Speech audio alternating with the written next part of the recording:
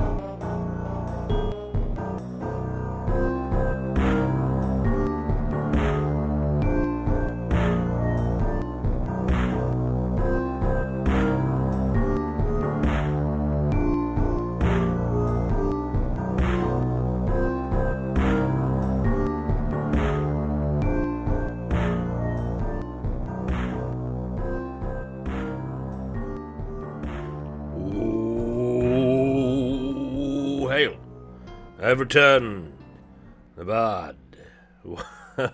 Krakow! It should be said, must be said. Krakow Eaglefang has the right of it well met. I've returned to these realms. And how goes? How goes this day? Yes, the art of Suemi. Visited once more, here in these lands. That's a matter for the future. We've got to power up first. But even before power up, let me look at this notation here. Zenith Dante strikes at tier 3 once more for 36 months of power. A number of omen, 3, 12 of 3, more streams to be. You sound like Blix from Legend, eh?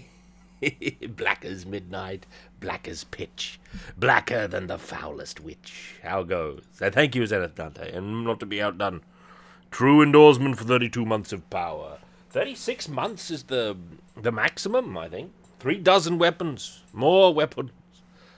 36, 32, not far behind. Thank you, true endorsement. Big wheel doings. This day means big wheel power up. And that means we've got to power up with... By the way, this is Suemi's artwork we have here. We'll be taking a closer look at that a little bit after I've powered up. Immediately after I've powered up, as a matter of fact. Rastan! This, by the way, this is a gorgeous piece of work. We'll look at it in more detail. Here it is arranged more darkly, right, to go with the black background. Right. That's a whole other matter. I made a slight mistake there in that the arm of the lady in the back with the candle is also rendered in darkness, but there's a certain look to it that it doesn't look bad, right? That was accidental, but it didn't look too bad. Nonetheless, let's power up with a bit of Rastan. In fact, why don't we power up with the Japanese edition Rastan Saga, which has different text. We haven't seen that in a while. There we are. Japan only. With the Wizardry side art there. With the somber, downcast Wizardry adventurers. Also painted by Jun Suemi. Of course, in the ancient age... That's a little quieter than normal, Rastan. I must have the bass volume down a great deal. I actually think that I've got my... Listen, am I too loud on the microphone? Because I think I might have it secretly turned up. You'll have to tell me. This has got the intro. I succeeded in obtaining the consent of the princess of the kingdom Kayam to exchange the dragon's head for all the treasures of the empire. I started on my quest straight off. I'm surprised it sounds good. I don't know why I didn't think of that earlier. Maybe I'll be able to overpower the temple music, the castle music here. We got a Rastan 1cc recently, didn't we? Yeah, the gain is turned up on my microphone. Let me turn it down again. Panthro 7. Well met. Up like that. I did another reading for Heroic Fantasy Quarterly. So you'll be able to listen to that soon. If it's not up or I don't know when it goes up. I read a story by one Al O'Neill called Barnaby's Deceit. Oh, the devil! Oh, the boulder! There we go.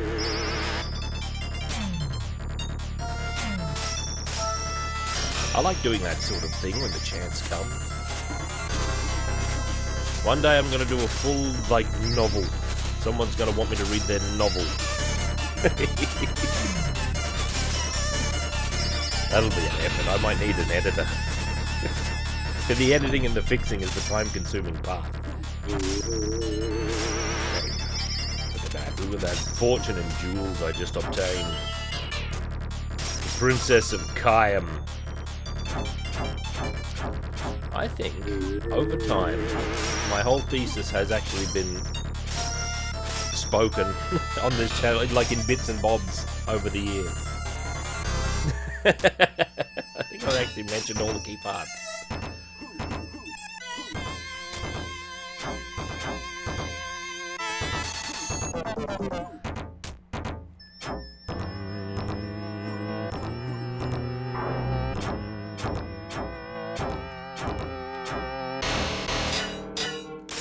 Like that. The attrition bats. That's how we do it. Panther 07. Subscribing with Prime. Well. Thank you. Very much appreciated, my friend. Month of power. Get out of here, bats.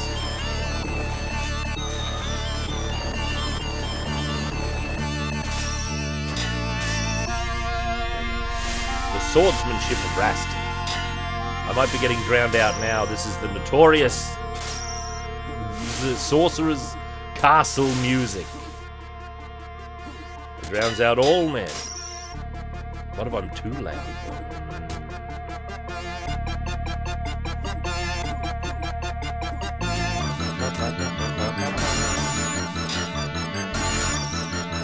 Alright, the first sorcerer. Oh, high criticism, my Red Sonja. You do me honor. You do me honor. My journey has just begun. Not a moment to lose. I must hurry. I gotta say, I prefer the Western version without the story, without the text, and where it says you were a brave fighter to have cleared such a difficult stage. At the end, there's something about that I favor. The Japanese version has different text, and it has an intro and an ending text, which is lacking in the international version. Oh, all the hornets came. The devil came. What a disaster. Even though it's all in English.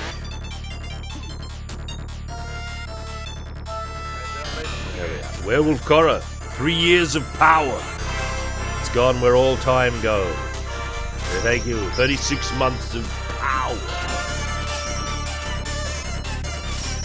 36 months. What did we do with it? We played cracking games, I can tell you that.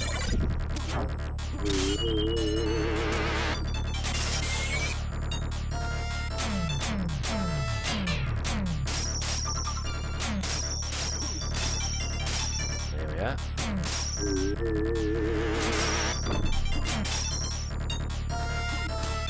Heroic crouch. We're due for a fleece. Where is it?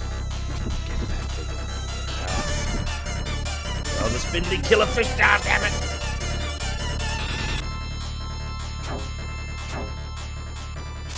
Oh yeah, that's right. I didn't start with subs. It has been like 7 years, you're right. I streamed without them for 4 years. In Wisdom, mind you. Although that was a lot less frequent, like I didn't have a schedule or anything of the sort during that period. I had infrequent streams. For that period, we got through those Dragonlance games, we got into the Deedlit. The Diamond Ring and a big potion as well.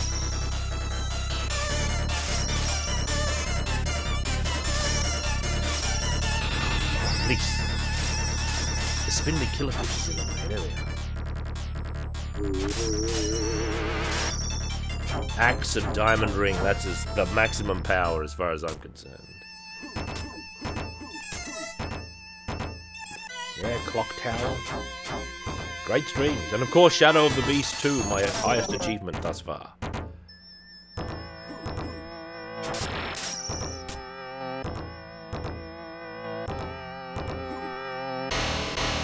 If I make it through Wizardry, that'll be a pretty high achievement.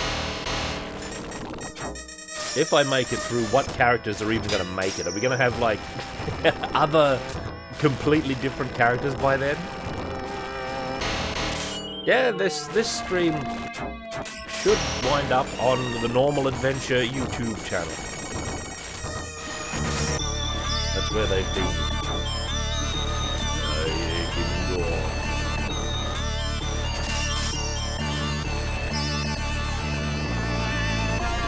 I've got to give Lion time to show up. So I've got to make this Rastan credit drag on.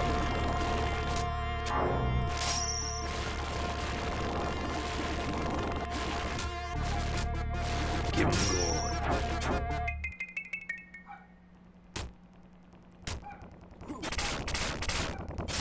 dealt with, no match.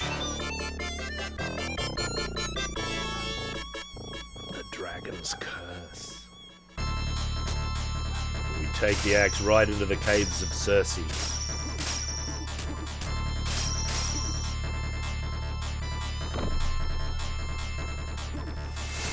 That rogue lion, what an oath.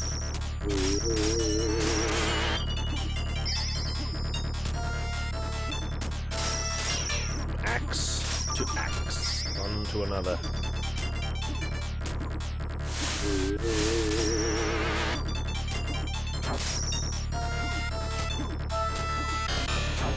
Uh-oh.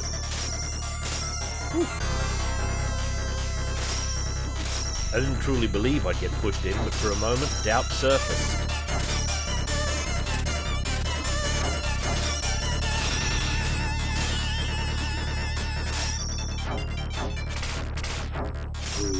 Skeletons take 3 hits with the flail. Unless you jump. In which case you do mega damage. Triple, I believe.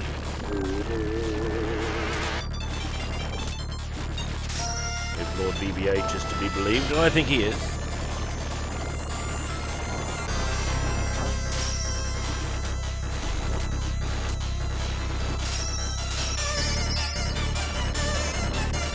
Ah, 'tis the greatest of games.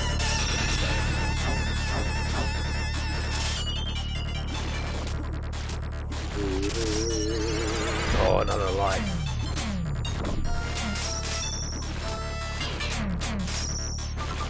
That spindly killerfish got me, but whatever.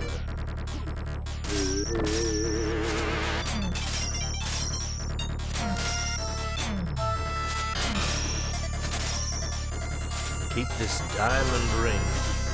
Yeah, oh well, I've powered up with many different games. This is the most appropriate game for the day, however. Bloody Scally, did you see that nonsense? Right inside my guard there. Typical skeleton fighting technique. Fending my axe off with his shield while stabbing me. What an oath, though. He doesn't count upon the great strength and endurance of Rastan.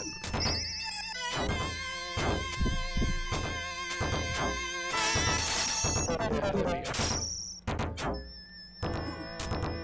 This is definitely the best of the arcade barbarian games, Kyo.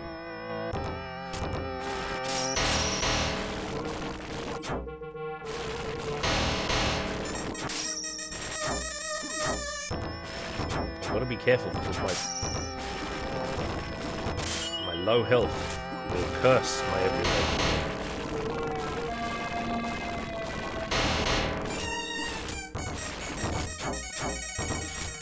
This is technically Dungeon Brew 6, this string.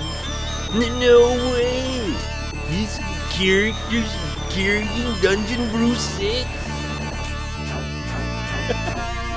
I'll have my revenge in Dungeon Brew 6, Dungeon Brew Special Edition.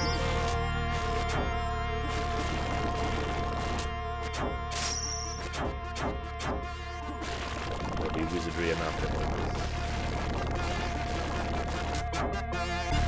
Yeah, there's an archive. Most of the stuff is on there. This is the loud part. Hang on.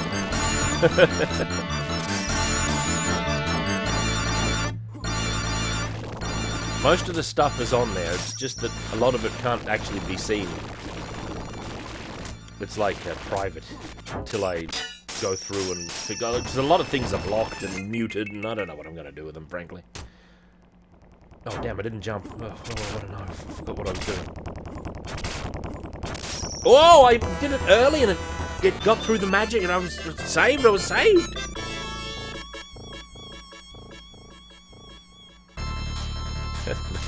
That's excessive. You should be shocked if there are no complaints. Or maybe you just don't get it. Maybe he's right. You just don't get it, man. I haven't seen the new Deathstalker. I'm not in a position to say yay or nay.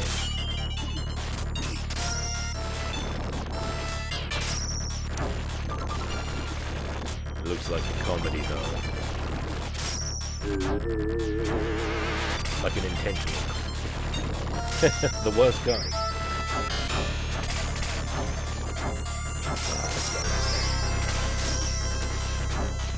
Oh, bloody harpy got me. Yeah, plunging blow. You watched it twice? Ah, good. Good omen. I'll scope it out.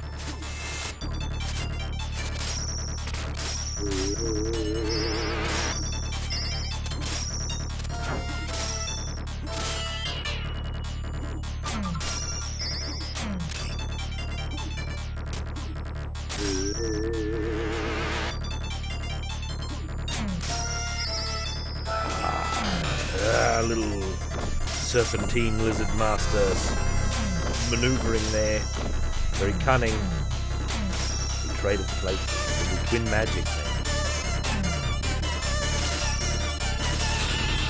I think the first death was the spindly killerfish, but Harpy was involved. I go overland. Never mind the secret passage. Flail not needed.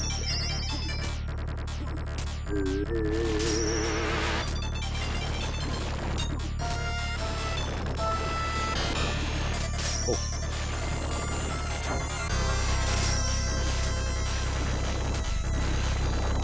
Hey, up. Ah! Whoa! Nice. This is the lair of the most difficult and unpredictable of the sorcerers. But we will challenge him nonetheless.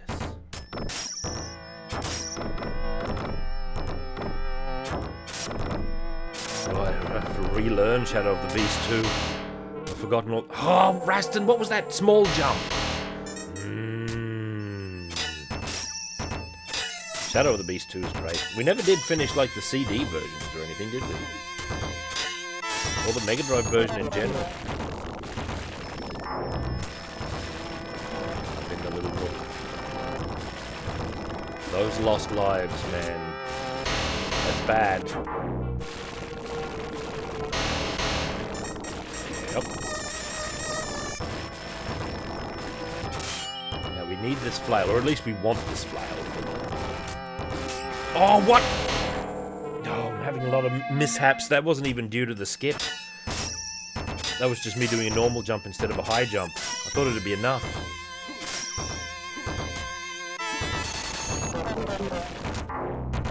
Dark Omen, oi. We might get a fleece or an extra life. We might get an extra life. I forget the score you need to get extra life.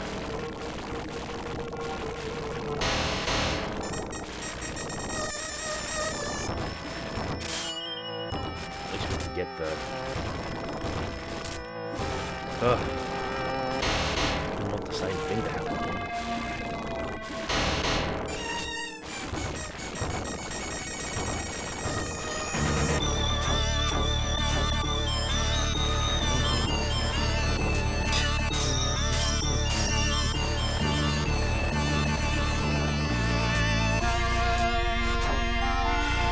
Look at this sorcerer.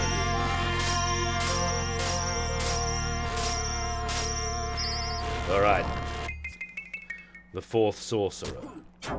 The deadliest one. Oh, we got him. We got him. No problem, no problem.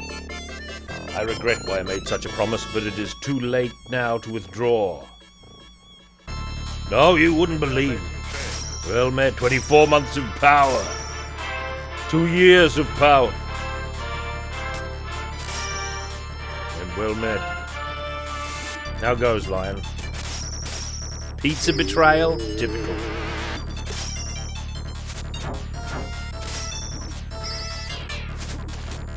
Maybe tastes alright, though.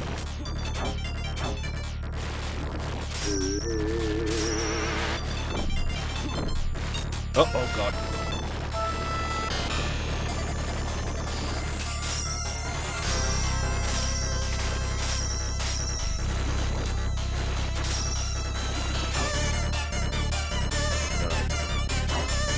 Perilous part of the game.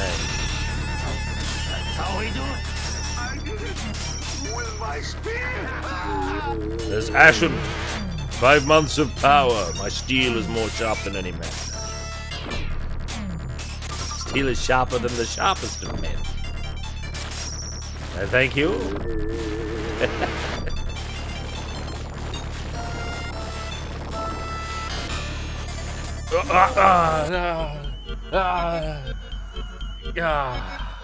That was a oaf.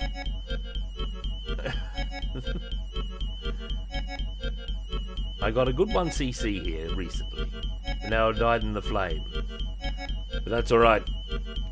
That's alright. Let's power up. The dragon and the hydra both still live. That's okay. Rastan. What an oaf. Alright. Now that we're powered up, we can get down to the real business. The real business involving... Oh, God. Oh, I thought I had a big error there. No, it's a normal error. Real business involving... What's this? What's this? This is my table.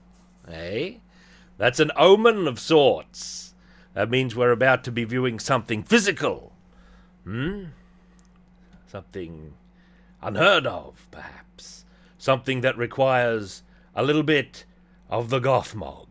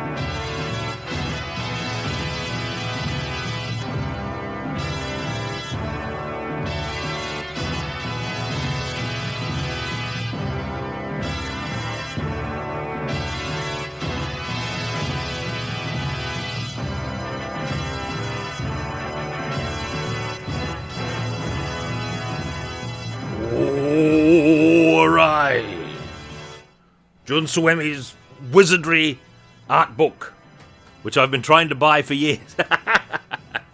Recently, see, this art book was published first in 2005 or 2006. One of those. All right, let me move my microphone over so I can get closer. The shadows here on the screen, see little reflections in the gloss. That's normal, right? Don't worry about it. Silence, Gothmog, cracking though thee be.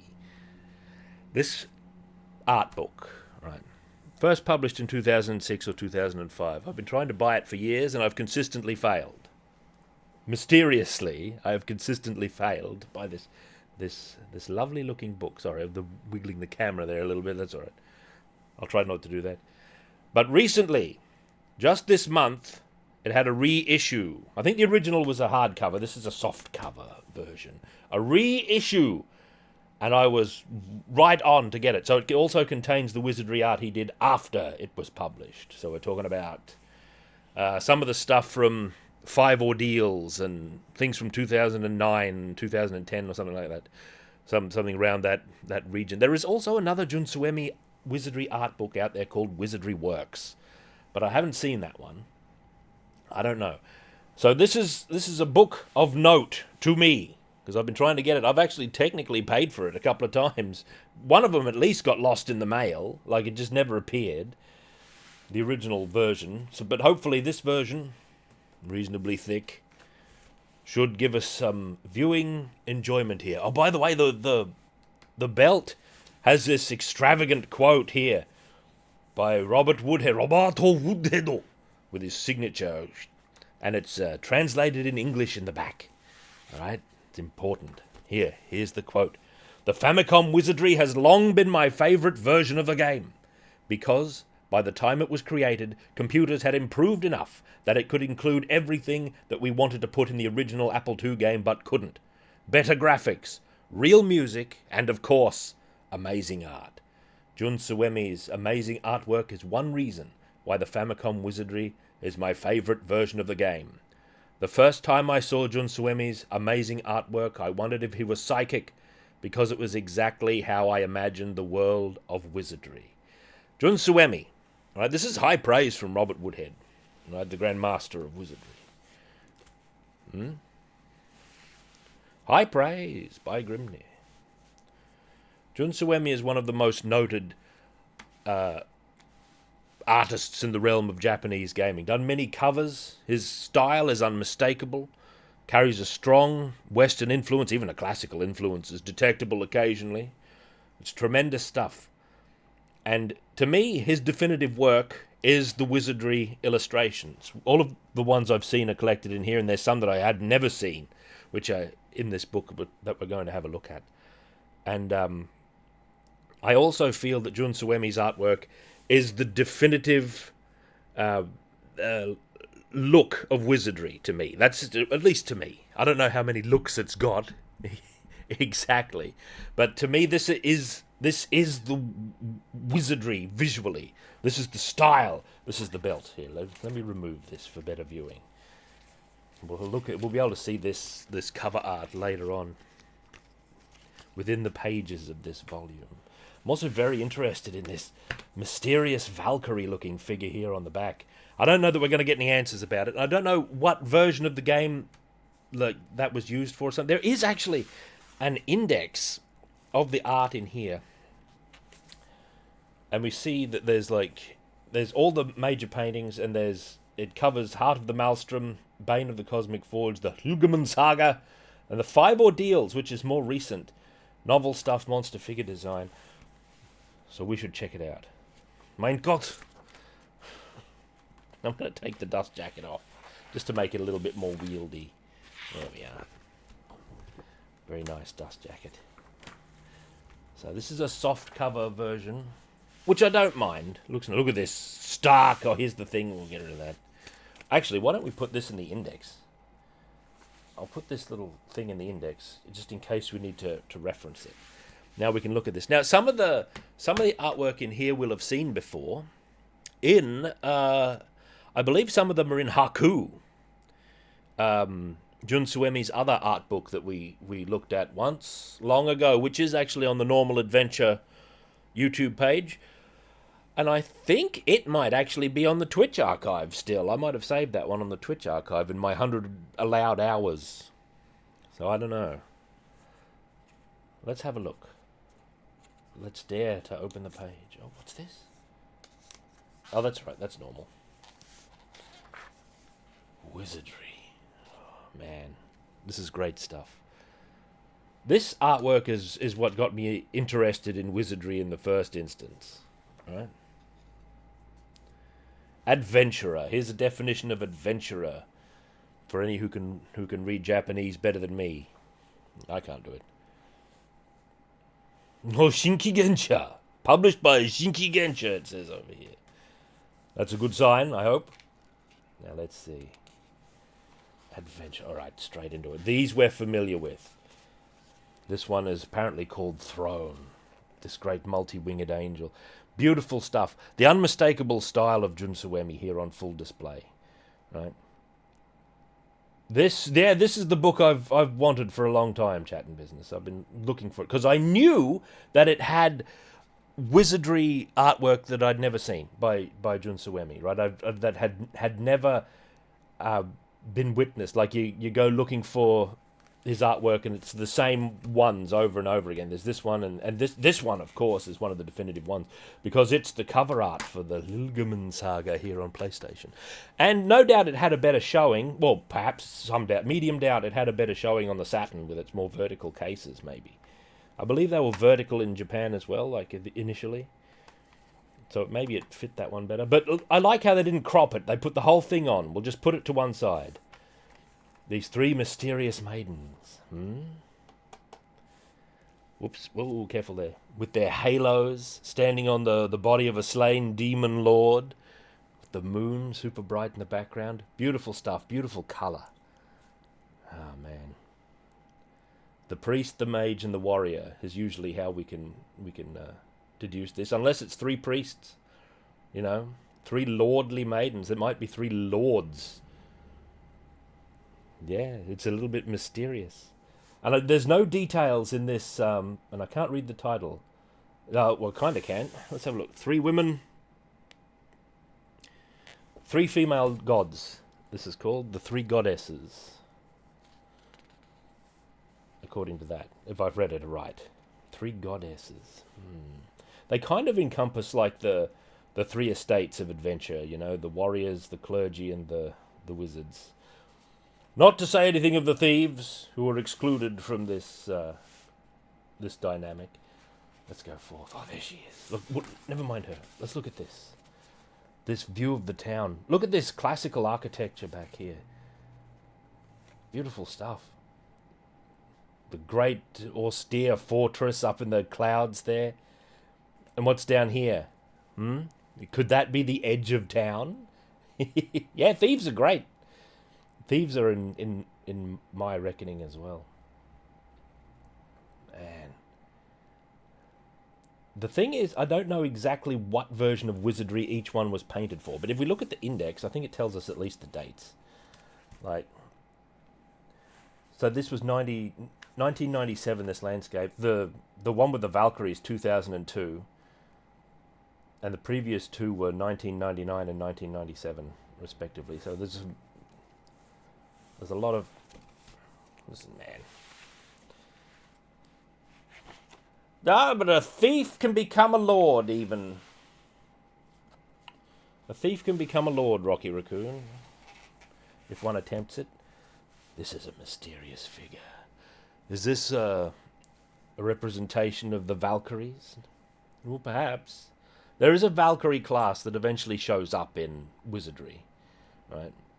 This conforms to, like, what I would think of would be a priest as well, however. Although she has a helmet on, so in accordance with the rules of the Proving Grounds of the Mad Overlord... No, not the original D&D. I'm talking about Wizardry. I'm talking about... Lord is a class that you can become. And the Lord encompasses the powers of a warrior and a priest. Right? But thieves could probably become lords in D&D if you wanted them to, strictly speaking. What do we think of this? Look at these great stone figures back there. What gods do they represent? This is the new reissue, yes, of this one. This I don't know its exact title. Suemi's Wizardry stuff. It's great.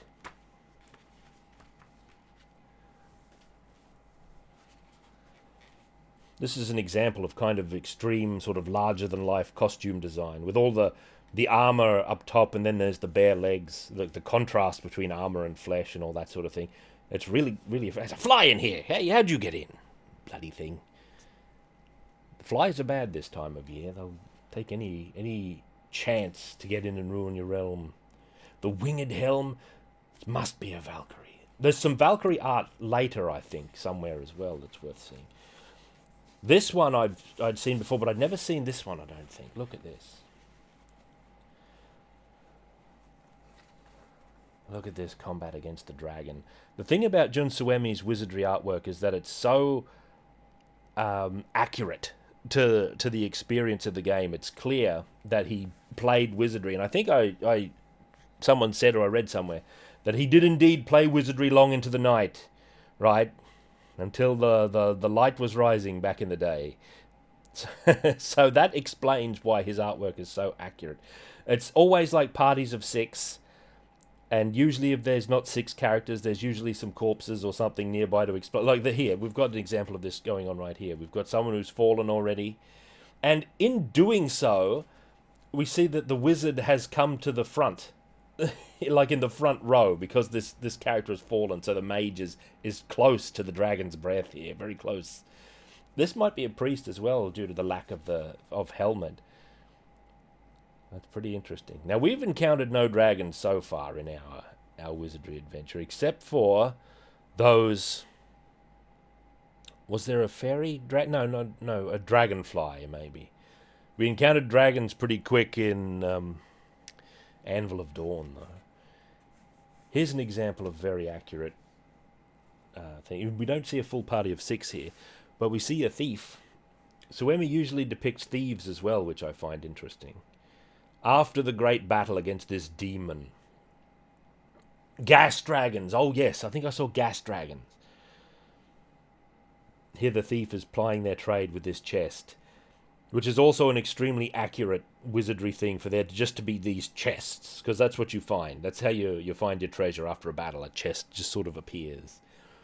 This lordly warrior is resting on his sword there, with a sort of a cryptic figure in the background there, which must be another party member, face obscured by the distance. The dragonflies were much more deadly. Wizardry can be beaten, although I've been informed that it's usually an ordeal of many, many hours. Hundreds was the word thrown around. Now, I don't know about that, but maybe. Maybe.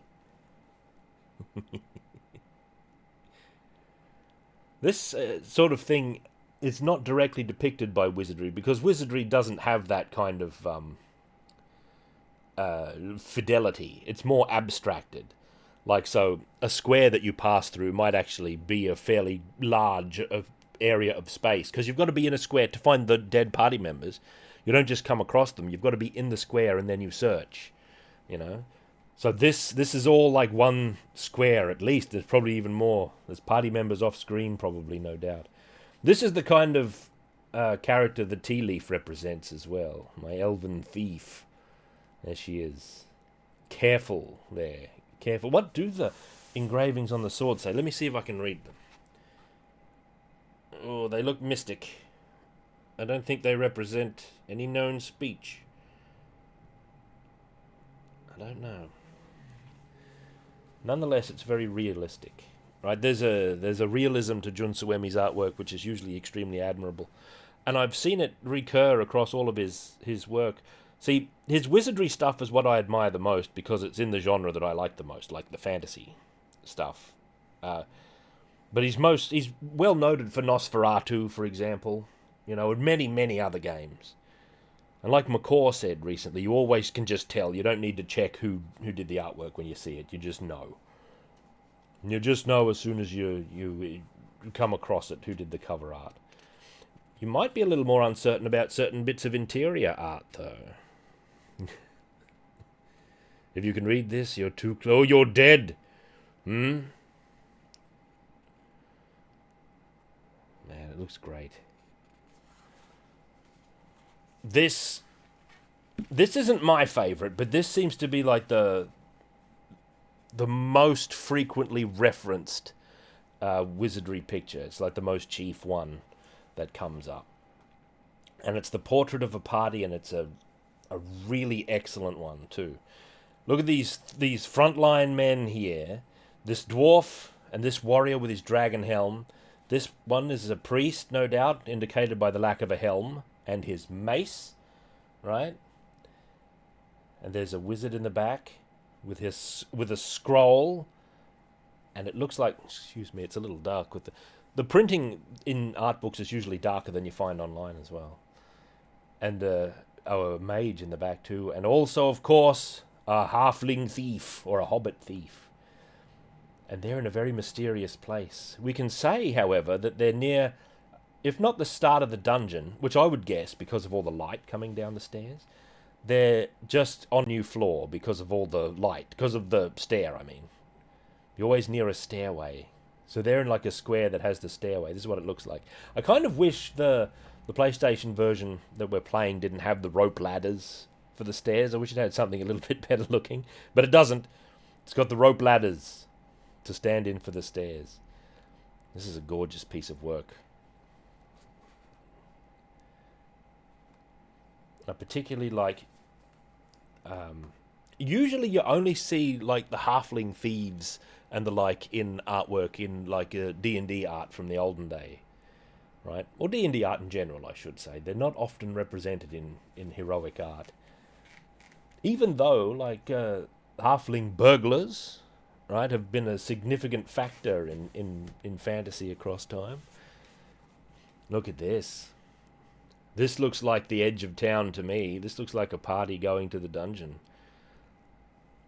I don't know what game exactly it's for, but this reflects the experience of going to the edge of town where the dungeon is, or out into the wilderness where the dungeon is, and then passing into a weird space, There's an article in an old D&D magazine, Dragon magazine, I think it's issue 40, where it talks about the difference between home spaces where everything's familiar and weird spaces where the rules of normality start to break down and you're in the dungeon and that sort of thing.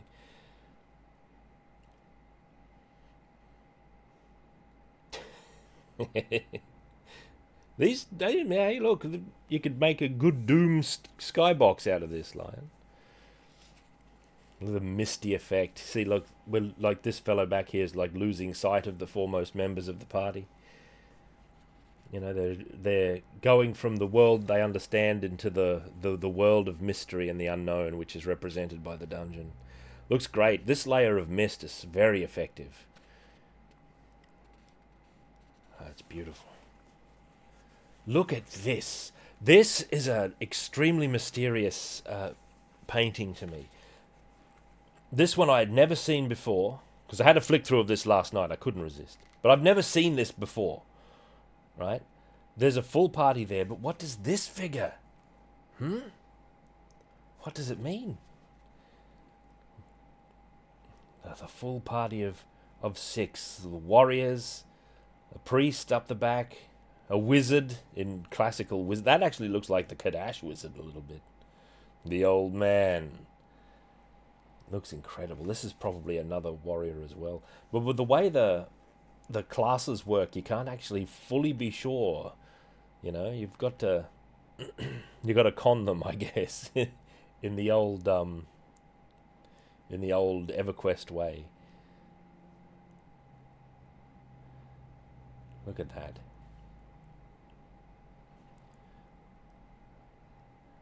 But I can't tell. Like, is this a reflection of the magic? Is this a bit of Morphic going on, or was it Morphic? I hope it is. Look at the horned helm of this lead knight here. This is his symbol, right? Part of his heraldry. And the double dragon bloody shield. Looks great. This is of high intrigue. This we'd seen before.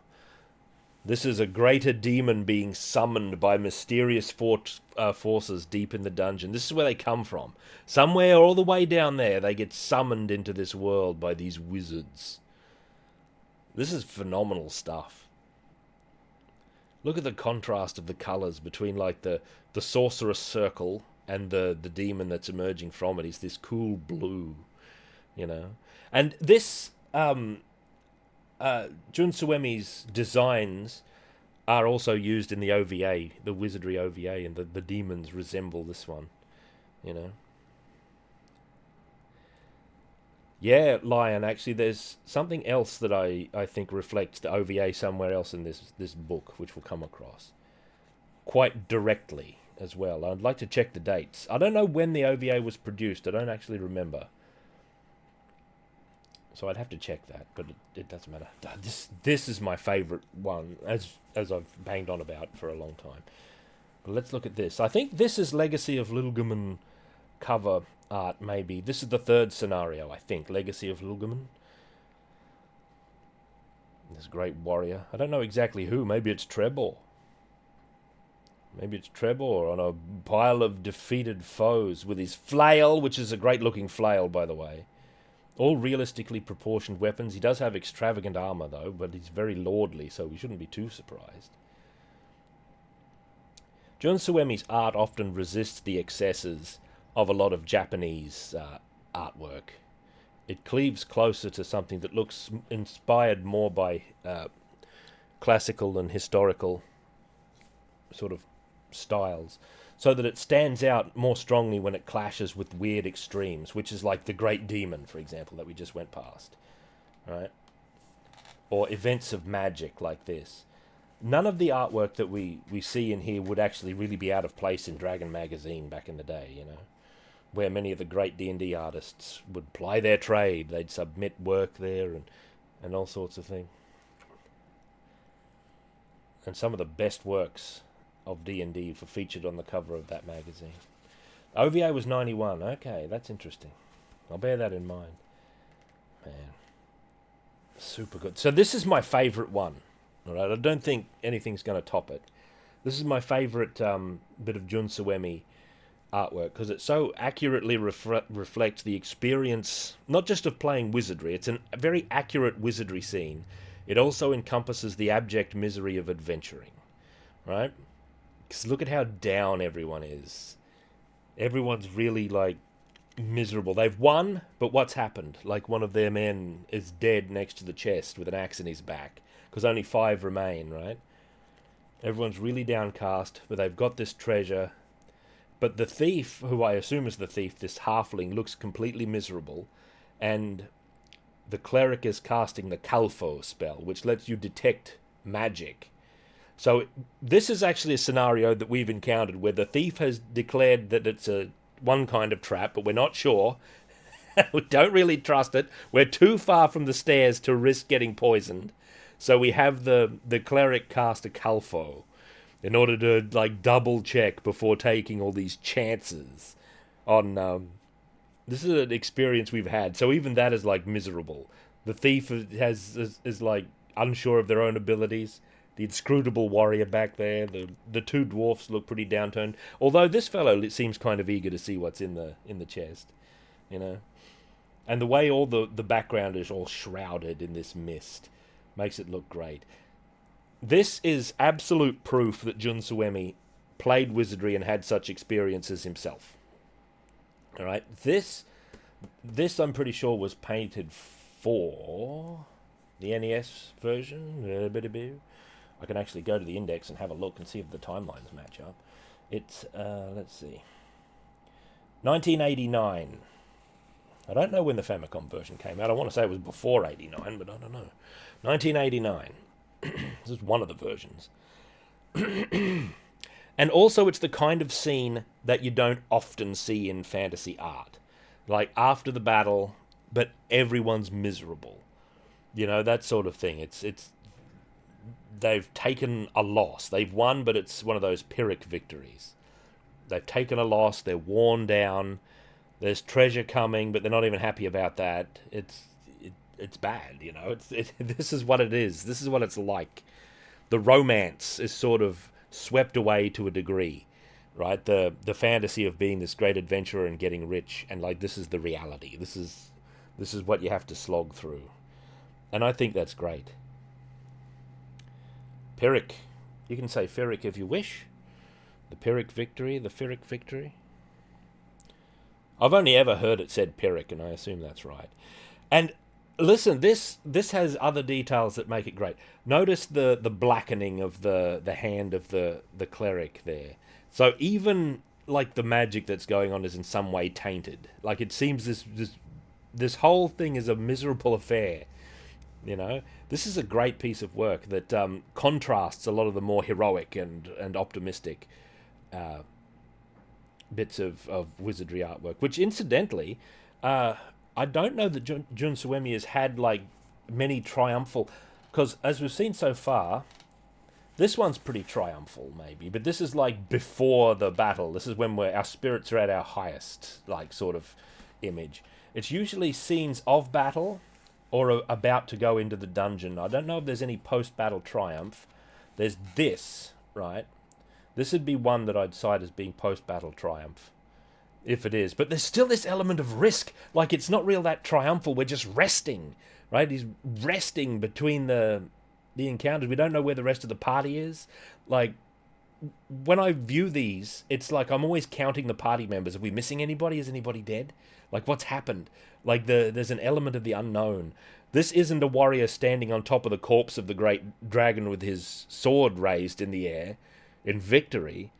This is something else. There's something else going on here, which I think is completely admirable and is worthy of extended analysis should it ever come down to it as well. No, Dragon Hunters aren't proud of it. Dragon Slayers aren't proud of it. Yeah, that's a good contrast where they've achieved something. We don't know what the battle was or what the stakes were in the battle here, but it's like they've overcome it, but they're not elevated by it. You know, the triumph isn't there for them. They've got to carry this body back to the temple, you know, and pay an enormous fortune to resurrect him. Or maybe they won't. Maybe they'll just leave him. This might be one of those evil parties we hear about. We're all neutral except maybe the cleric. Who knows? It's great stuff. Let's turn the page. This is my favourite one, I think. I even took the chance to talk about it when I talked with Dr. Blaxel that one time. Include a bunch of other art. I put it in there. It's really great. Ah, yes. Look at this. This is another great party illustration. I love seeing these and like discerning what all the characters might be, like lords, fighters, you know, that sort of thing. Got a couple of fighters up the front. There's a warrior and two more like warrior kind of characters in the back row there. There's this mage kind of... She's not even looking at this thing. This artwork is called Sphinx. Sphinx. This is a sphinx we're encountering. But the most intriguing character in this one is this figure here, who is right up the front, right, and unarmed, which makes me think it's a ninja. Right? I kind of think it's a ninja. Now, that's something that's kind of notable about Jun Suemi's artwork, is that I haven't seen any ninjas, like, depicted. This might be a ninja.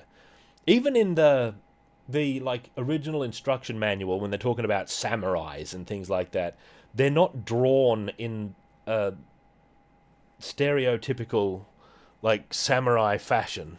Sorry about the glare. Look, I do my best with it, but they're drawn like these other warriors with samurai written next to them. So yeah, I haven't seen Jun Suemi go in with like clear samurai characters or clear ninjas, right? The Japanese things. It's like he resists that and wants to go in for the more identifiably Western sort of tropes, which he seems to admire. Like, I think he takes a lot of inspiration from cracking Western artists. No doubt the D&D crowd had a bit of an influence upon him as well. This could also be a mage, but I'm inclined to think it's a ninja. They're all looking every which way, like That's what it's like in the dungeon. There's the paranoia because of the random encounters. You know, there's this paranoia. There's kind of a paranoia in this image and a couple of the other ones Jun Suemi's done, where it really comes through that there's a lack of safety, where it's not these it's not these campaigning and triumphant sort of crusader heroes who are conquering the dungeon. They're nervous in every step and wary and that sort of thing, which is really strong. Look at this. I don't know much about this image, but these giant worms give me some thoughts on account of the fact that we might run across them one day. There's sorcery coming from off screen there, burning them back, but in typical like Jun Suemi fashion, there's these dead, no doubt party members here. Every conflict is a scene of mega peril. She does look a little Deedletion, this girl, this sorceress or priest. What of this figure here with this strange pointed helm? Looks like he might be an enemy, actually. I'm not sure, because he's like angled in, confronting the elf, who seems to be the main figure. Is that magic coming from off screen, or is it issuing out from the worm here? It looks like it might be burning a body from my angle. I can't even see properly because I'm leaning so far back, right? Yeah. I'm leaning so far back that I'm not getting like the close-up squinty eye view I usually take of these things. It looks great. Another battle scene where it's non-triumphal. There isn't really an ascendant side. You know, the conflict is yet to be decided. I don't know about this guy. Look at this. By the way, here's a typical like demon or gargoyle. This, I believe, this design shows up in the OVA. This particular gargoylean design here. It's a little bit mysterious. This does nothing but reminds me of some of the climactic scenes in the Record of Lodoss War series. They're in the cave and the thing's breaking away and there's dramatic stuff going on. This warrior. This is one of actually the less interesting like wizardry. The ones that I admire the most are the ones with the parties and the things that I've been talking about, you know. And these ambiguous battle scenes, you know, because both sides are streaming death at each other, you know. The shields are burning. This sort of thing. It's like, even though we're holding our ground against this thing, one of us is dead, our shields are burning, we don't know if we're going to make it, and if we do make it, can we get home? Right? Can we get to safety? That's perfect encapsulations of what it's like in Wizardry, like what the world is like and what the adventure feels like when you're on it. It's extremely perilous and worrying. And I think it's great. It's top-level stuff. This is a good warrior, but I don't really know the context for him. He has a beautiful sword, however. That might be one of those well-fabled +2 swords, you know. This is a slightly cryptic. This is like demon-y gargoyle thing is like the most manga-esque thing we've encountered so far, I would say. And maybe the sort of Bishonen kind of face that this character in front has. There's not too much of that in Jun Suemi, in as much as we can see the faces anyway.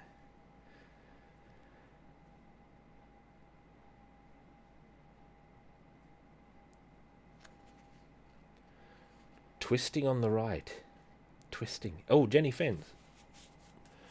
Are you talking about this previous picture here? You think this magic has a twist to it? Maybe. Because there's definitely sort of a twisting on the Calfo, yeah?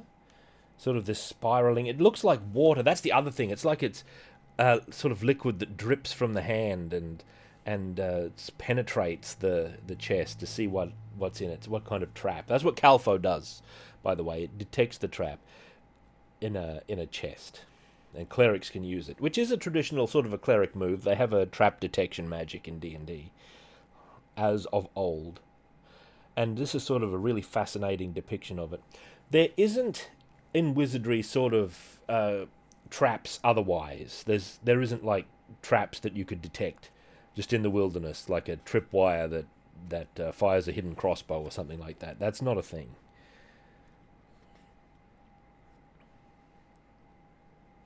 Where was I? Let me go to the next page. Oh, look at this. Look at this elf.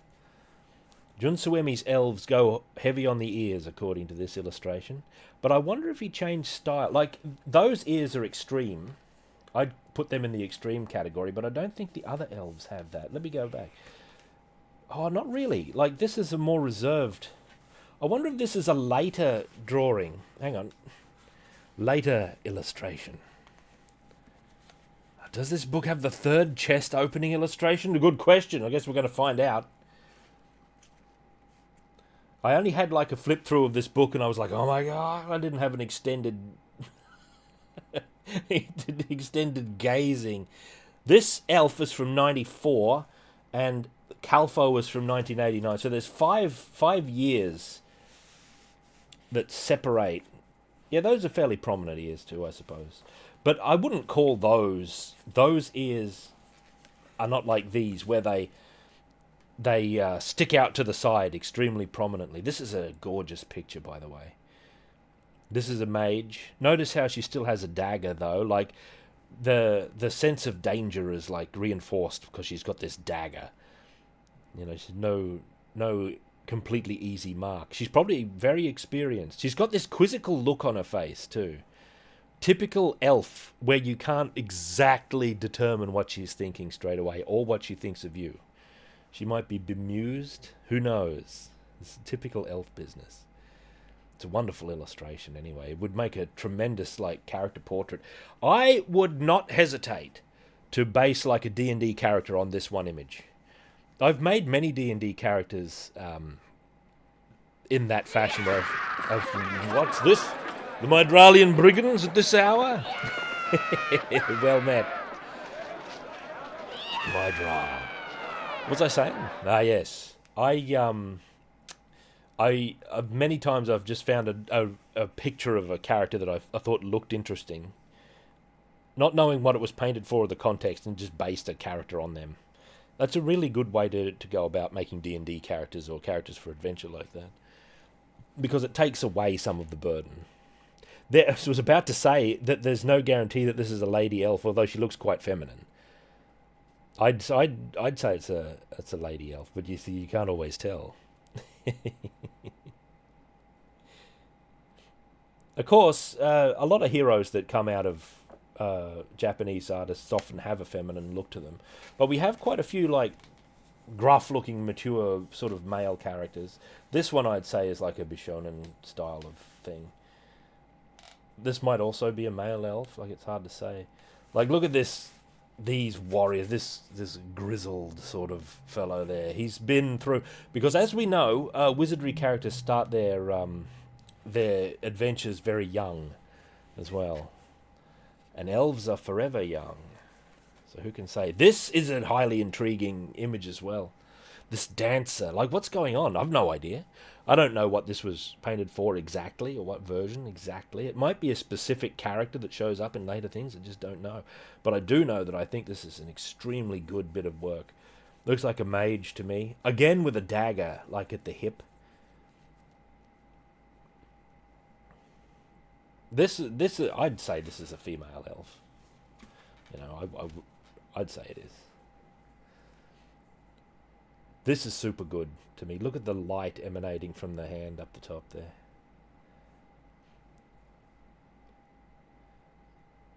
The sand, the positioning of the feet, like, this is super, like, precise and deliberate. Because it seems like she's lifting off the ground a little bit.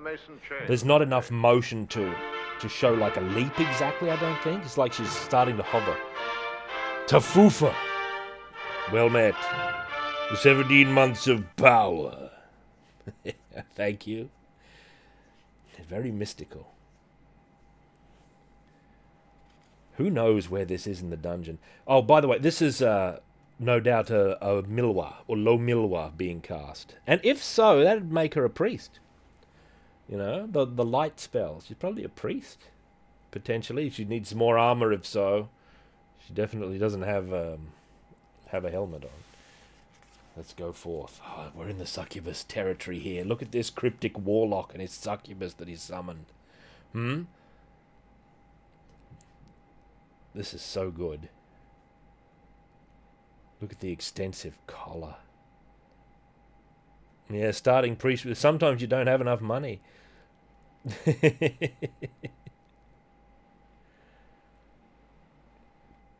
Yeah, Record of Lodos War. That beautiful... That's another... Let me show it to you. Let me... Hang on. I don't want to crease this out. I'll just do it like this.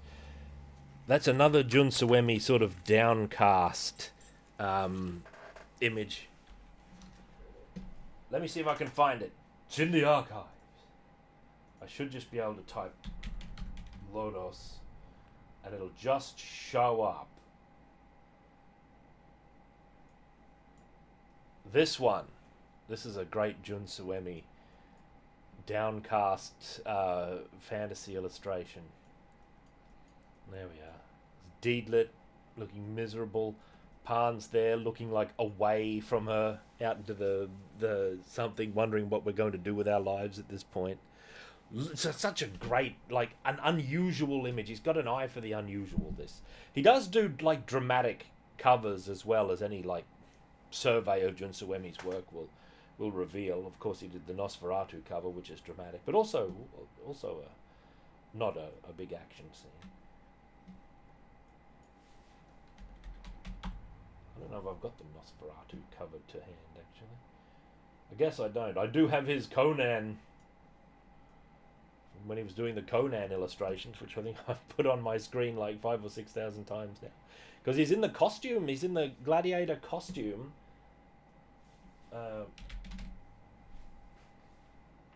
That he has at the start of the film, which I'm going to show you. I think I've shown you this before, but it bears repeating. That Suemi, that you don't even see in the movie exactly. Like, that's what makes it kind of interesting. You don't get a good look at this costume in the film. Okay? So, Suemi didn't just watch the movie, I think. I think he went and looked at, like, supplemental material and said that, unless it's a pure coincidence, which I doubt, he went and looked at supplemental material, promotional stills, which this is, actually, I believe, taken on the set. And said, yeah, that's a great costume, I'm going to paint it. And why not? It's rarely seen, although it is seen in the Conan mod I played through for Skyrim. Alright, it took me like... I was looking at Record of Lodos War and we immediately got wheeled into Conan there. That's normal. The dual claw, yeah, that Rastan would use in Rastan 2, that sort of thing, yeah. That's it. Hang on, I need a drink. Just excuse me a second.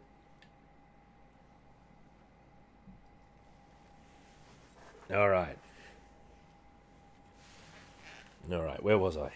This one, I'm instantly reminded of Redarima, or the Devil, from Ghouls and Ghosts in, I think it's...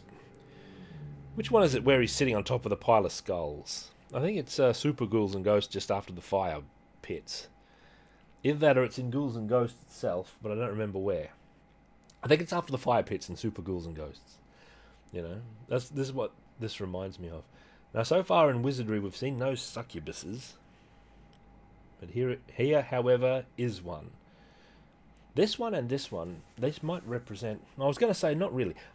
Might represent the same character, perhaps, but this one's got, like, horns. They have kind of the very similar sort of high-cut robe costume with these great bat wings. Man, look at the strokes. You can see the direction the strokes are going in the painting, sort of creating this vortexian sort of effect in the background there.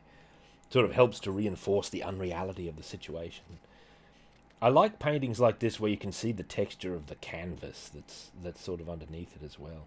There's more of that sort of thing in here if I remember. Oh yeah, speak of the devil, speaking of canvas textures, never mind that. Look at this. Here's another portrait of a party. This one mysteriously has only 5 men, and they've destroyed something massive that we can't see. See, this is one of those times where I would really have preferred they made it bigger and printed it sideways. For some stupid reason, that is taboo in art book publishing circles. You're not supposed to do that. You're supposed to do it like this. Phooey, says I. I'd much prefer having like a larger view of the same thing sidewards on the page. But this party, mainly because of this lead figure here, and maybe this one, has a sinister aspect. This might be one of those evil parties, right? There's 2 characters that may pass for thieves. Look at the shining ring on this one. Absolutely incredible. And this might be a lord up the back as well, maybe. An evil lord. Because even the classes that require a certain alignment can wriggle out of that alignment. You know, I've been told. I don't know exactly how to do it, but they can. This strange star weapon as well reminds me of something specific. I think it is a weapon somewhere in Wizardry. But the more experienced people might. Is it the dreaded Blade Cuisinart? I know about that one. Not having played through any of the Wizardry games fully. I've only had little Wizardry experience up to this point. Well met, Zerosen. Look at this. Now, you'll notice this looks like it's not a complete image. Right? Disaster. And that's what I said. But look at this. Look at this. This isn't taboo. The fold out. Right? Look at this. Look at this long dead warrior. This living warrior here, obtaining a sword or perhaps retrieving a fallen one, surrounded by fairies, with this cryptic sort of fairy dragon off in the dark there, illuminating the barest region around it. What a scene, you know? What a scene. I'd be wary if I was him, because here, look what fate has befallen another great illustration. Very evocative. Is it gold drag? Good question. I don't know. It's posed very interestingly as well. Has little fairies surrounding him. Fairies which generally can't be fully trusted, right? They're very tricksy. They don't, even when they're trying to be honest, they sort of don't understand human things. They don't live in the human world, so to speak.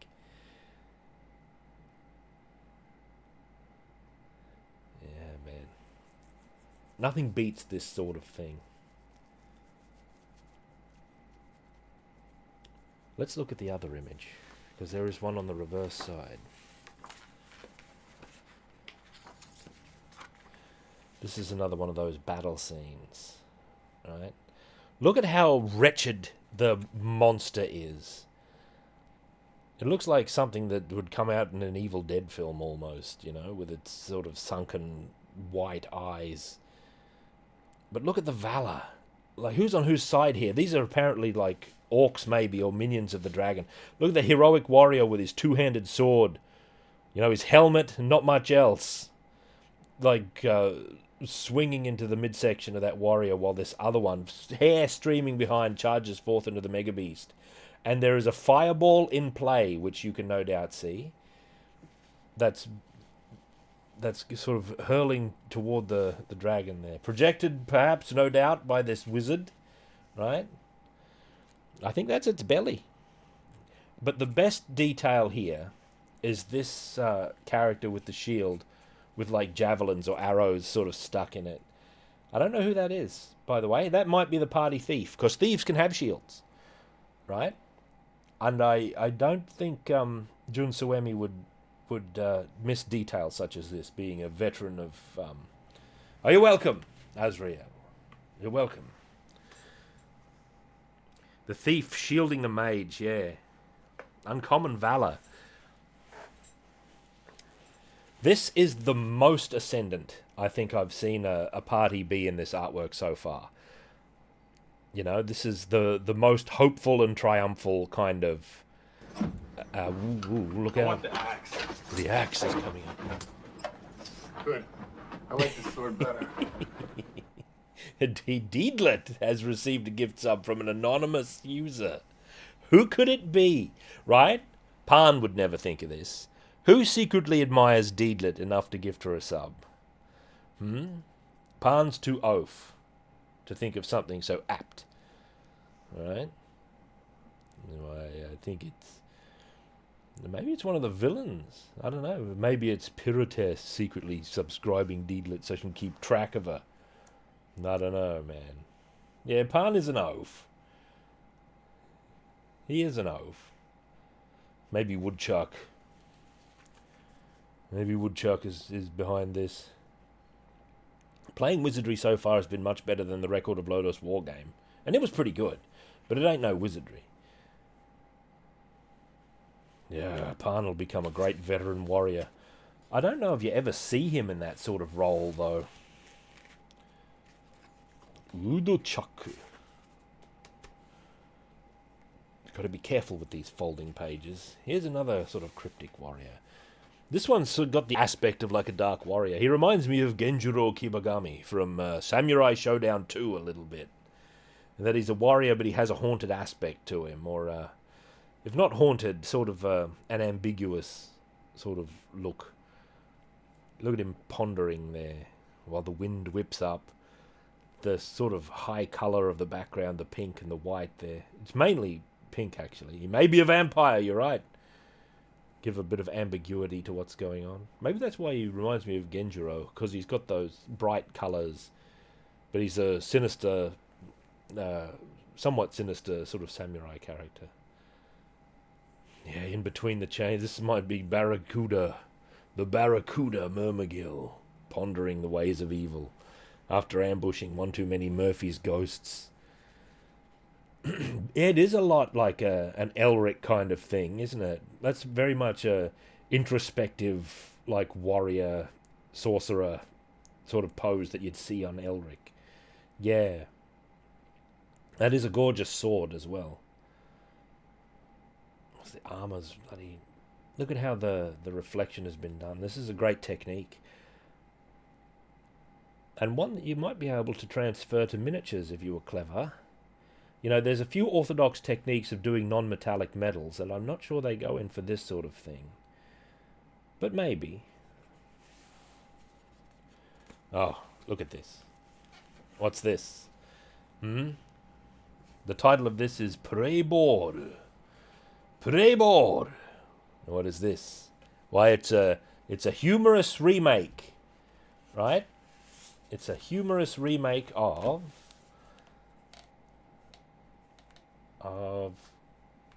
the classic, this one. Here we are. All the characters are back. All the characters have returned for the baseball episode. That's right. I like the detail of the mage back there with the orb. I like the gauntleted halfling to be the catcher. 2 batters. What's this fellow down here? He's my man. This blonde dwarf. He looks the best. There's a dragon in the background. It's a baseball equivalent of Blood Bowl, maybe. What about this up here? There's a dragon and the... What is going on with the wizard? What's he got there? It seems like he still has a scroll. Is it like a copy of the rules? That's a short bat. Hey, don't worry. They're good for it.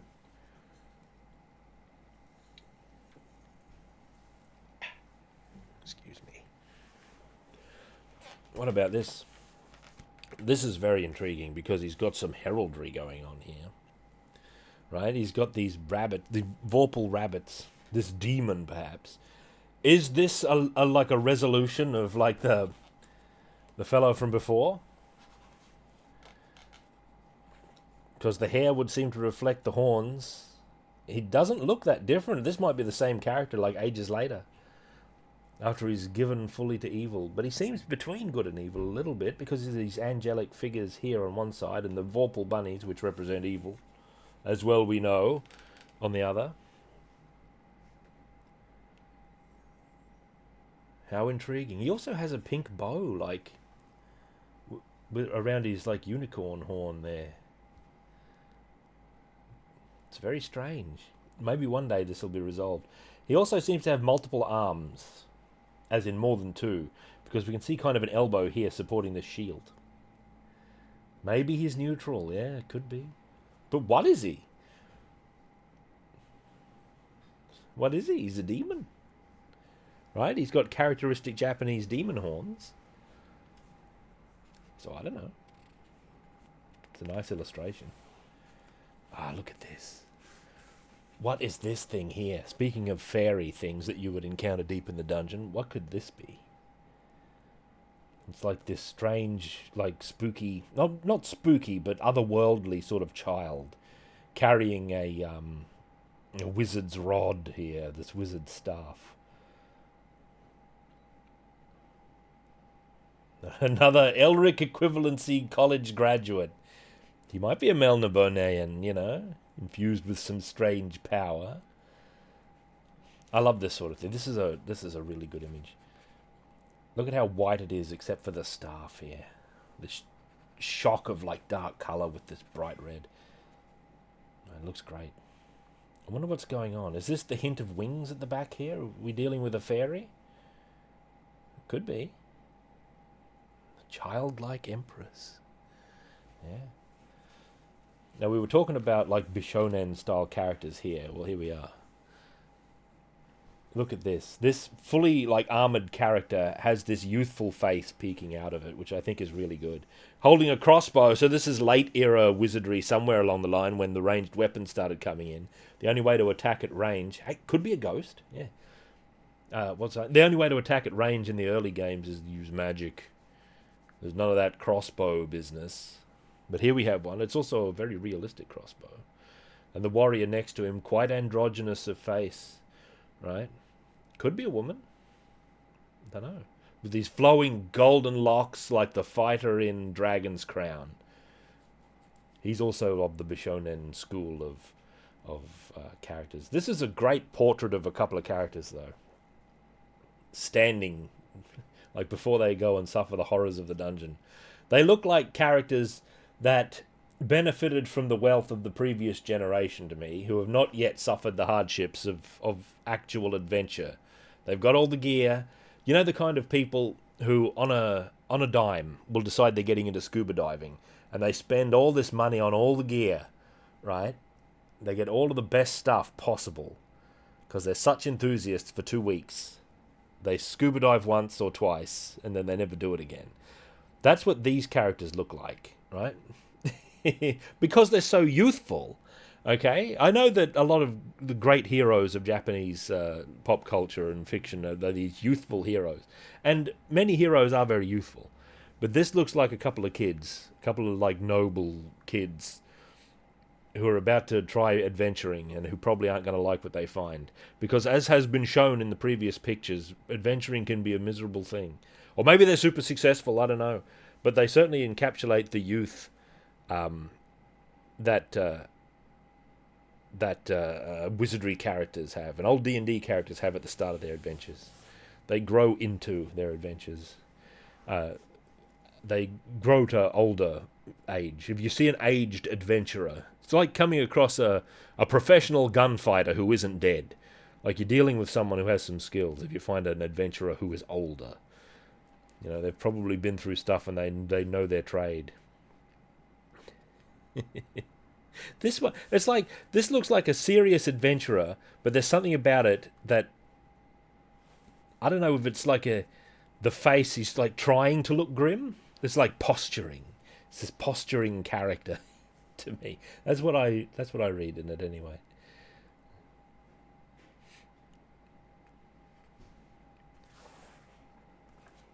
Hello? What have we here? Another elf picture. Or is it a hobbit? I can't quite tell. A poser, Lily Frankenstein has declared. Yeah, maybe. I like the equipment on the sword and the crossbow and that sort of thing. It's the looks good, man. This is a wonderful image. I like it. I wonder what this is. This sort of thing looks like it'd be in a lordly hall Like that makes it look even more like they're not yet on the adventure. They're posing in like their father's hall. And they're going to make him proud by being just as great a warrior as he is. This might be a girl, I'm not sure. There's no codpiece. That's an essential piece of every man's armor equipment. New and unused? Yeah, that's the other point, I guess. Which I don't think I mentioned, is that it looks pristine. Everything's like pristine. Here is a relaxing and reflecting elf.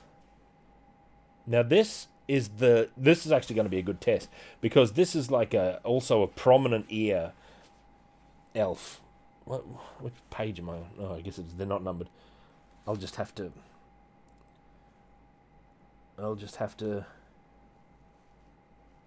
This is 93. Yeah, so later era. I think the elf ears got more prominent for Jun Suemi over time. They became more extreme. It's funny, though, they don't...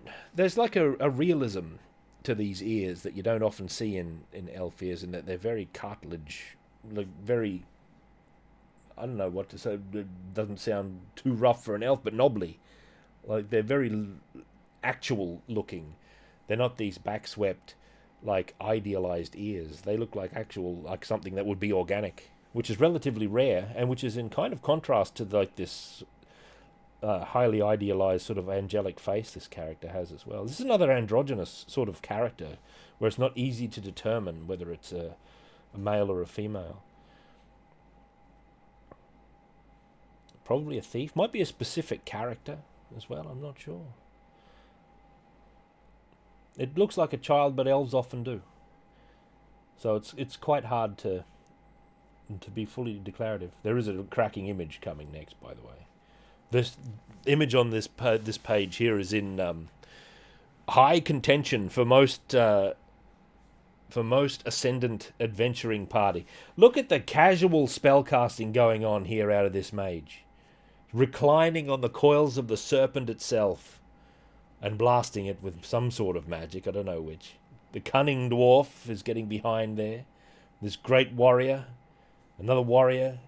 It fascinating, like they're in the coils of the serpent, which is the title of the painting. Serpento.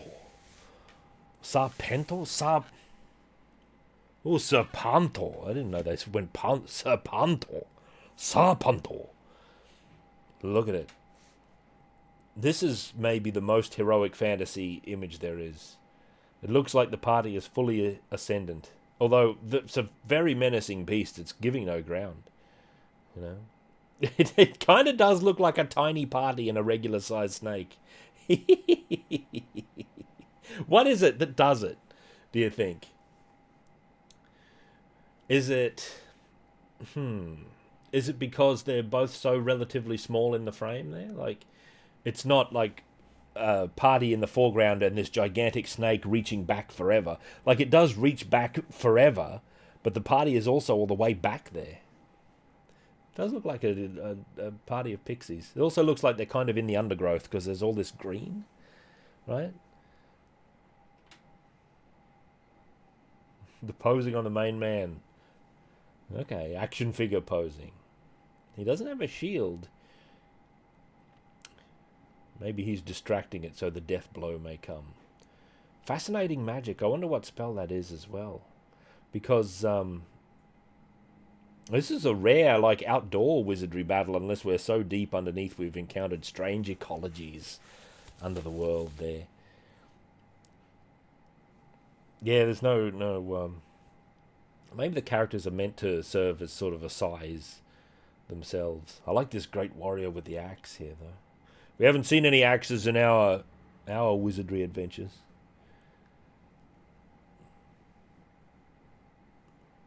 I like the body of the snake. Like, see how it's not this perfect tube. It's all like gnarly. It's got this gnarly quality about it. Seems quite legitimate. It also seems like it's sort of resting. It's not making some fast move. It's like holding position and hissing. It looks good. My favourite thing is this. I'm going to assume this is an elf made, because only one of those would try one of these moves, like sitting on the serpent's neck and then doing magic upon it. Maybe she's putting it to sleep, huh?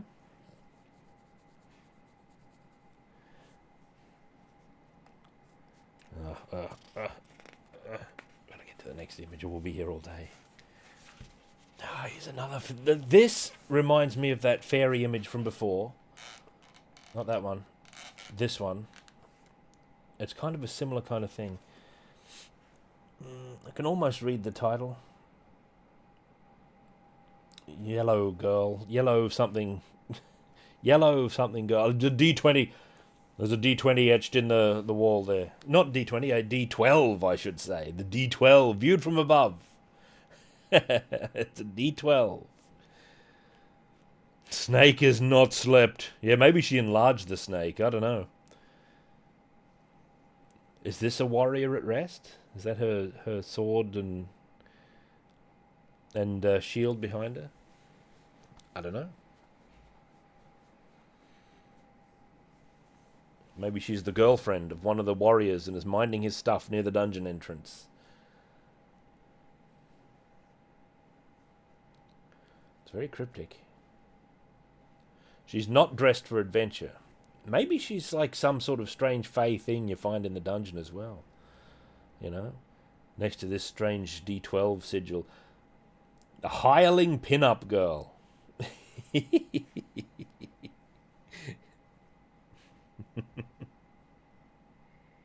Yeah. The D12. The least used of all of the dice. For a long time, it was really only used for dragons. Did you know this? In the old days, D12 was very rare. And it was only right in the 3rd edition when barbarians started getting around with the D12 hit dice. And like great axes would have a D12, which barbarians also got around with. Yeah, this covers a period... Mainly, like these ones are between like the 80s and the 90s. Like this one we're looking at here, I can tell you, is 1994. This is a 94 one. The next one is from 2010 and 2014. So these are coming up are more recent. You know, there's some of the more recent like paintings in here. This one we can only half see. Disaster, and that's what I said. This is land. But look at this. This is more recent. This is 2014, apparently. This one. And I can kind of see a difference. I'm not sure exactly what, though. I can't put my finger on it exactly. What is going on in this image? There's some giant, strange sun-channeling dragon tower back there with this loop sort of to capture the sun at a certain hour. Recently resurrected and hasn't got any clothes. Yeah, that happens. That does happen. It has a digital look to it, yeah, but I can't quite put my finger on exactly what. Maybe it's the sky. Because this sky doesn't look like a... Get out of here, bloody fly. Like a painted thing. That's like... Ooh, the foreground here is like out of focus and sort of strangely so. But it looks nice though. I don't think it looks bad. This looks like a sort of 3D rock.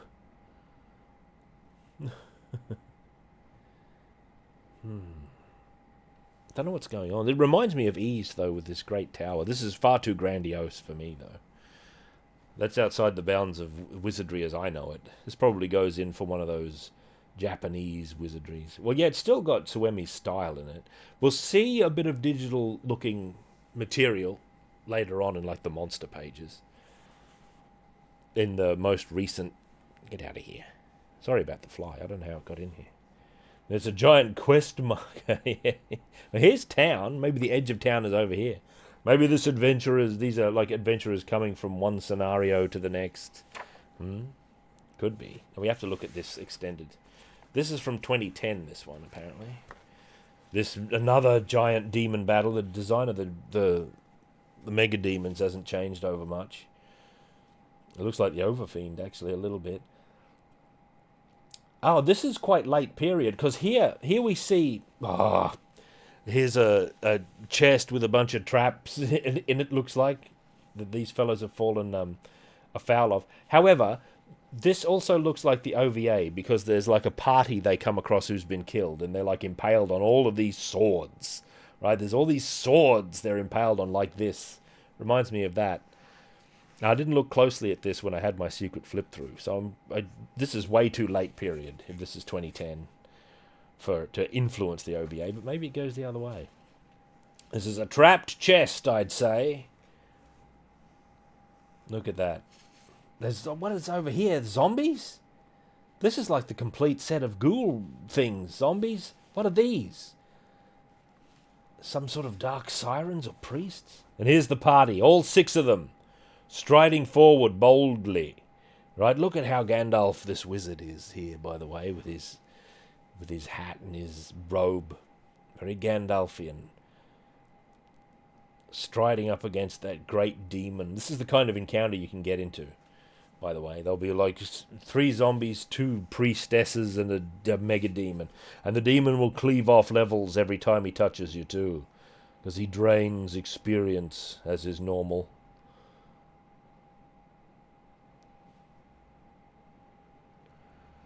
Ah, man. Very dramatic. This is a very early phase of the battle. This is like a different party that's been there a while, who had some victory, because there's a chest, right? But they ran afoul of opening the chest. Now, this next thing has to be very recent, because I don't recognize this shaggy fellow. In Ultima, fuzzies start appearing at a certain point. You can play as a fuzzy, sort of an ill-defined, I think it's like a Wookiee kind of thing. Then look at this fairy up here. What's the fairy got? A sword or a scepter? Looks like a scepter to me. It also kind of looked like she was drawing a sword here. It's quite a Pan-like hero. Look at this strange dragon fellow. This has to be much more modern. This, or is it? Let me double check. Oh, I shouldn't have looked at the index. No, it's 95. What's it say? Oh, the text is so small. Advanced Wizardry RPG. Oh, okay. Advanced Wizardry RPG rulebook. So, this is for a pen and paper rulebook, eh? Advanced Wizardry RPG. I wonder what that's like. It does look pretty Star Wars, actually, now that you mention it, Lion. But I'm intrigued by the prospect of an RPG based on wizardry. I wonder how, I don't know. There's many things you could wonder about that. What's he so mad about, this warrior? He looks upset. Oh, here's the cover art. Here's the cover art. Here's another fantastic battle scene. I like this one very much. There's another elven mage, by the way. A couple of demons and our fallen companions. I think Jun Suemi was traumatized by fallen companions at some point during these rounds. You know, because look what happened, right? Oh, it's sort of small worldish? That's kind of interesting. I didn't even know it existed until this moment. Might have to look into it. See what it's like. I think Jun Suemi favours the elves, actually. Look at this, by the way, this sort of secondary magical figure doing something. Could be a priest trying to heal. Which is a risk, because like old D&D, whether or not your spells work out, it depends in large part on your initiative. You know? Whether you get the advantage against your enemies. These demons are a big problem. Look at the explosive flame everywhere. It's got a life of its own. It's always kind of interesting to see mages. It's like, that's something I noted in that other...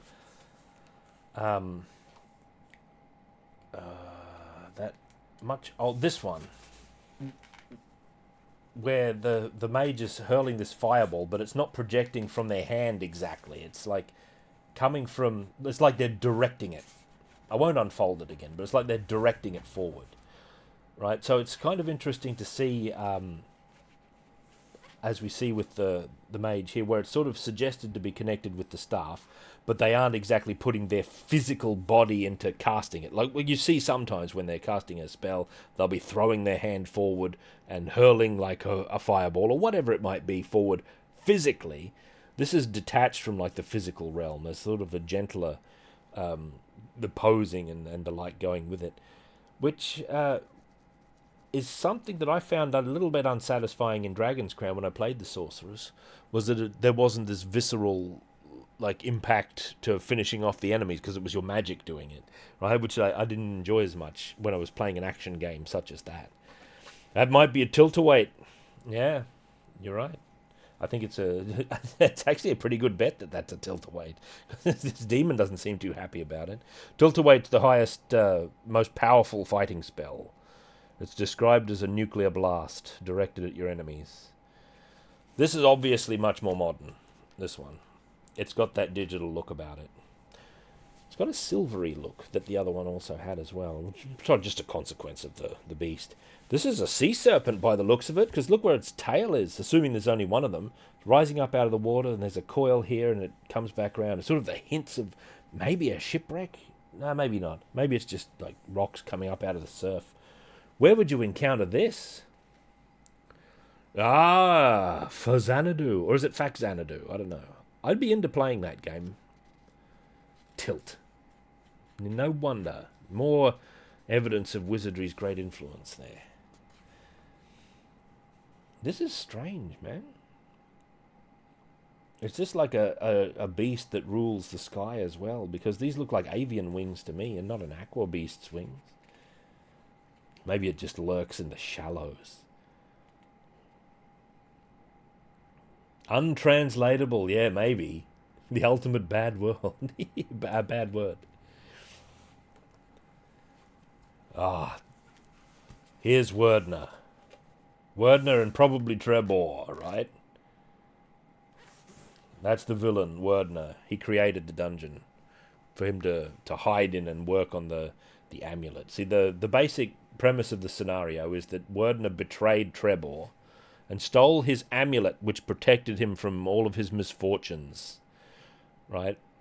And he created a big dungeon to stop him from being... He just went just out of town and put a giant dungeon there. Typical wizard. And he hangs out at the bottom of it with his, like, vampire companions. There's a vampire... That's the one thing the OVA has, I know, is that the final encounter is quite accurate to what's in the game itself. For there's the vampire lord and all that sort of thing. Yeah, Werdner and Trebor. The eternal rivalry. That's it. Werdner, who you play as in the fourth game, the fourth scenario. That's why it's the proving grounds of the Mad Overlord. So this betrayal, I think it was the betrayal and the stealing of the amulet sent Trebor mad.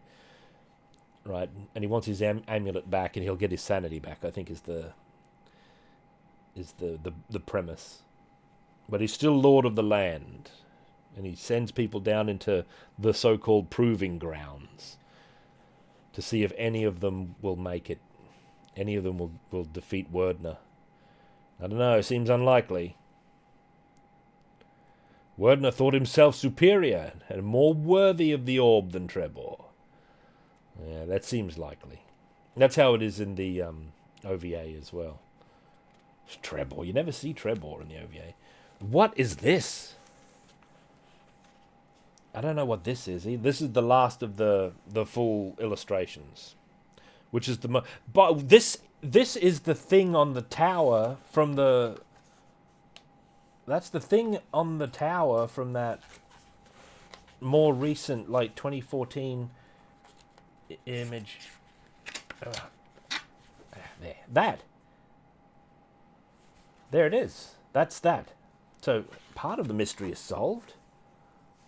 It's the sign of something. So when was... Yeah, who's the mage in the hidden room on the first... that's the first level. There's a mage. Maybe there's two of them. I haven't been to the fourth floor yet. Maybe we'll go there today. 2008 is this last one.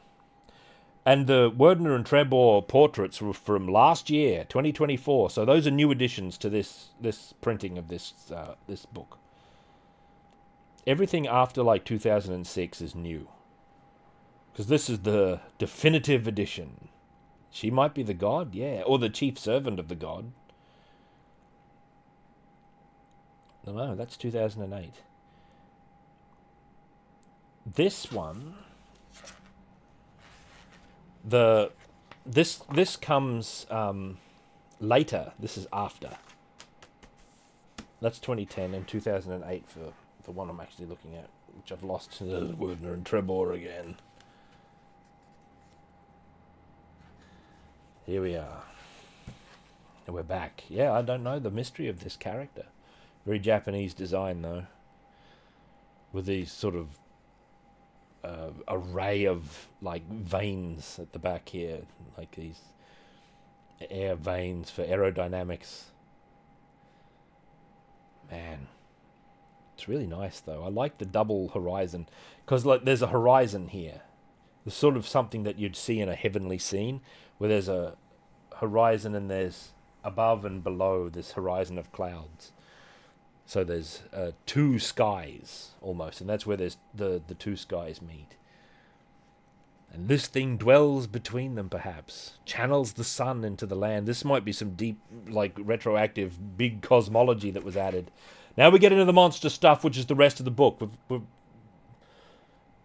We're like a third of the way through the book. She does look a bit Valis-like. Oh my god. Chief Smash. Lucky Chloe. Perfect. See you next time. Bye. Oh, there she goes again. Can never have enough Chloe. Thank you, Chief Smash, for 300 globits. Now, the monster section, I think, goes straight into... oh, look at this. This is like the pre-identified... I think it goes straight into Heart of the Maelstrom. So, Wizardry 5 it goes into. Oh, Rob Jedi, I've got a new Hero Quest related video coming soon, which explains my thoughts on new Hero Quest. Well, some of them anyway. Or most of them. So have no fear. And I have no idea what Wizards of Morcar is, so I haven't been able to generate any thoughts. I'm a little out of the loop. That's normal. Look at this. Slimy thing, right? Slime. Insect. These are like before you identify what they are. They're still in shadow. It seems to be just how they're drawn. It's like a... That's just... they're not revealed. I think this is just how they are. The spirit. Large animal. Small animal. Oh, the frog. These aren't from the game we're playing. We're playing... Strange Plant. Yeah, that'd be a roper. That's a roper, alright. Look at it. These shadowy versions. I don't know if there's, like, fully illustrated versions. Looks like this is just how they are. Maybe there is. No, there's more. Giant. Tiny. Man in robes, the most fearsome. Right? Because that's how Werdner appears when you finally encounter him. Little old man. Big problem. A corsair. These are extremely worrying, like... I love that Wizardry does this. You come across creatures, you don't know what they are, and that shows you these ambiguous pictures. And a man in robes. You don't actually know anything about it, but it's a man in robes. There's a goblin. Here's a man in robe. Woman in robe. Man in mask. Yeah, this is some old hat stuff, I can tell. Warrior. Man in armor. Skeleton. Oy. Undead. Look at undead turned away. This green mood lighting, that's really good. Little Splatterhouseian, actually. Priest. Morning star and everything. Thief. Shield prominent. That is a skeleton, by the way. Look, it looks good. Looks like a Roman. Bloody fly. If only it wasn't in here.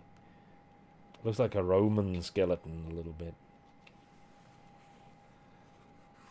Oh, I've gone too far. Small humanoid. Demon. Oh, look at demon. Be gone. Big snake. That's what we were dealing with in the serpent picture. Look at the big snake coiling off into the distance forever. Man in black. Fighter. Dragon. Oi. Snake and other dragon. Now these have black backgrounds. I think we're in a different... Anti-party. There's a whole other... There's a picture for an other party. The anti-party. Hey, they look great. Unholy terror. Look at this unholy terror. Looks pretty bosomy, though. Must be a banshee of some sort, hmm? Look at this skeleton. Cave dweller. Spirit. Skeleton figure. Event graphic. It could be anything. I don't know what that is. Skull. Anti-party. That's what Elizabeth is in now. She's creating an anti-party around herself. Elizabeth. What do we got here? Swamp Thing. The Mustard Slime. Event graphic. Magician. These ones I love. I love these graphics. I wonder what version this was for, because it doesn't tell me on the page exactly. Elizabeth. Farewell, my drow. Spider, fly, crustacean, blackbird, tiger. Oh, Triton. Armor eater. That thing's going to be a big problem. Oh, look at the lordly mighty oak with the skeleton. He looks pretty friendly, but there's this skeleton underneath. The mighty oak. Unknown. Sea cobra. Netherman. Look at this thing. Gwillian. The pink mushroom.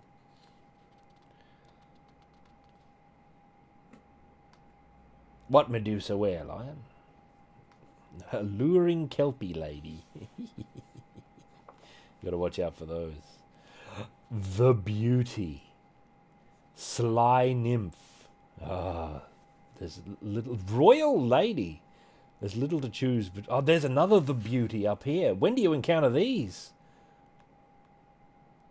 Yo mama. Yo mama. I thought it said Volmana. That's a Conan character, Volmana. No, not Conan. Or maybe he is in... Is Volmana in Phoenix on the Sword, or is he just in By This Axe I Rule with Cull? Yeah, don't tell me the future. I guess I'm going to get spoiled for some of the things here, but that's alright. Gatekeeper. The Silent Knight. The Beauty. I like this. Ruby Warlock. Look at him. Oh, there's that lordly Roman skeleton again. Look at it. Manfredi's ghost. Must be in with, what's his name? Murphy's ghost. Get out. Murphy's ghost. Nintendo of America strikes again, eh? Spirit, Scarecrow, and Ghoul. Troglodyte. Look at the vampire. Oh, an Amazon. Oh, the thief. Amazon. Oh, there's a Medusa. Hey, look at the hunchback. The Hunchmaster. Duck of Sparks. That's worrying. Look at that thing. That thing is going to be a huge problem wherever it lives. Psionic. Lock Baby. The Lock Baby. Look at it. Mighty Yogg. Now we're getting into Conan deities, all right. A Yeti. Hey, he looks keen. Bloodware. Look at that thing. Ice Phantom. It's a Duck of Sparks. Eh? Probably became cursed by magic at some point. Just an ordinary duck, now cursed to be a wizard. Horbule. Oh, Stilette. Shigitsu. We've changed to another game, I think. The Night Locust. Lady Stinger. Blackfly. Oh, Bonbon. What are these bloody things? Halcyon, look at that thing. Oh, the Raven. Oh, what a Raven. That thing has feasted on many a corpse. Bloody Raven. The Quisang Monk. Blackblade.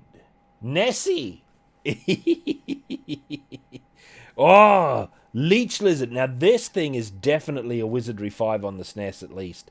Because I remember that thing clearly from like a screenshot in Superplay. That's this thing here with lots of glare all over it. Sorry. I remember that one. Spelunker, Troll. Oh, treasure. The Golem. Look at the page the Golem is on. It looks like it's got all creased. Looks like it was painted on fabric, actually. Gold statue. Werebore. What's this? Fae. Aha! With a unicorn horn. That's the Fae with the unicorn horn is like a clue to the identity of the thing. Of the not you. Where how far back is it? Here, this thing. Is this a Fae as well? Because it's got a unicorn horn. Maybe that's a trait. No, one of NK's Starmen. We don't need to worry about those. Where was it? Yeah, one of NK's Starmen, the gold statue. What an oaf. Blown back by Karnov. The Snatch. Thief the Snatch. Iron Nose. These must be specific characters. Well, this one's Lord Heinmity. Specific characters, eh? Ah, the Barbarian. Looks good. The Robuna Ice King. Druid. Ancient. Frankenstein. There he is. The definitive Wizardry Frankenstein. Gibligedduk? What an oaf. The Incubus. Enchanted Bard. That's a great picture. Man. Sorry for all the glare. We seem to be getting quite a bit of glare. I don't know how to fix it without also just not having enough light. I haven't seen Del Toro Frankenstein yet, though. But I'll wager it's not as good as this single picture. Oh, the Card Lord. What an oaf. That gnome is fine.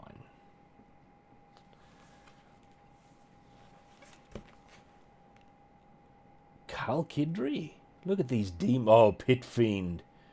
Cacodemon. Look at him. Efreeti, who mocks us, by the looks of him. Oh, the Guardian's back. The Dejin Wind King. Event graphic. Very miscellaneous. Oh, event graphic. Look at this poor soul. Oh, we're back in black ones. I wonder what the story is. Fire Elemental. Water Elemental. Air Elemental. The Sorn. Another the Sorn. Oh, it looks like she transforms into the Sorn. Oh, the Beast. Evil Eyes. They must have gone with black pages here because of the high amount of like ink, or maybe it's not ink, black paint these have been painted on. The Wraith looks good. Demon Imp. The Beast. Mane. Dragonair. Smoke Demon. Dragon Lion. Ninogram. What's that all about? Archdevil. Greater Devil. Looks like the Kako Demon again, actually. Phoenix. The Zana Fire Queen. And the Kanzi Fire King. Gatekeeper. Looks like he's teleporting away. And a Warlock. What an oaf. Ah, now. This we know. We know these chests. These chests we've encountered. That's the one we've opened many times. I think. I recognize the blood puddle anyway, and the colour. It's not so clear in the game, though, like what the lock actually looks like. It's got like a complex sort of latch attached to it. kind of. How interesting. What is this kettle? What are the rest of it? Are these from Hilgeman Saga somewhere? That's the warlock. There he is. That's the warlock. Gotta watch out for him. Oh, here's some pools and stuff that you can come across. These might be ahead of us in the version we're playing. Look at this dusty chest. No doubt the best stuff is in the most humble of chests. That's how it is in life. Poison vine, huge spider. There's a dragonfly for you. Giant ants, giant crabs. A freezy. Sounds delicious, actually, a freezy. I could handle a freezy right now. Rabid rat. Ethereal bat. The water dragon. A non-winged version of that thing we saw before. Weird, that's a flumph.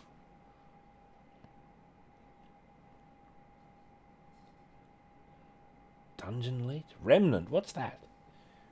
I don't know what that is, Lion. Monstrous snake. The dungeon leech. Specifically evolved for dungeon... Where's a Tyrannosaur here? Erasmus. That might be his name. That might be a definite... Oh, a Yaunty. What's it doing here? Greater Demon. There's the classic Greater Demon design as well. The Hydra plant. Hellion. They look like the coyotes we've seen. Look at Undead Lord. Look at him. Amen tut bat. Oh, the shade. Look at him hovering off the ground there. He has a shadow of his own too. Zombie. Figment. The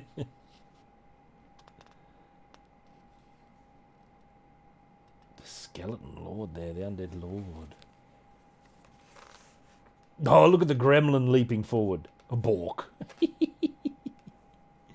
Bandit. Guardian of Ram. Minor dwarf. Oh, there's a pixie here. And a siren. Priest of Ram. Oh, the earth giant. Looks a bit like Lemmy. This trickster. What's that all about? Amazulu. Amazulu, eh? You're my kind of climate, steaming lost paradise. It's Amazulu appeared on The Young Ones once, and that's what they sang. Pretty sure it was Amazulu anyway. Keeper of Crystal. Look at this rogue. That's a great rogue. Now, Lion, leave me alone. What an oaf. Dark Crusader. There's an Amazulu archer here as well, for good measure. The High Master. He looks a bit shifty. Robin Windman. This legendary elf here. A shamaness. Oi. High Samurai. Look at this guy. Priestess. We've got some Egyptian theme leaking in now. Oh, look at this. Brigard Voltan and a Valkyrie. This is the gold standard. There's Queequeg for good measure as well. Hayato Daikuta. Get out of here. Pyro Irie. What's that? Oh, look at the caterpillar. That is a full Alice model caterpillar there. My lie, yeah? Queequeg. Oh, Charon. Or Charon, if you prefer. The Boat Master. They were getting into the good stuff. Look at the Highlander. Fairy Queen. Looks a bit mab-like, actually. Yeah? The Black Knight. Captain Matey. Yeah, that's his name. Captain Matey. Who is this? Kuwai Kobona. There's lots of mysterious women in here. Rock of Rumbel Servant. Knoll Troll. Toll Troll. Oi. And Smitty. Look at these high character designs here. Look at Smitty.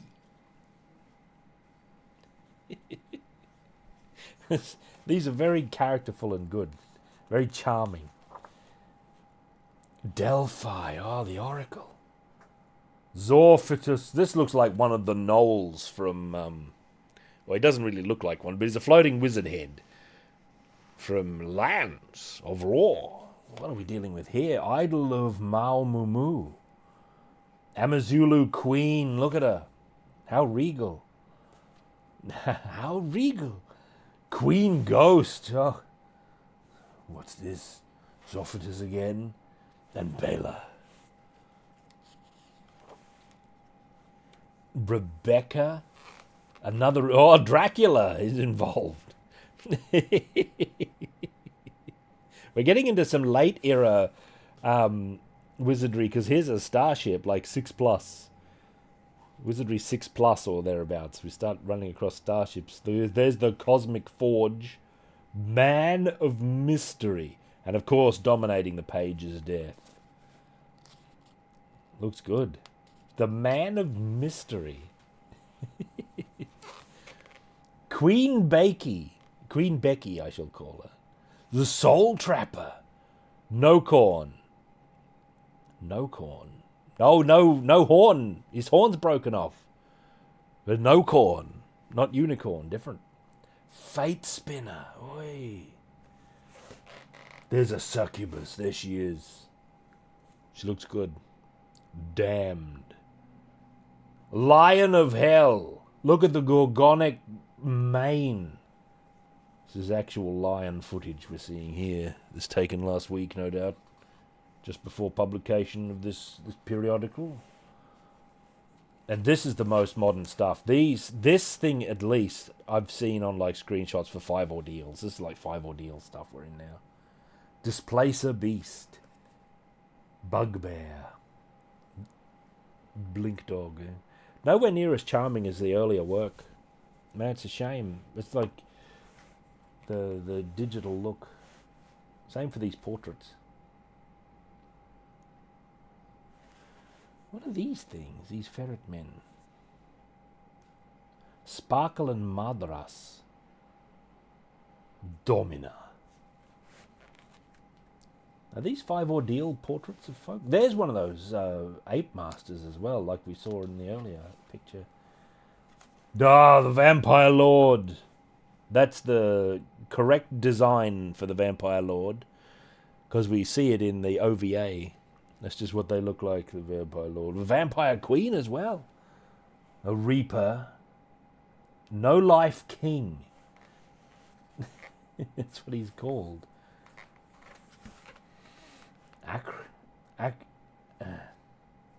Arsimboldo. His Unholiness. Another greater demon of the design. Very Bowie-esque, yeah, very Jareth. You know. What are you? A Skylar looking thing? Shiren. Who are these men? This guy's just called Zero. These must be specific characters.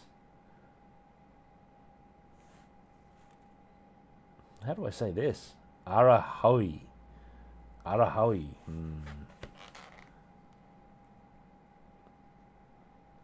Taranto. Oh, Dragon Zombie. Ah, look at the Vorpal Bunny down here. This doesn't seem like a canonical Vorpal Bunny. It's a stuffed Vorpal Bunny. It must be enchanted. Skylar. Skilla. Scylla. All these are accurate. I always used to say Skylar when I was a kid, so I've kept it. Lesser demon with multiple arms. There's that thing again. What is this thing? I can't translate that automatically. She looks like she knows.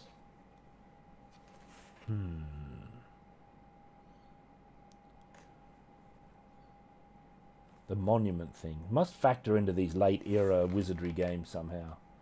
Or Flammer.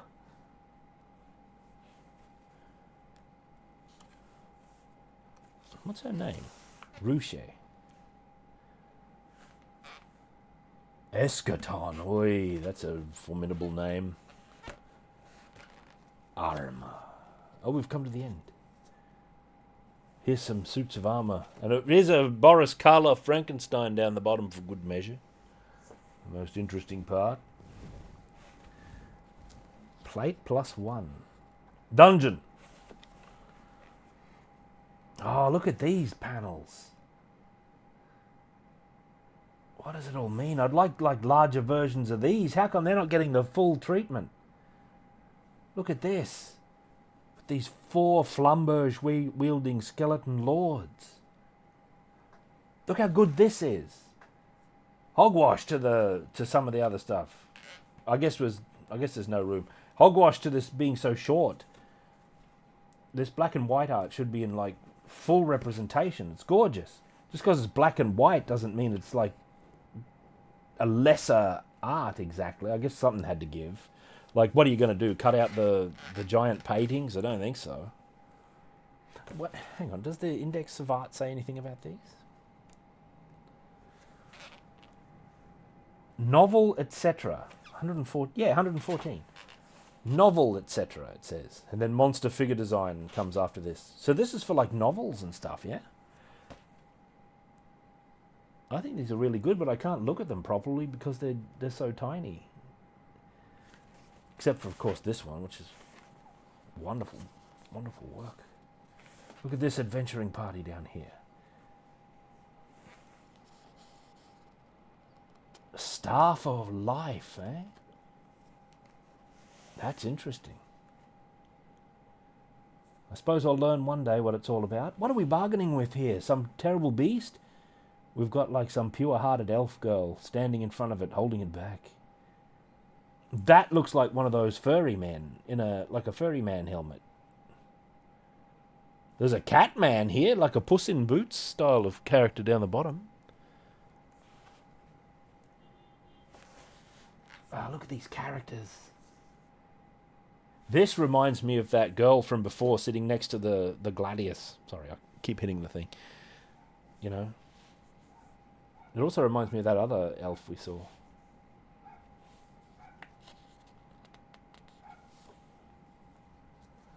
What is this? A scribe, eh? Look at this guy taking stock of all his equipment. There's a fairy girl here. Oh, the dungeon entrance. What kind of cat master is this? They're all waiting. That's another one of the furry men. You know what I'm not seeing is any of those porkloos or mystery like tiny dwarf girls or something like that. Oh, really? Oh, hang on. Excuse me a moment. I'll be right back. I don't mean to step away, but I must. Just hold there.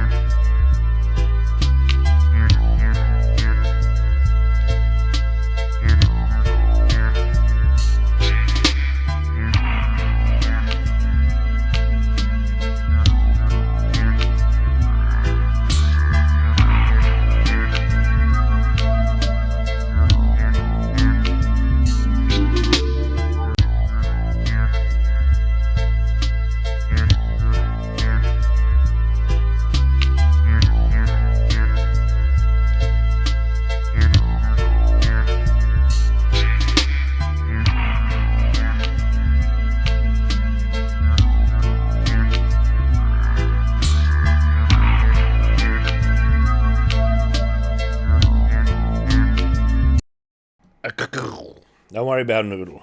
He lives next door. Don't worry about him. He's an oaf. Now, where was I? I thought that was the postman, but it wasn't. Yeah, Samwise good. Samwise art's been pretty good. Oh, look at this barbarian warrior here. Or so it looks.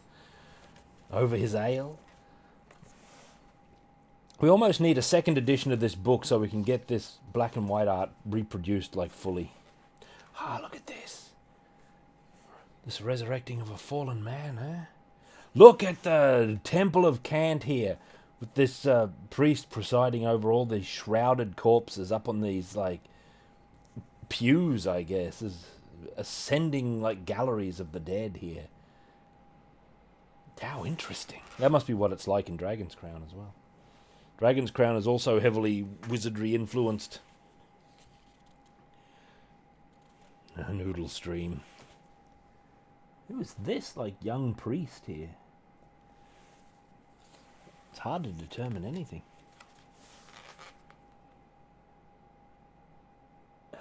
What is going on in this?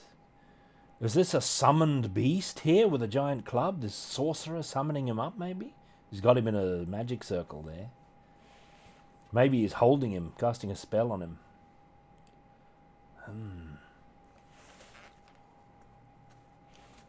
Is this the same elf as before? We've got the same sort of short hair and ears. These are not mega ears as well.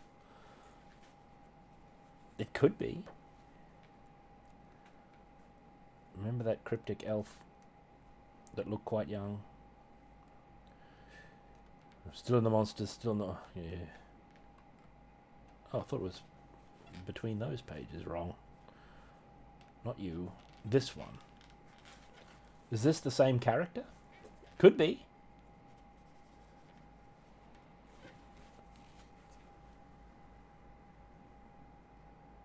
This one's like more deeper study. This is phenomenal here. Look at the sorcery going on. What is this? Oh, look at Werdner with his beasts here. Novels, etc. Illustrations for novels? Very intriguing. The pot of greed, eh?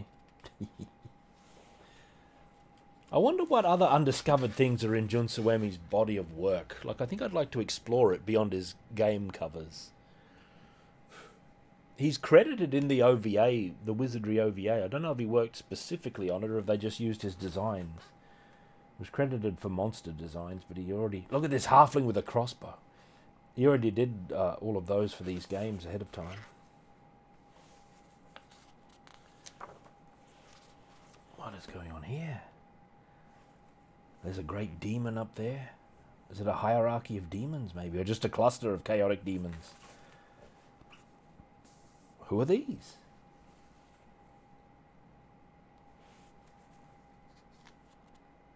These characters look good.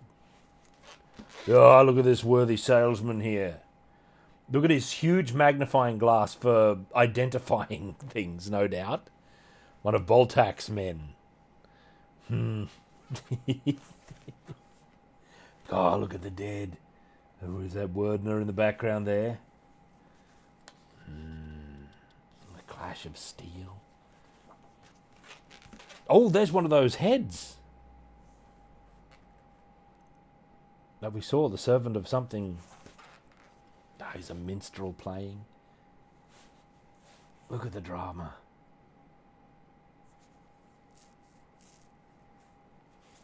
I would have happily had an art book just full of these black and white ones. Black and white illustrations. I wonder if any of these so-called novels have been translated to English. I just don't know. Look at this dragon encounter here. Hey, there's one of those dragon men from before. These could also be interior illustrations for that role-playing game, actually, now that I think of it. It does say novels, etc. Right? I wouldn't be surprised if quite a few of those were.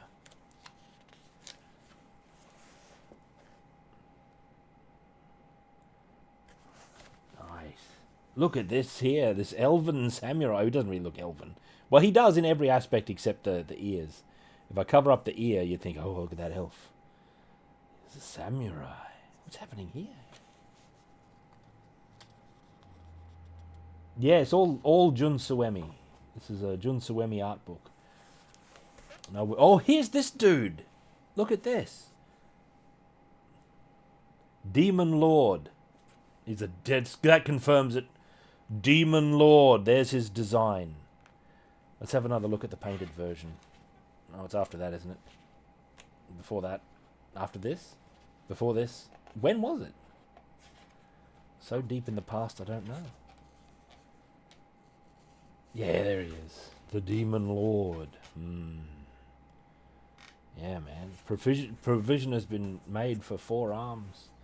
Oh, definitely. Look at that. These monster studies here. Monster design work. For scale here. Look at this.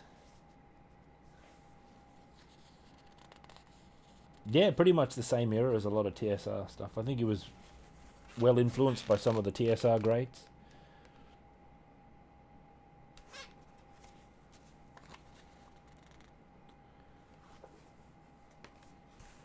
Oh, look at this demon. That's a greater demon, alright.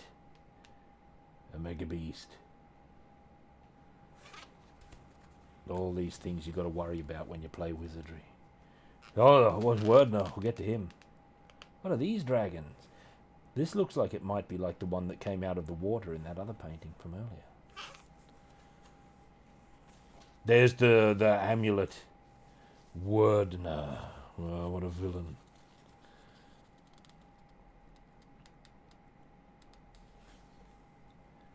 And that's it. 147. Here are comments. You are in rock. After a teleport mishap, no doubt.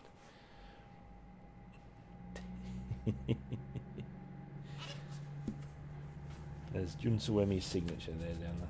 That's what it looks like. And here's the index of art. All the major stuff is listed, titled, and dated. Or at least not dated fully by year. It's given its year. That's dated. Monster figure design. And that's it. We've made it to the end of the book. Creaky, soft cover. There, did you enjoy that? That flip through of this rather nice art book that's going to live on my shelf for a good long time. Novel, Wizardry, Ash and Youth, side by side, 1988. Alright, thanks Jenny Fens. I shall remember this. You put the dust cover back on. What was the most chief of all of the illustrations? You know, my favourite. Right. My favourite is the Calfo illustration, this one. That's my favourite. You're very welcome, Kel. Well, which ones did you enjoy the most? Oh, I really love these party illustrations.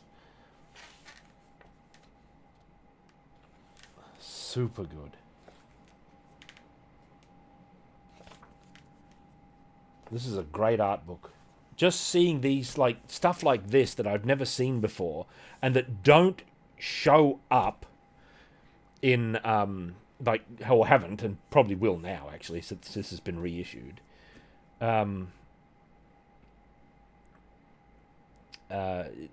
These kind of illustrations that have been uncommon until now, finally getting to see them in a nice, a good print quality and everything, and not tiny JPEG. Like, these have been around. A few of them have been around. I think these ones have been in lower quality, but things like this I have never seen. Some of these I've never come up against. At least I don't think so. Like, I'd never seen this before, I don't think. You know, so it's really good to see some of these things at last. I wonder where the physical paintings themselves are. You know, I wonder if Suemi himself has kept them or if he's sold them. It's hard to say. Here's this mysterious Valkyrie as well. This always comes up, this painting throne. I think it's like one of the chief ones. I don't know the significance of it all yet, but it's got such wonderful detail with this serpentine stole, or I think it's a stole. The amulet, the feet of fire, the multiple wings. It's such an excellent illustration. Yeah, I'd really like to take a closer look at all of this black and white artwork. So a lot of this stuff is super good, and I can't quite see it. Like, look at this battle scene here that I didn't even... I probably glossed over it. Did I skip this page? No, I remember seeing Wordner. Look at this battle scene, is great. Look at this suspicious, like, very childlike succubus. I guess it might not be a succubus, but it's a demon. Look at her. That is an excellent illustration as well. Look at this over here, the party coming in, and there's like all this... A previous party have met their misfortune. This demon child here. That's excellent stuff. What's going on here? Another blasting. A large animal being blasted by magic. Yeah? Yeah, like I was going to say, it reminds me of some panels I've seen in like Savage Sword of Conan and Vampirella. Some of these artworks. As someone said, there was secretly... It's not. I don't think it's commented on very much, but there was a lot of like influence between like great old Western like comic styles and some of the stuff that the Japanese were doing. They weren't completely only self-referential, and that became clear in Savage Sword of Conan with the strong similarities between Balteor and the JoJo poses, right? No, I don't have the Gwyn Saga art book, Mr. Kalman Filter. I don't. I did have a chance to buy that, but I thought, nah. I thought about it, and it looks really good, but I couldn't really justify it. I'm not familiar enough with Gwyn Saga to get the most out of it, but I still think I would have enjoyed it. If I get another chance, I might reverse my decision there. This is great stuff, man. This is a great edition. I would have liked to have had a hardcover version. Like, the original version was a hardcover, I believe, and this is a soft cover. This is the soft cover reissue. Should I put this thing back on? With Robert Woodhead's quote. Yeah. There we are. The first time I saw Jun Suemi's amazing artwork, I wondered if he was psychic. Because it was exactly how I imagined the world of wizardry. High praise from Robert Woodhead. There we are. That's pretty interesting stuff. I really enjoyed the Falcom art book I've got, but I don't remember what it was called. And what else did I have that we really enjoyed? That other Jun Suemi art book, Haku, was really good. It's got a lot of game work in it. It's got a lot of like brandish and stuff like that. And that weirdo game that McCaw played recently that's too easy. I don't remember its name. It's got like that. I think it's got the Nosferatu cover in it as well, Haku. It's got a lot of his other work. There's some Gwyn Saga artwork in Haku. That's the only other Jun Suemi art book I've got. Haku meaning white, of course. It's a big white book, you know. It was really worth going through. It's probably my favourite art book that we've flipped through because there was so much to it.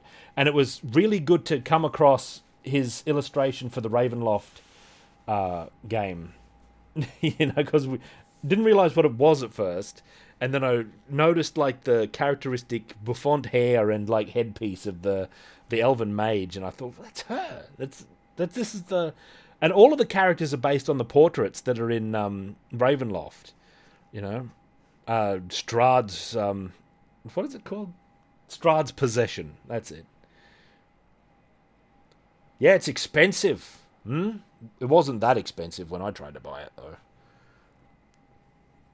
The hardcover. But there is another one called Wizardry Works, and I don't know what's in that exactly, or if it differs. That's another one that crops up sometimes when you search for these things. I don't know if it's different or the same or similar or not similar. I'm not sure. You know. But this was a really good book to flip through. There we are. Some of these I hope to see like scanned in very high resolution. Like I wouldn't mind seeing this in particular. I have to be careful. Here we are. No, see, look, that's no good. I have to actually be careful. There.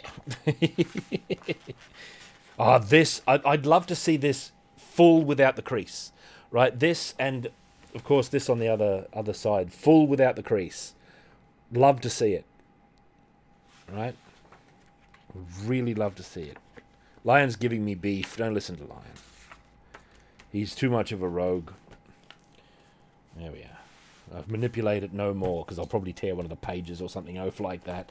And that's that. That's Jun Suemi's Wizardry. There we are. Now, my new plan is to... Yeah, we've nearly gone for 3 hours already. Oh my god.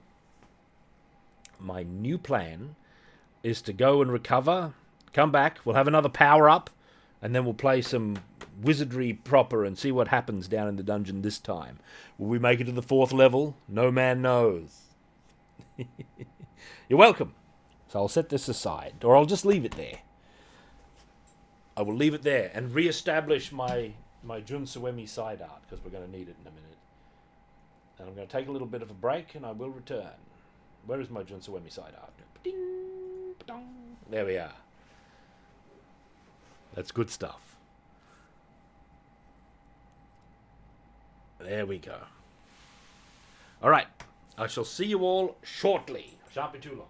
Here and up. From a dark, primitive time of a barbaric empire comes the epic battle for the throne of fire.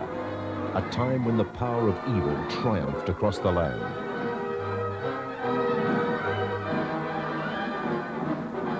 A time of uncontrollable demonic forces. A time of the sword and sorcery.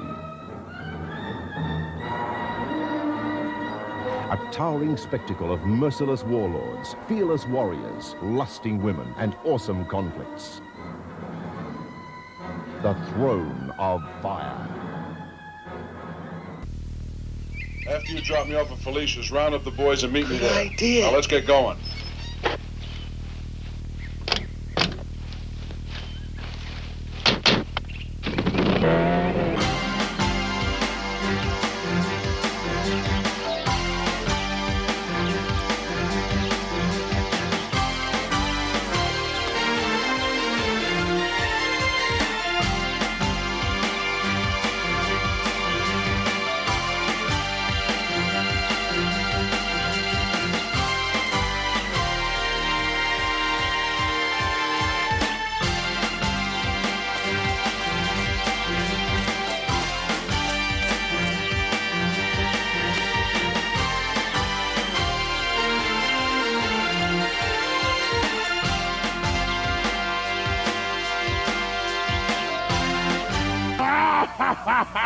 I'll give him one of these, and I'll give him one of those, and one of these, and I'll give him one of those, and I'll choke him like this. All right, I'll choke him like this, and I'll give him... Oh, yeah. I believe you, but we gotta know, who are you? Who are you, actually? Who are you? What's your name? Okay, I understand. Yeah, right. Hey, Sinister, come on in here. Easy, Big Daddy. Well, Easy, Big Daddy. Hey, I think we need a little interpretation. Who or what is it? All right. I'll give you interpretation, because that's what they do. He gives them one of these, and he gives them one of those. And you know who he gives it to? He gives it to Bruiser. Give him one, Daddy. Give him one. That's right. That's it. Vance, look at this guy. Hey, what? Look at this monster.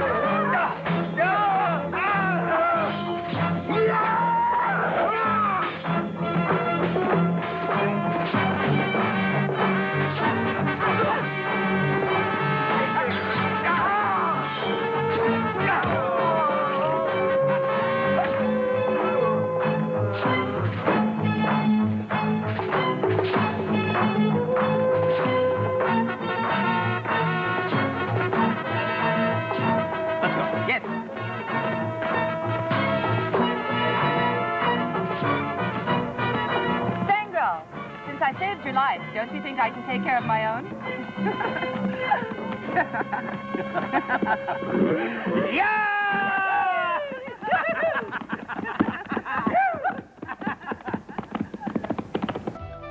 お兄ちゃん、小学生なんだから新聞読みながらご飯食べないで。ママ、30過ぎたピンクのでんぶご飯にかけて食べないで。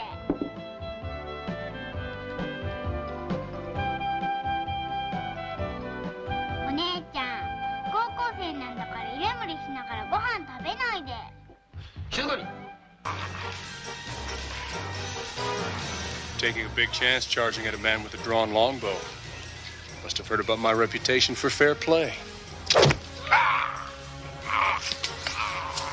Can't believe everything you hear. That's how we do it. I did it with my spear.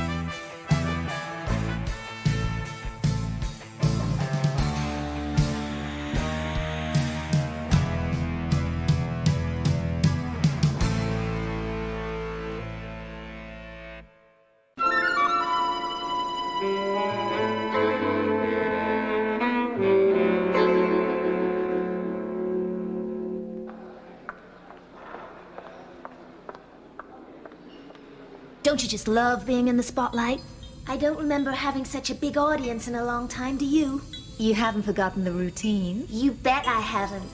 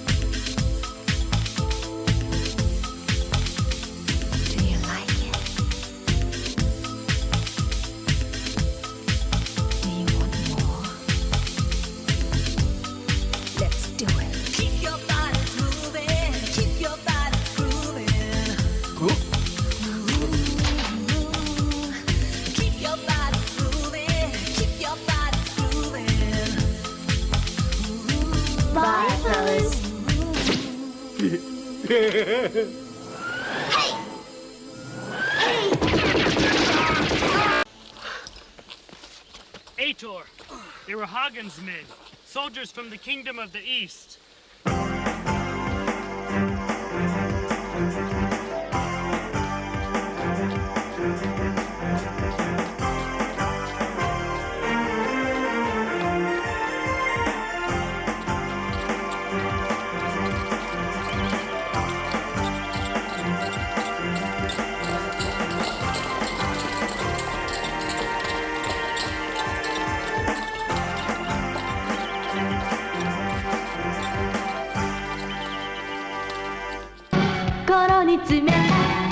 みたい風に目覚めた色のついた夢の中を歩いてた息が止まるよ同じ一匹不思議な時間見えないと尋ねばあなたが現れたのよ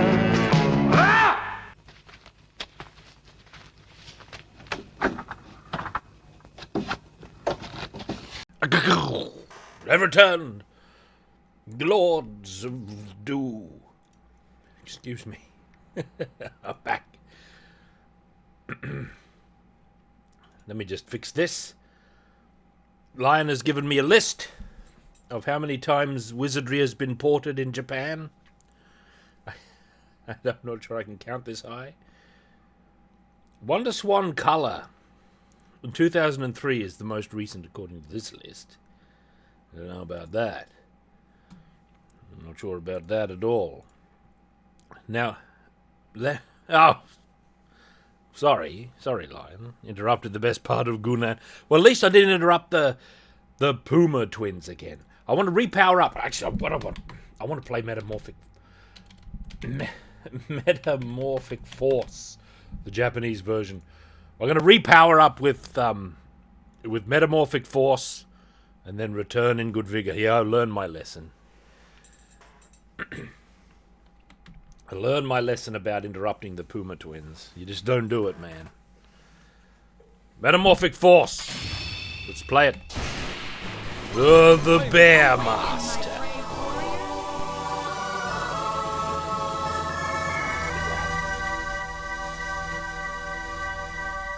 Alright, Mega Battle. Here we go. The Bear Master. No doubt the best character.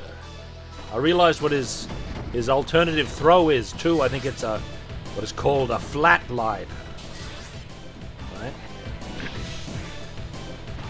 Think of it like a rock bottom, except the person going face forward is the one taking it. That's not the same. It's different.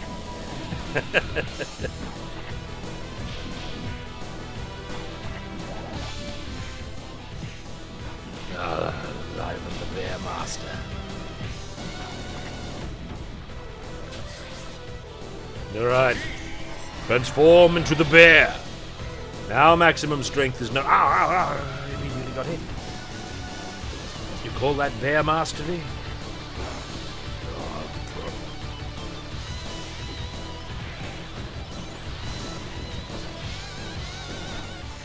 You.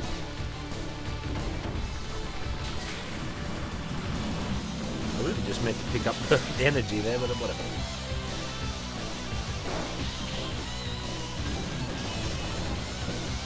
Oh! Whoa! You can hit the giant ball? I've never seen that before. Can I do it from this position? Just with no... I can do it with normal attacks. I'm just avoiding them. So that's a flatliner, I think. Maybe it's a DDT. Doesn't really look like one because of the sprites involved. Yeah, like that. You.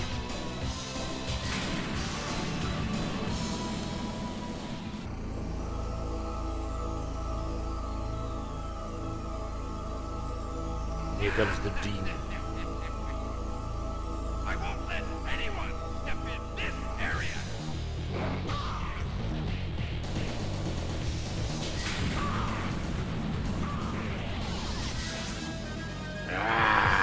Wow! Yeah, like that.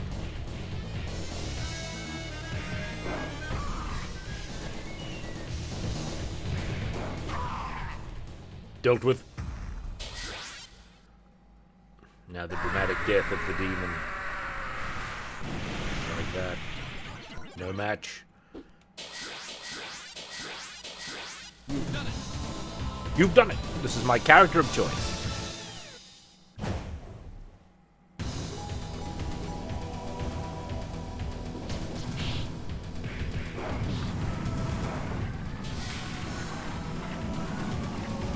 Good. Gotta watch out for these hedge masters.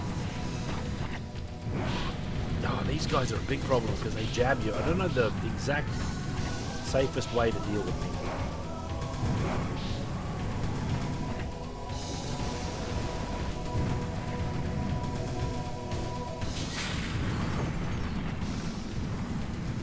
Give me that grail.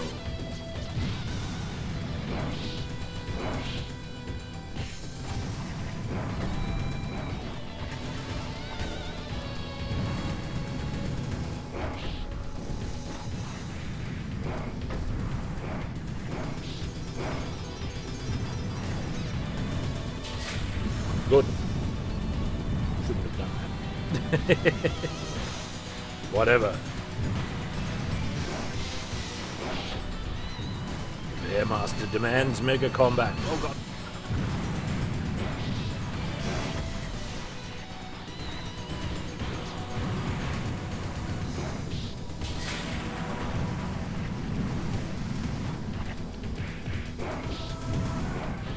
That was an extremely high value special there. He's not hairless, he's short hair. Different. That's a discreet breed. The Soviet short hair, they call them.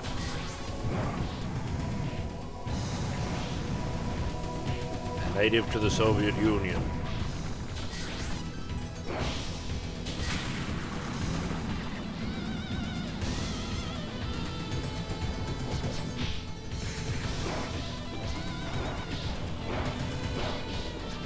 Look how good the bear is.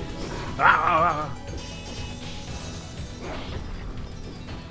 He's a great warrior.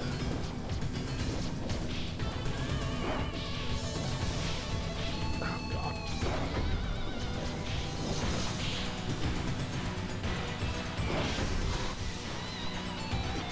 This is an ill omen. They always get jabs in, those yahoos. What's the key to them?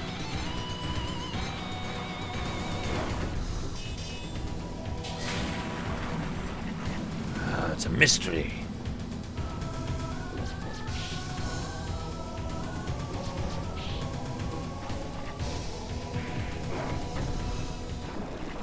Right, now the Bird Master. Who are you to wake me? Ah, like that.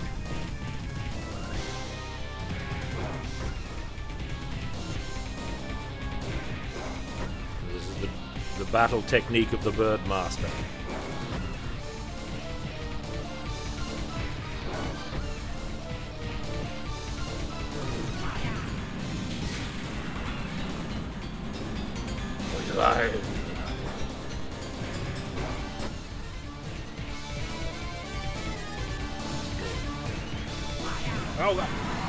Ah, he escaped my grab at the exact wrong time.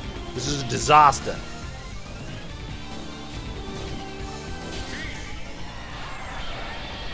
Transformation victory is good enough.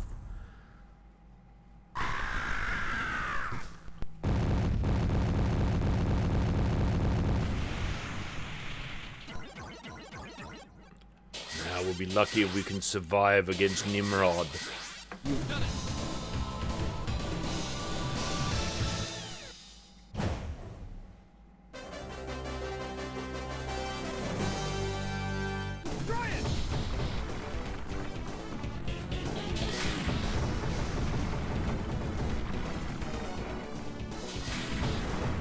This is the technique I've been using. You do a little jump for more speed. Ah, damn it, I missed it. I spent too much time oafing. Oh, he didn't get any hits. Oh, this oaf bear. Did you see that? He didn't get any hits. Ah, this is the most low-grade run I think I've had ever.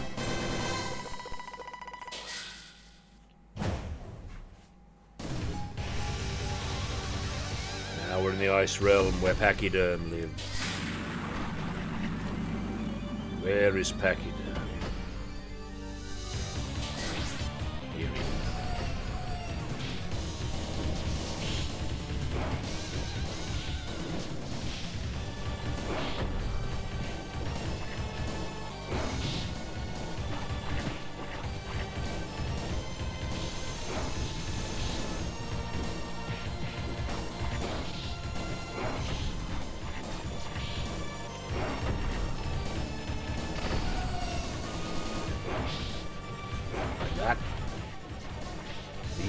pachyderm.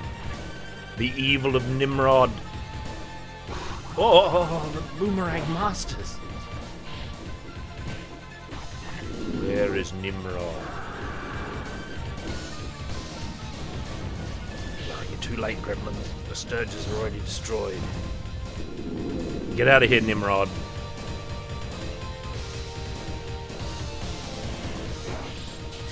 The great runs always start back. My first Rastan 1cc had 2 deaths on the first stage, didn't it? I had to recover.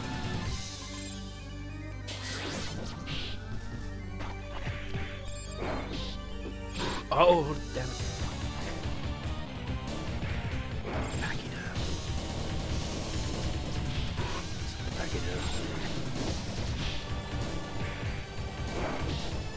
I'm not jumping over there. There's a...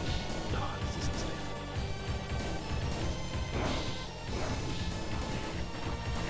Look at my low life.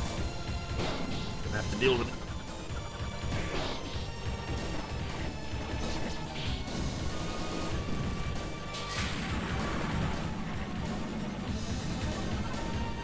Alright, Nimrod. Where is Nimrod?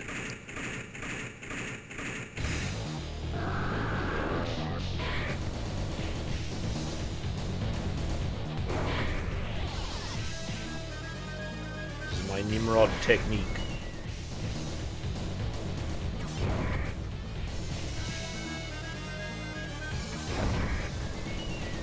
Like that.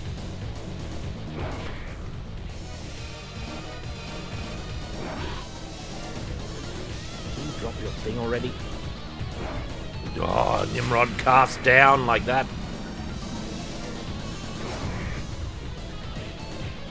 Very little life to work with.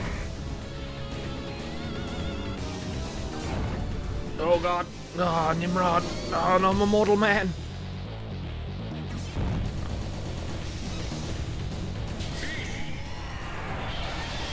Alright, Nimrod.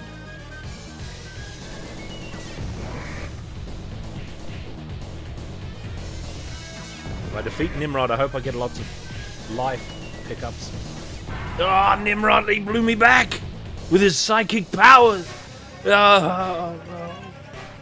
Damn it. If I didn't lose that life embarrassingly on the second boss, it would have been an instant win against Nimrod. No damage. Then it would have been an instant win against the fourth boss. No damage. And I think the Catgirl boss is like after the fourth boss. The intriguing Catgirl we haven't even seen. Maybe in the future. Never mind that. It's time to do wizardry business. Let us retreat to Duck Station. Duck Station. Excuse me? I think you're confused. What's this? Pakistani? I don't think so. There's a pachyderm, as dictated by Elaine. Wizardry, and thank you. I need my chat box back. I've lost it. There we go.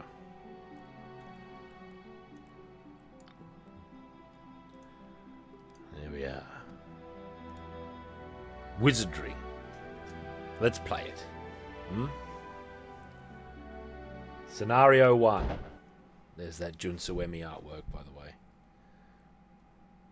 There it is in the background. It looks great. Alright, Gimgorn, Clacko, Male, Gillian, Tea Leaf. Looks like we need a frustratingly small amount of healing, actually. Now, to the maze. Oh, Heather. Look at Heather hanging out here. Forgot about Heather.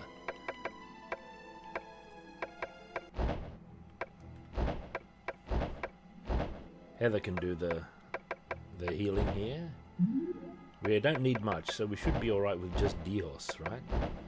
No, Gilly's getting in on the healing. Not to be left out.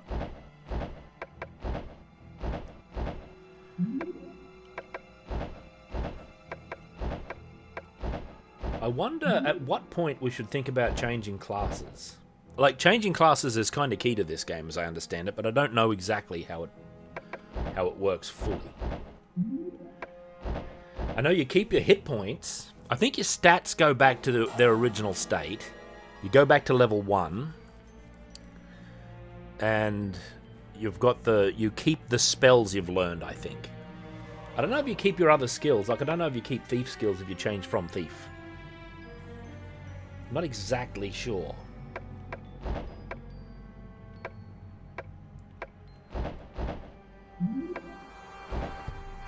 we need even more, Gilly. What are you doing?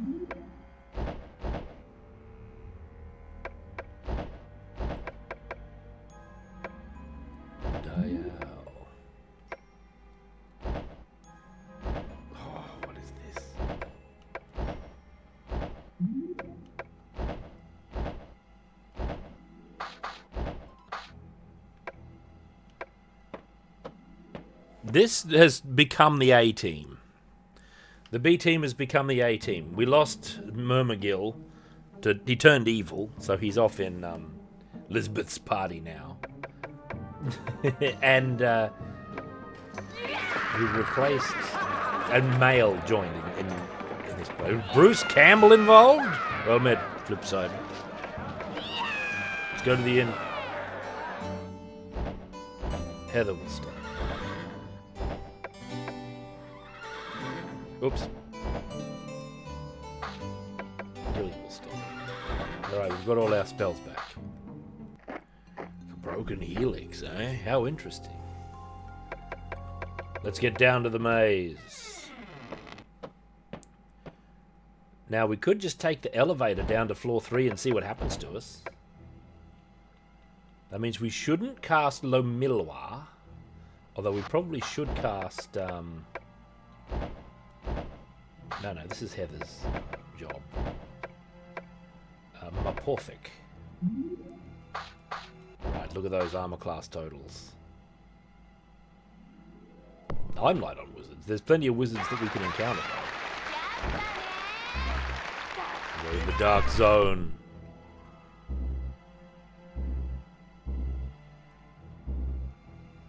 Now we should... Oh.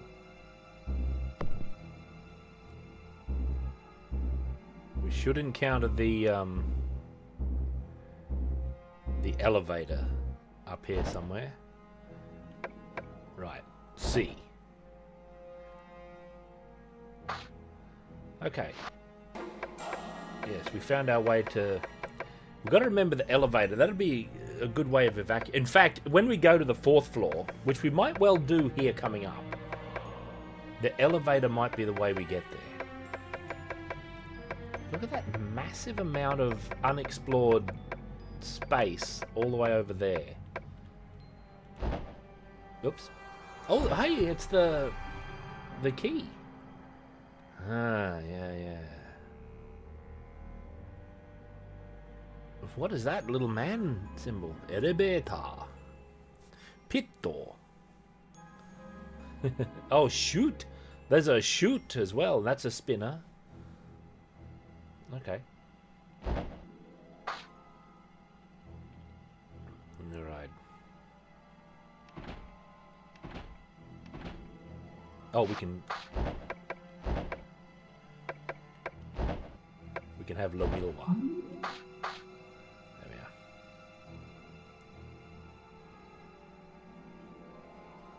Once we get out of the little labyrinth that protects the elevator. Oh god, there's something here. Oh, 5 ogres? They surprised us? Oh, they missed. They all piled in. We'll fight. Everybody else parry. Bring them down, men. Gimgorn hits 3 times for 28 damage. Male hits twice for 10. So the ogres are starting to run away. Only 1 ogre remains. The ogre is killed. No match.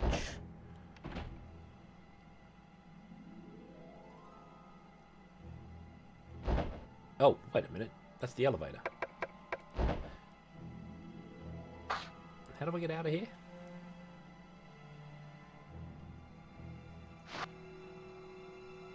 We go up there. Oh, we don't. We don't get out of here. You can only escape. You can only evacuate by elevator. We have to come down the long way. Alright. What about floor B?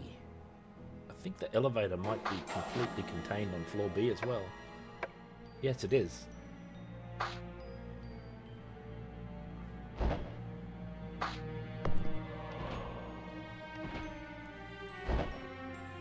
Alright, I was wrong about that. Oh, that means we have to enter the dark zone.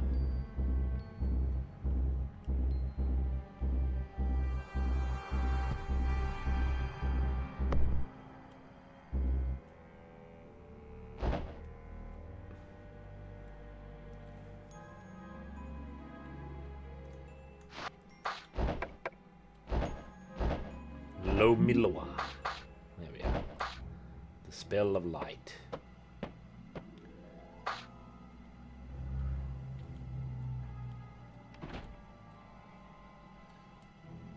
Taking the elevator out might be a better way of escaping than taking the long way to the stair chamber. What's the fourth level gonna be like? Ah, there's always something in here. One man in robes. Strike him down, men. Dealt with. Oh, there's a Suemi chest. These are all Suemi illustrations too, as far as I know. Except all of these don't appear in the book.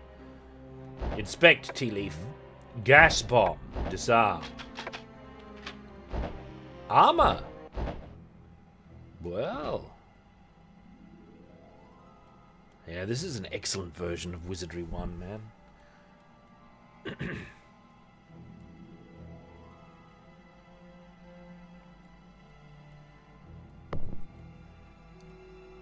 Imagine telling me I can't walk through walls.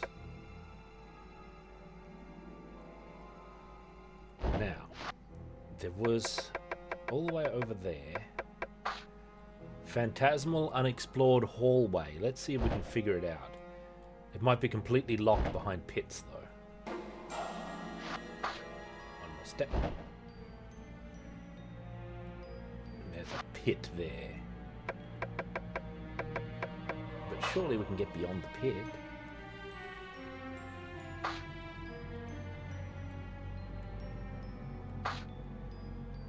That's a bit.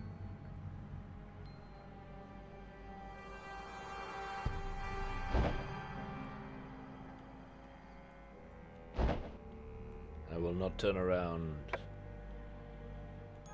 Oh, we're back here. We should be able to walk into it.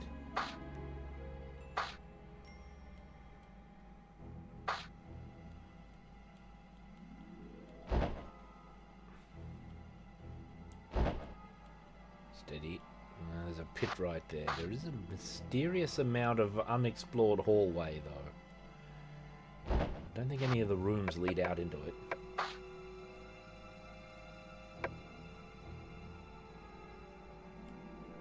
Ha, spinner.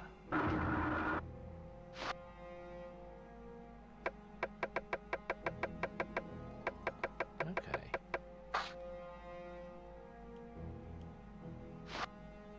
Other spinner. Do we know about this one? Yes, it's that one. This is back north. And there's the pit. Yeah. Well, I guess we've solved that, except for whatever is directly between these pits. I don't have any levitation powers.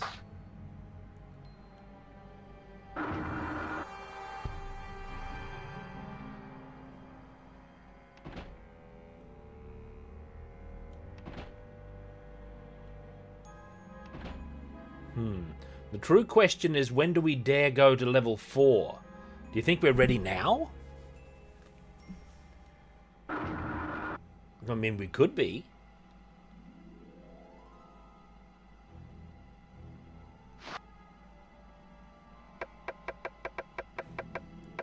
But way to level 4 is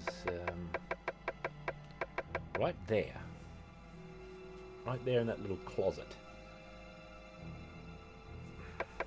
Yeah, there's only one way to find out.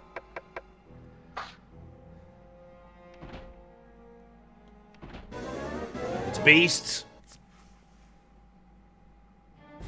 3 flies. They're breathing on us. Bring them down.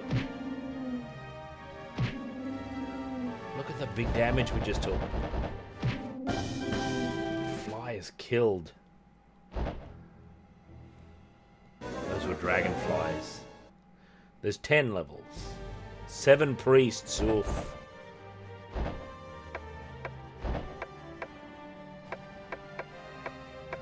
Which one is it that silences? It's Manifo, isn't it? Tea leaf, you parry. We try Manifo as well. Oh, that holds them. That doesn't silence them. Well, they're all held.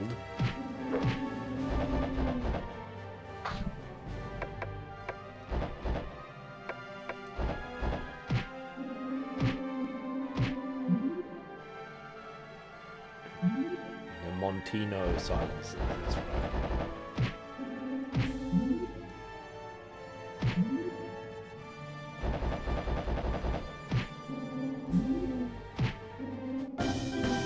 That's good. That's good. Montino is the one we need whenever there's priests.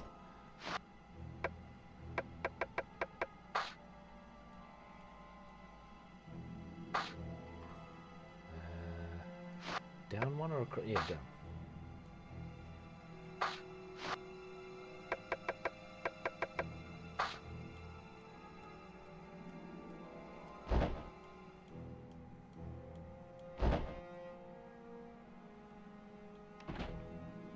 Stairs down. Let's have a look. Oh, completely new realm.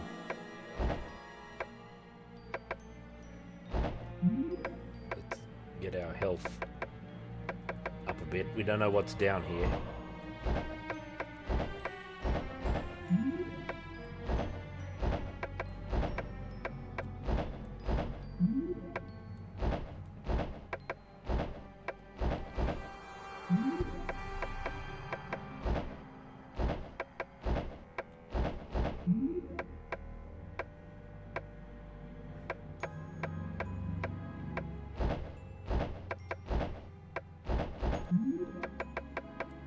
Gimgorn.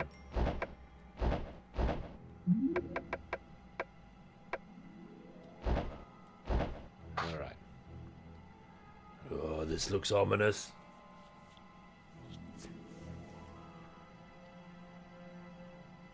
Careful. We don't want to lose the stairs.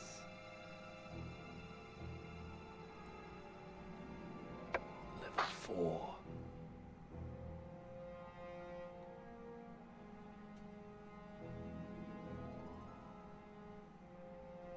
Oh, there's doors.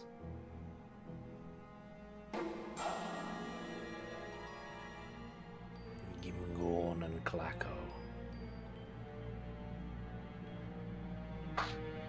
We don't want to get too far from the stairs, because we might need to escape at rapid pace. Right.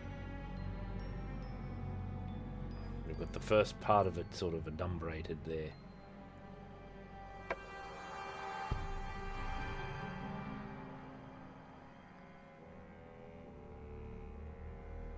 Lack of beasts.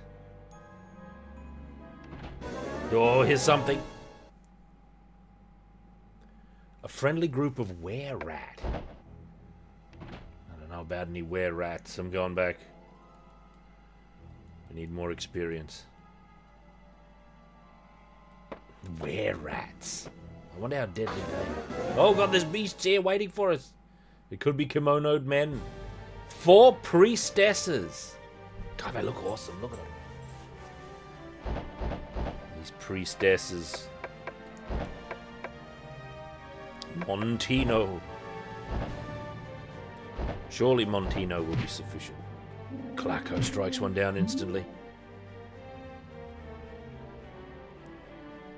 See, they're trying to cast Barrios, but we silenced them. That's key. It's a key move, getting... Oops, Kalki. Key move against priests. They'd be casting that on my back row and everything. Priestesses. Oh, inspect. Teleporter. Could not disarm it? Come on, Tea Leaf. Disarmed. 31 glod each.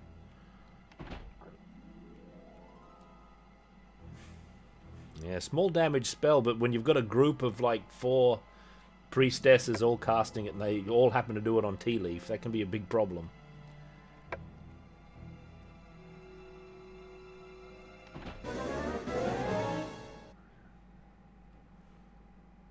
Leave. It's the coyotes. Dios. It's the opposite of Dios, which is the little heal spell. Oof. 7 kimonoed men and 4 level 1 ninjas. We surprised them. Bring down those kimonoed men. Gilly, you will... Oh, you can't. Can't cast spells on the surprise round. Claco. Kimonoed man is killed. Male. Gimgorn leaps. Kimonoed man is killed. Look at these level 3 ninjas. They're a threat.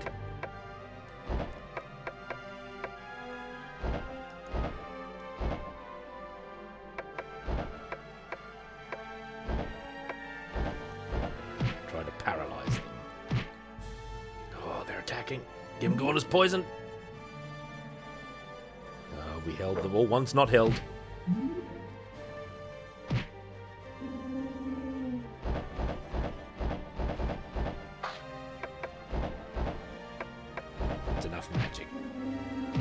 Finish this with steel.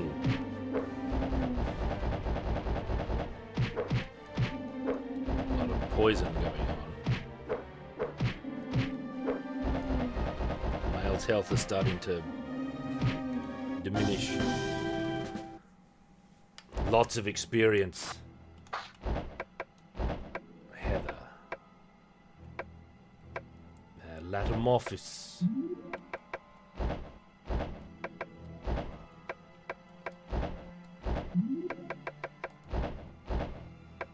A lot of hit points have been lost.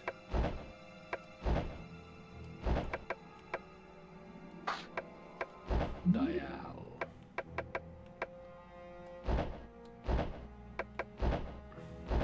We've got Dialma, which is like the ultimate heal that we've got so far.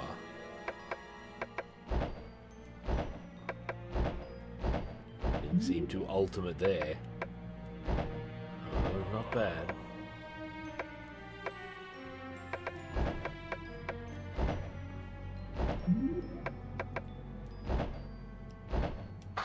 All right.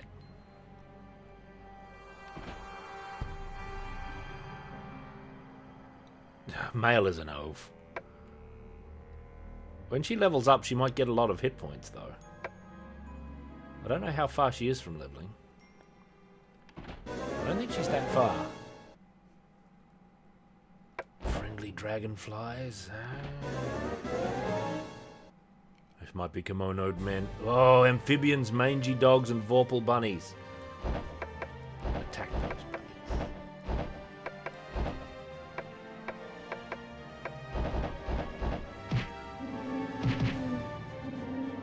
We've got 2 of them.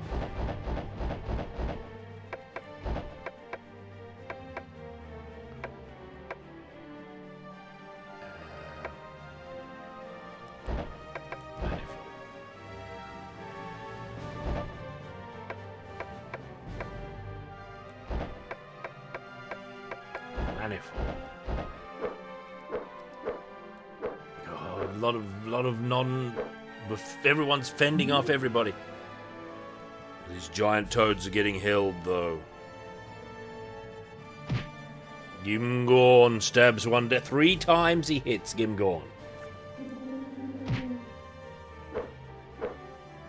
These Vorpal bunnies, you got to watch out.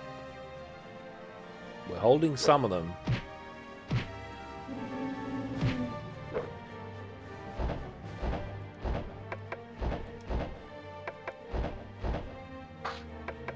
Parry.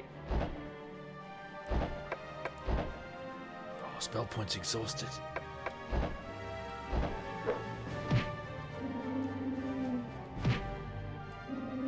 Bring down those Vorpal bunnies.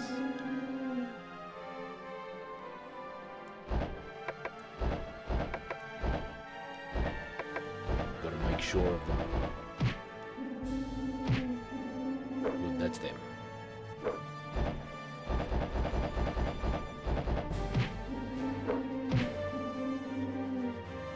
Only the mangy dogs are left. We haven't even identified the mangy dogs. Miscellaneous mangy dogs. We got them. Now we got the treasure. Good work, men.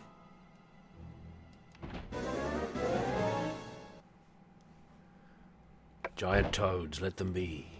Here in this dank place. This is where they come to spawn. 7 level 3 ninjas. Manifold. 1 is destroyed. 3 held. 4, 5, 6. They're all held. Oops, just cast Kalki there by accident, that's normal.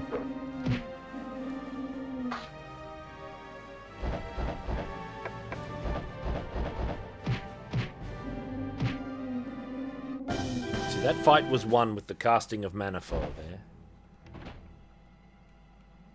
It was a decisive move.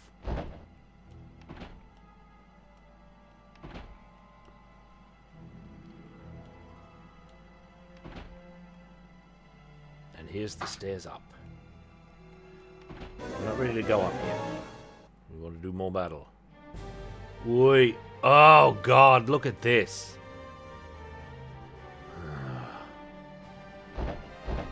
Got to get rid of those samurais. But there's 7 small... Are these all creeping coins? This is going to take forever.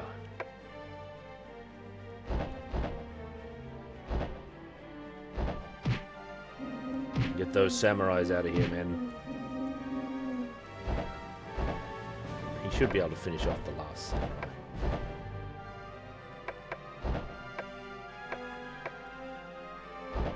We need more manifolds, and we need them to work.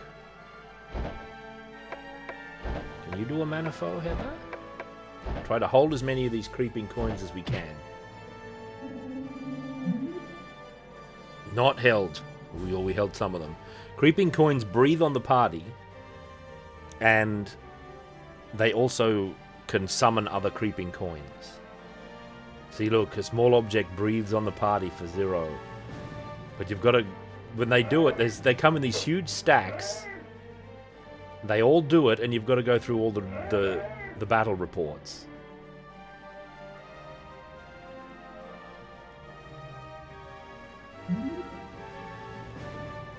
Holding some of them.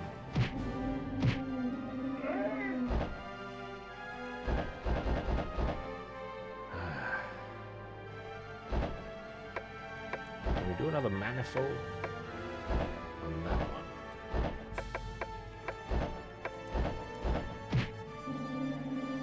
Bring them down. Oh, they're breathing on us.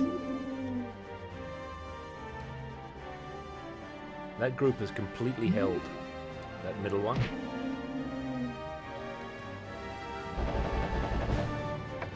That should be good enough.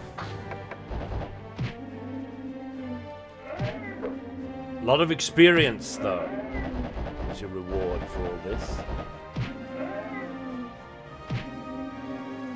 See, there's a big stack of 7 creeping coins, but only 2 of them are active. Although some of them woke up in that second party. Bad. The creeping coin is killed. This is a button mash battle.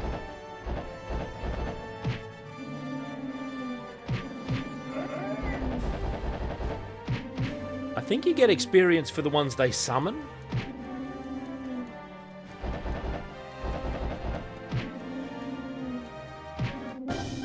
$4,000. That's a lot. Poison needle tea leaf. That should be no problem for you. A potion. And we found that armor before we want to check out as well. Although it might just be some hunk of junk. Typical. Where are we? Oh yeah, look at this. This empty chamber. Oh, here's an encounter in the corner though. We cannot strike those giant toads. They mean us no harm. 5 level 3 samurais.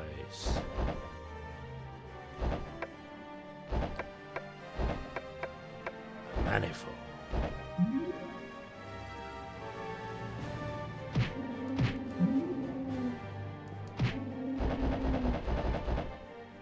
Oh, probably didn't need to manifold these actually.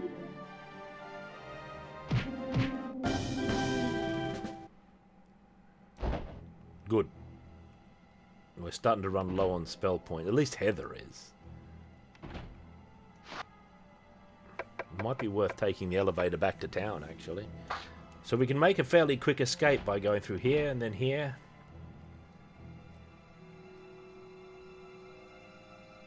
And then up the elevator. Farewell, Rocky Raccoon. This is a great adventure indeed.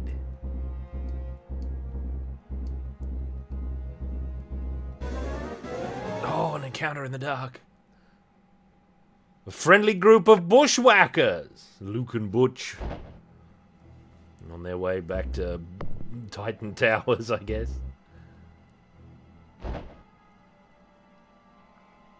I remember the ancient age when the first level held much dread. Now we mock it. What are we encountering here? A bunch of oafs? 5 orcs and 3 kobolds. We'll fight them. They could kill innocent men if we leave them be. They were blown back.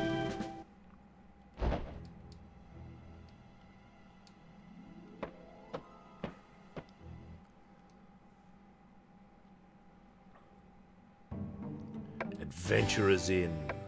Everybody rest. Oh, what have we? Look at our cash.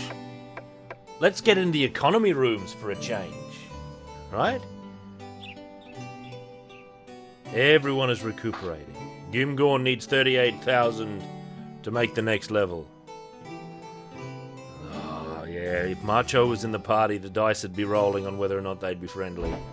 Clacko needs so much experience. Mail made the next level. She gained 20 hit points. Like I said, she probably gained lots of hit points. Well, she did. She got 20 of them. Gilly needs more experience. Tea Leaf needs...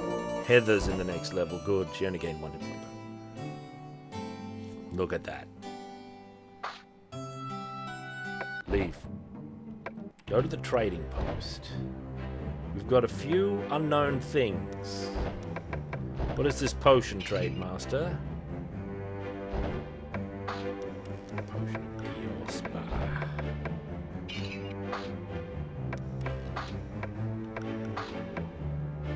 That's an unknown sword Mail has.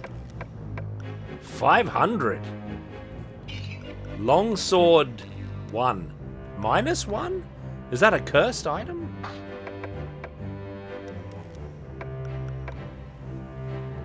That's a long sword, eh? -1.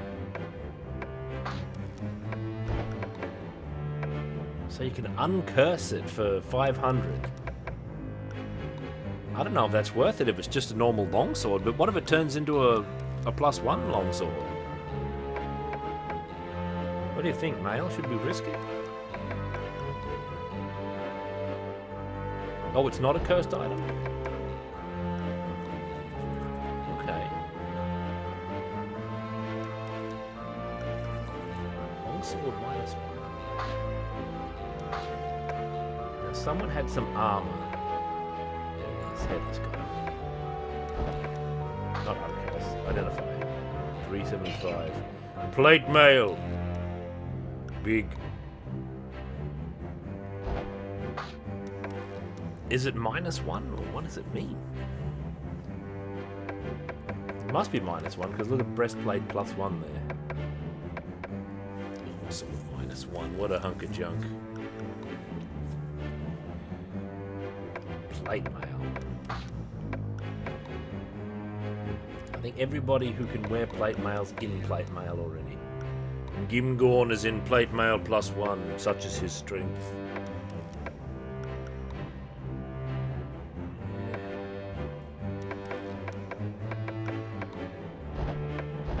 How much do we get for it? 375?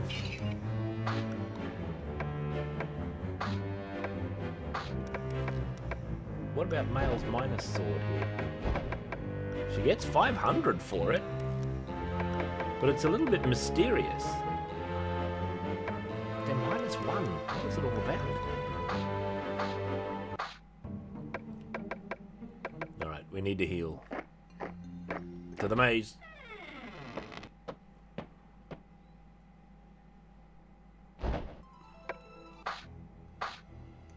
Oops.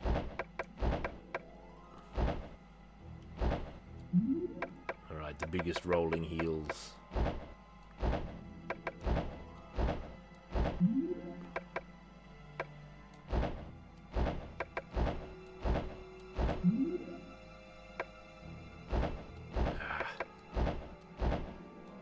You call these big heals, Gilly? What an oath!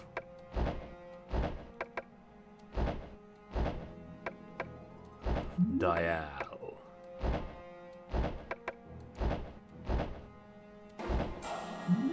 Oh, it looks like she can go for Dialma, actually, Heather.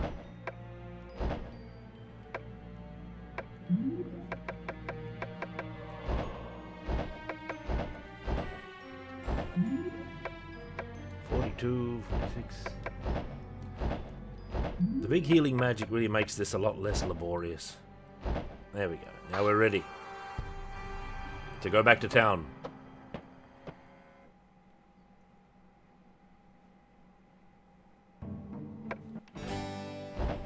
Gilly will rest in the stables. Look at the amount of experience we need. The stables. Alright. Edge of town. To the maze.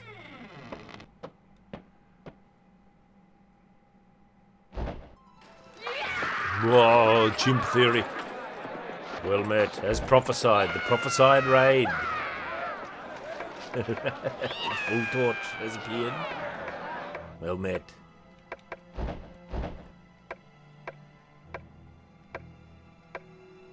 My poor Vic.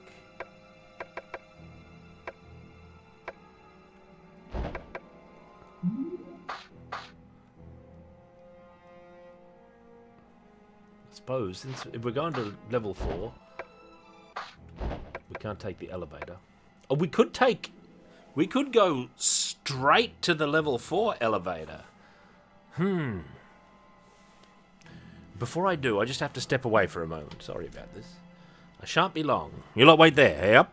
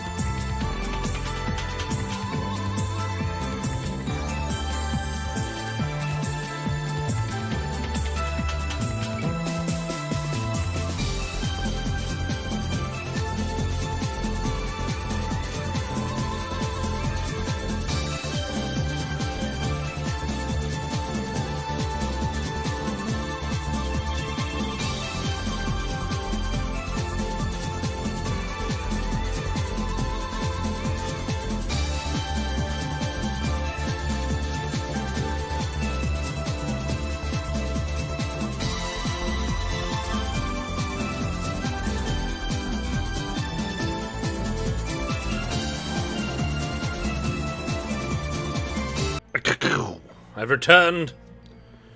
Pardon me. Now, where was I? What was I doing? I don't know what level I'm on. This looks like level 1. Oh yeah, magic. A low Milwa, please. Heather?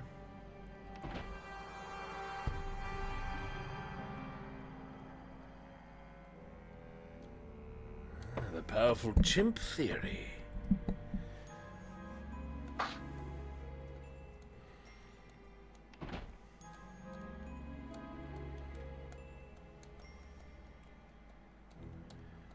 So, I'm going to make a foray onto level 4. This is a dangerous game I'm playing. Ah, wait a minute. I didn't check this cupboard for beasts. There's beasts in here. There better not be any wizards. It's 4 priests. Bring them down.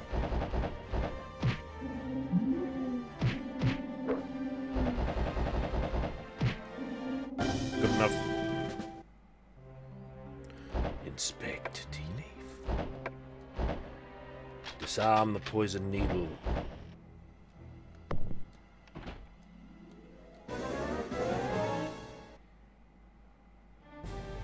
One man in robes. A sinister wizard blown back.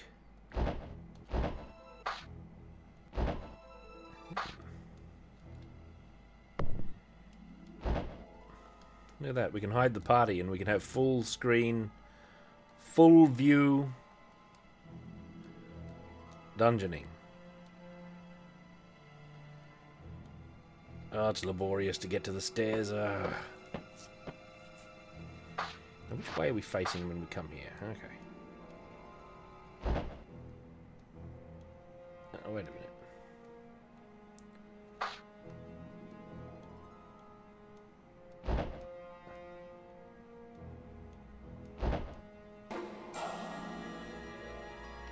Alright. Stairs down. Big problem. I need status back on screen.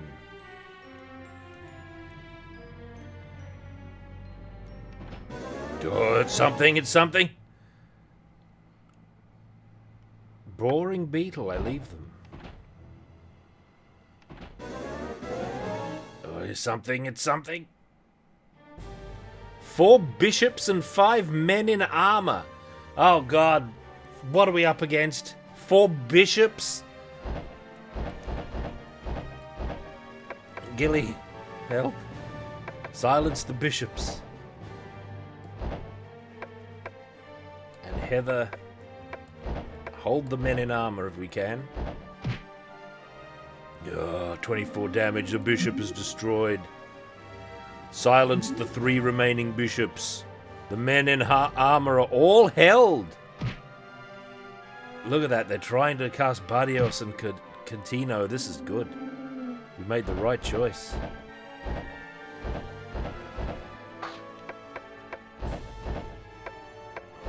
Treat these new enemies. Minor daimyos. These are minor lords of some land. What are they doing down here? Minor daimyos. There they are. 3 of them remain. Clacko cannot be harmed by mortal weapons. The minor daimyos need better stuff. 2 remain.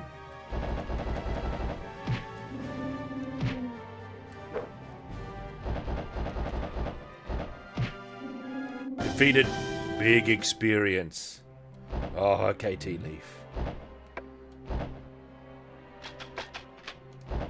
Helm has been found. That's good. That's very good. Where we are, or how many one-way doors we've gone through. A friendly group of huge spiders. None.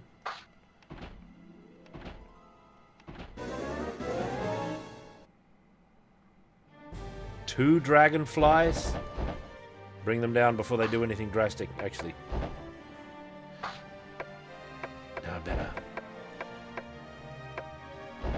Try to hold them. Ooh, not held. Oh, God. Oh, good, we killed him. A chest, you say? Teleporter, disarm. Armor found. Clacko. This is a big treasure expedition. Werebears. Oh. Good thing they were friendly. I think we just went in a loop. We did go in a loop.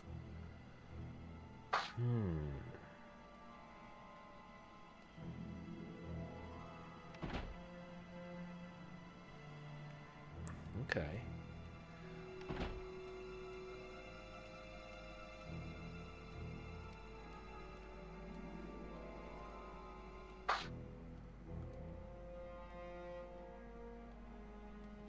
Yeah. I've come to interpret friendly as just meaning non-hostile. So they don't mean us any harm exactly. They're just going about their business. Here's something. Huge spiders. These have got poison written all over them. I don't think we want magic, though. We should be able to kill them. Yes, look at that. They're dying swiftly.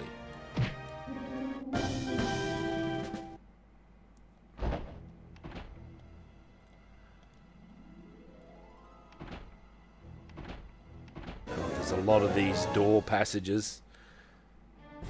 6 werebears. We're surprised to... Look at how savage they look. Oh, we haven't even killed one of them. Hold the bears. One down. Oh, they're starting to run away. We held the remainder. Clacko charges at a werebear and hits 3 times for 40 damage. Werebear is killed. Oh, flat bears. Teleporter, disarm.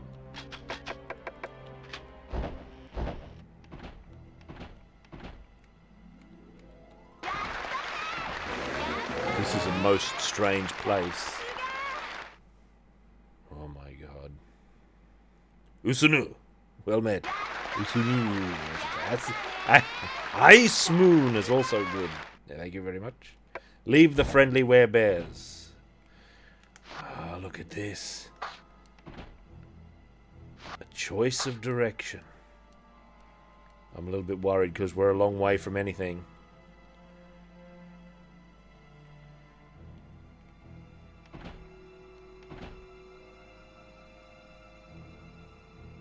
Oh no. Oh, I read the name wrong. Stairs down? No, we're not ready for any of that action.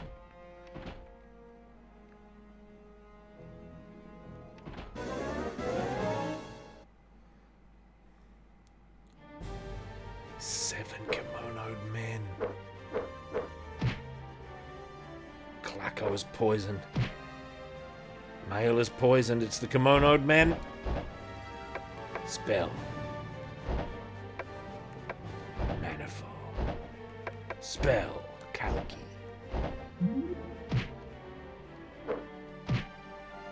Look at this. Gugengorn slays a kimonoed man. Oh, some of them are held, some are not held. Oh, we got big Kalki being cast. Sorry, this is accidental Kalki. But look at that -5 armor class of Gimgor. There are 10 floors in total.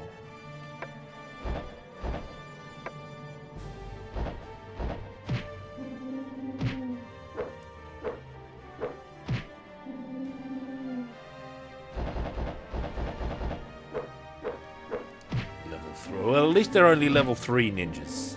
They weren't a new, more highly developed breed of ninja that we have hitherto not seen. Latomorphis.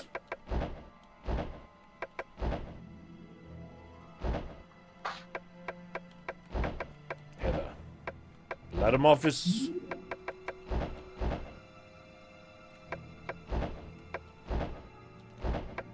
Dial.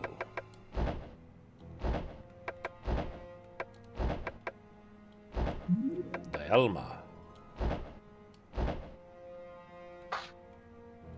So I've got a choice of two ways here. I'm going back.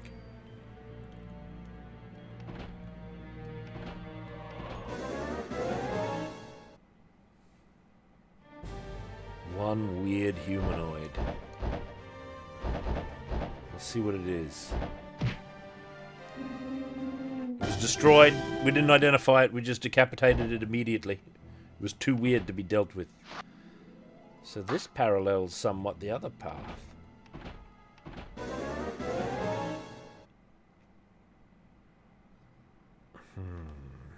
Yeah, low. The best friendly group of gas dragons. Things are getting a little dicey down here. 5 weird humanoids. No weirdos allowed round here. Ah, the rotting corpses. They were destroyed.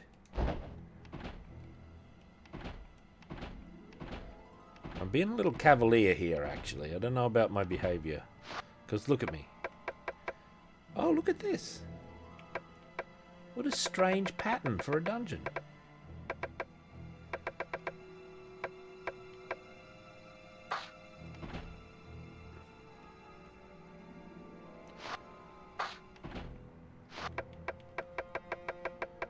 There must be more to this level.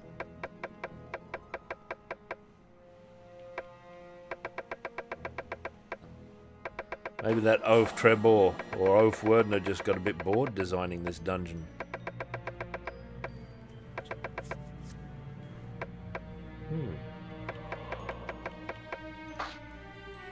It's a mystery.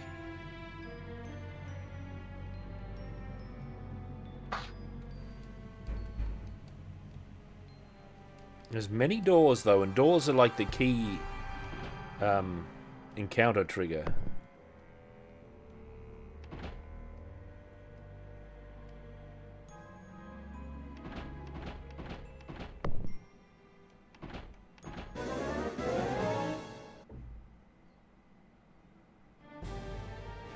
Unseen entities? These have got to be the undead. Look at these things, they're horrible. I'm going to dispel them and see what happens. Gilly dispels one of them, okay. Oh, we killed one. They're not too threatening. There's some sort of spirit.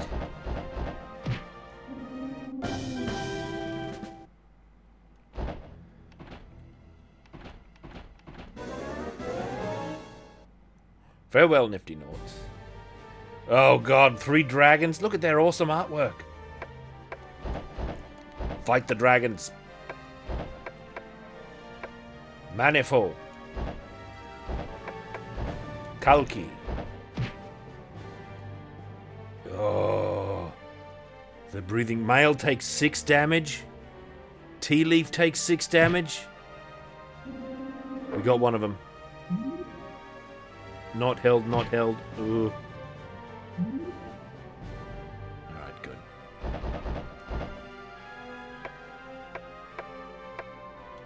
Manifold dragon.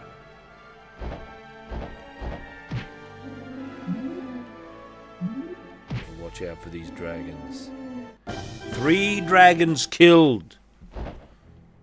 That's a pretty good turn up, actually, for a party such as this.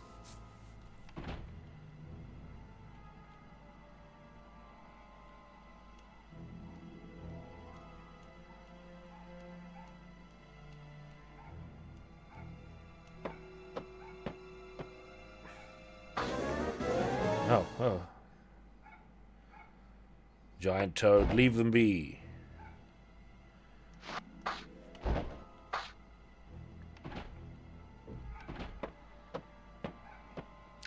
Right, so I think some of the pits in the above dungeon line up with some of these areas with the red arrows, you see? And if we go down some of the pits selectively, we can encounter some new stuff. So whereabouts?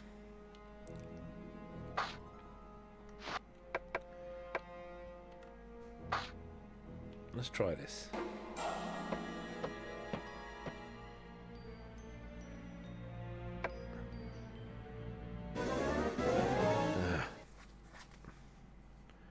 Or some friendly rotting corpses.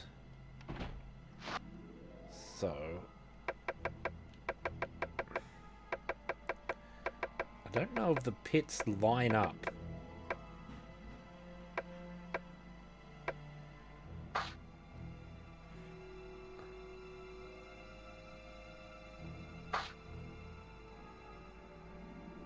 Like this pit.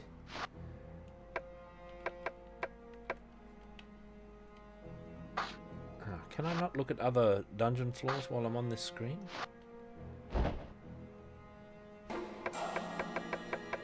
I guess not.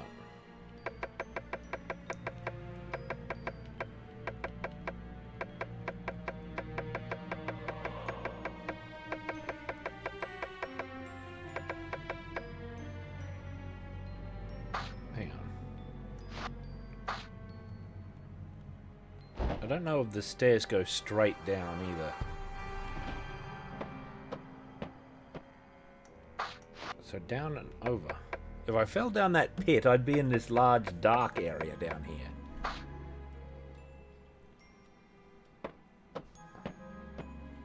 Uh-oh.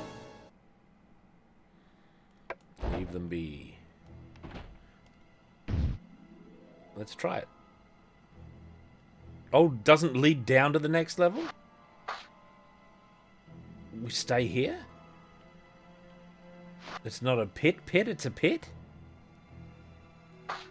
I must say, I'm really surprised. That can't be true of all of them. Some of them must be chutes. Blade laving and... It's a spike pit, I see. It's a shame you have to go into it in order to get it on the map officially.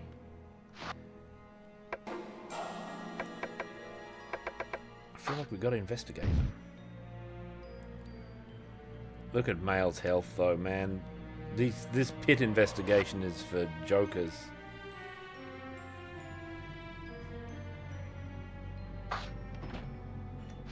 We're gonna have to use some magic on Male.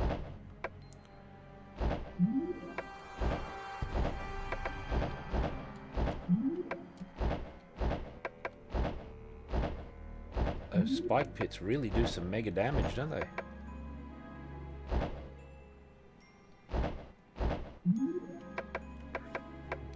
Poor tea leaf. Poor Gilly.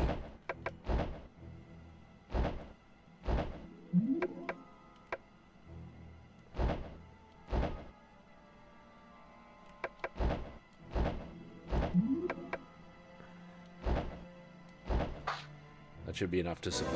Oh god, there's something here. Capybara. Alright, my other plan is to take the elevator down to 4, because we didn't find the elevator when we were on 4, did we?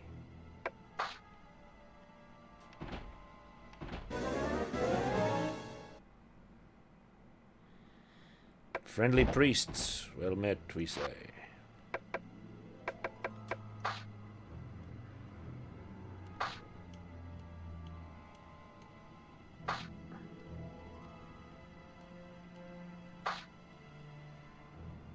Oh, should have gone for the... Oh, I will go for the elevator, actually. I thought it was somewhere else. It's just here.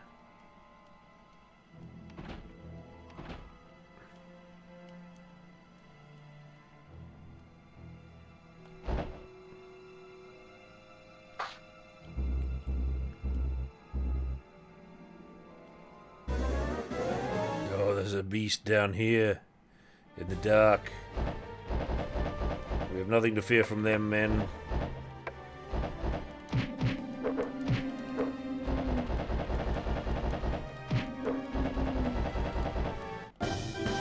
$36 experience. Scoop it up.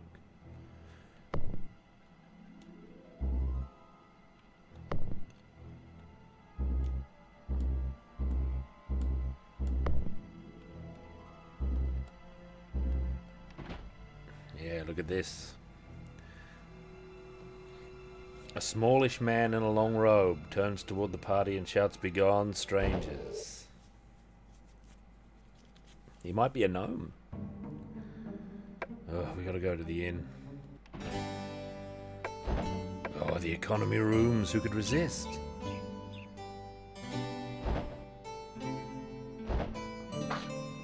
We spent 3 weeks there. Damn it, I didn't mean to do that. That's alright. Let's go to the trading post. We've got some stuff.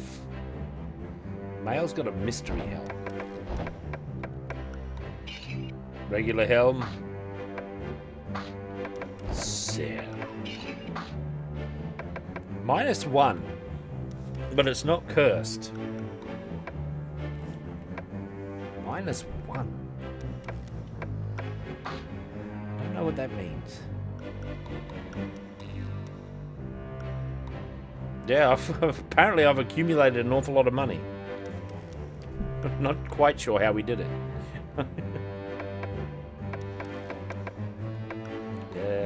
What was I doing? Oh, yes. That mystery armor. 750. Leather +1. Leather +1.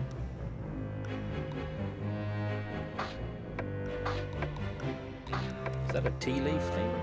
Yeah, she's got leather. She needs that leather +1. I think that's the only other unidentified thing we have.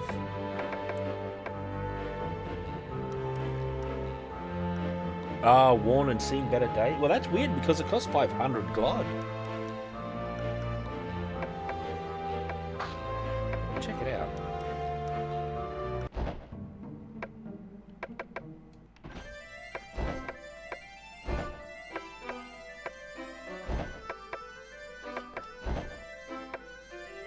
Trade with tea leaf.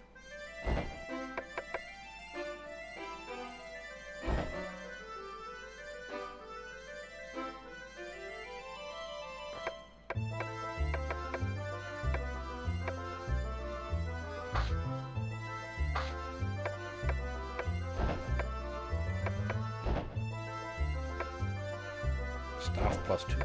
Leather +1. Small shield. There we go.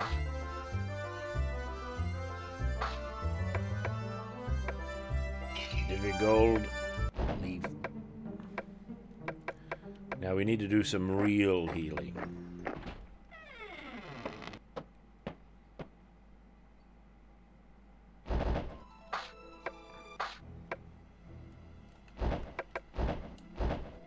Dialma. Overkill, but that's alright.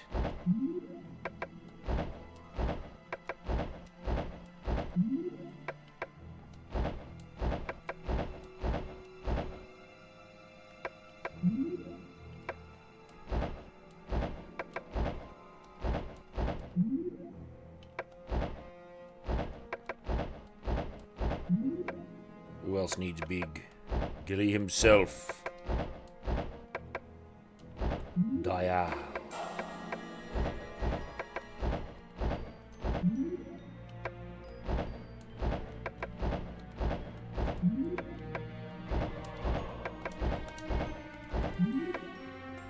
Oh, tea leaves on maximum. What am I doing?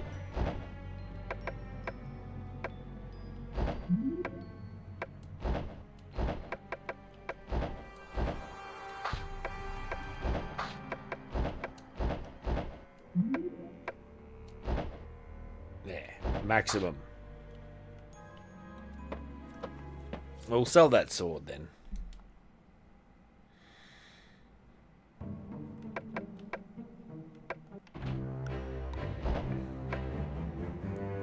Do we have anything else superfluous? This short sword we can sell. The old leather armor, get rid.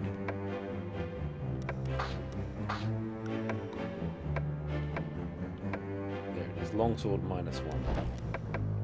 It's worth 500. Must be jeweled. A noble sword. Leave.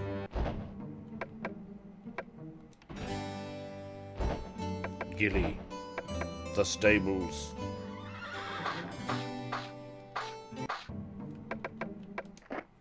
Alright, let's let's get back into the maze. And I'm going to go to level 4 by the elevator and see where it takes me.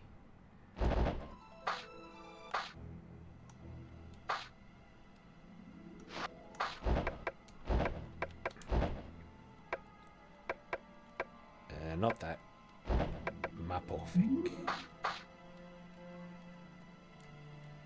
Yeah, and Boltak's hoarding it in his big treasure chamber where he keeps his huge fortune.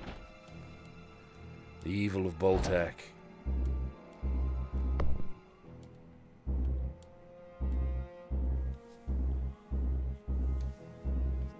The elevator is in the dark zone.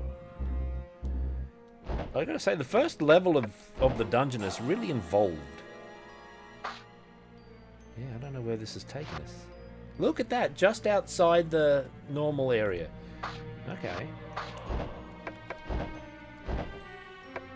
Lomilwa.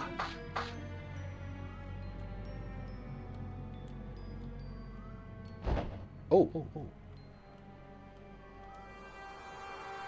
Private express service elevator. Authorized users only. So, in the OVA, Hawkwind uses like a blue ribbon in the elevator to get it to work. That must be the express elevator. So I expect. Friendly group of priestess. That's the best encounter we've had so far. Oops, what's this one say? Testing ground and control center. Authorized personnel only. Do not enter. Suddenly a loud alarm bell can be heard. Then the bells stop and are replaced by the sounds of guardian monsters. Where are they? Oh, here they are. 2 dragonflies. Bring them down straight off. Oh, we all take 5 damage? Come on. That was rough. Monster Allocation Center.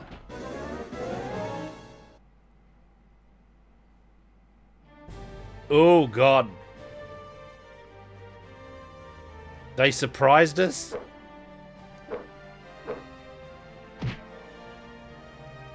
A man in kimono leaps at Gimgorn and hits 3 times for 40 damage.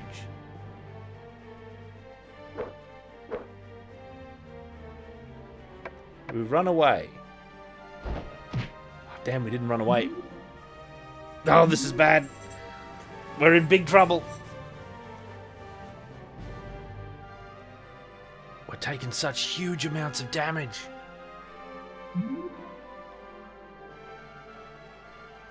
Gimgorn took 23 damage. Male took 24. I don't think we can take this. Gilly has been killed. Tea Leaf is killed. Oh my god. Kalako is slain. Oh, this is the worst thing that could ever happen to any man. The man in the kimono is in command of this. Alright, Gimgorn. Can we run away? No, we can't even run away. We're finished. Oh, the entire party has been destroyed.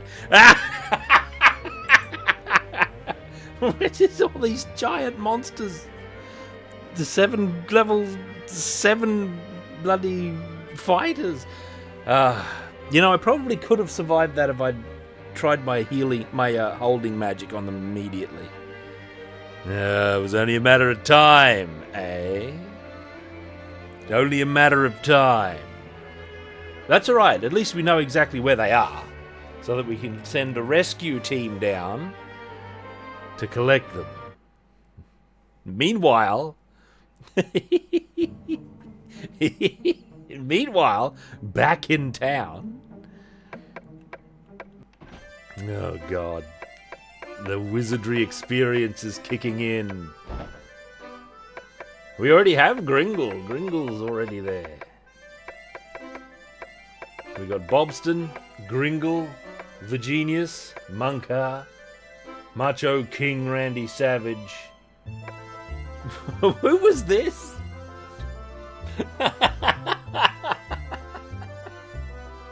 Who was this Yahoo? The Million Gold Man, that's it. These wrestlers. There's Myrmidon. Star Moon.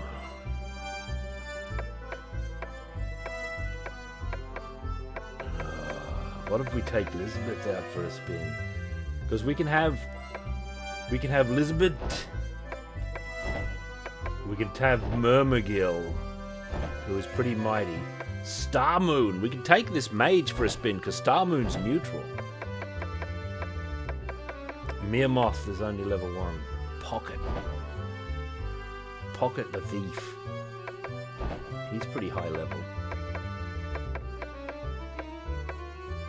The Macho King Randy Savage can join.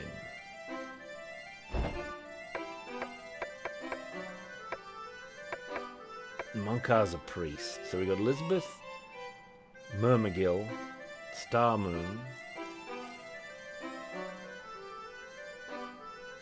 The Million Gold Man. What if we take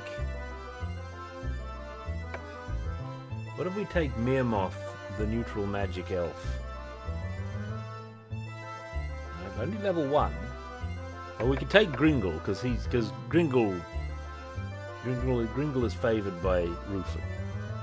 Or we could start level up Bobston a little bit extra. 2 mages, eh? We could try this.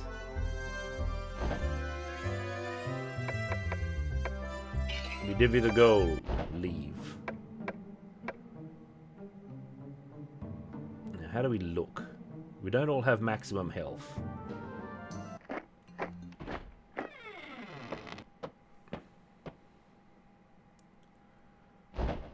We look a little bit rough. Alright. We need Myrmidon up front. Then the Macho King Randy Savage, then Elizabeth. Then Pocket, Star Moon and Gringle.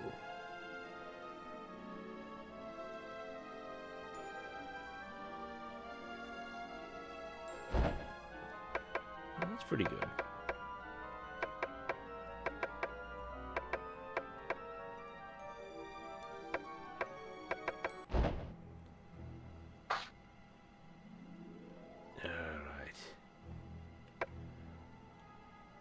Now we have to get this team into a position where they can rescue the last team and see if any of them can survive resurrection. What are these humanoids gonna do? Oh, well, they're attacking.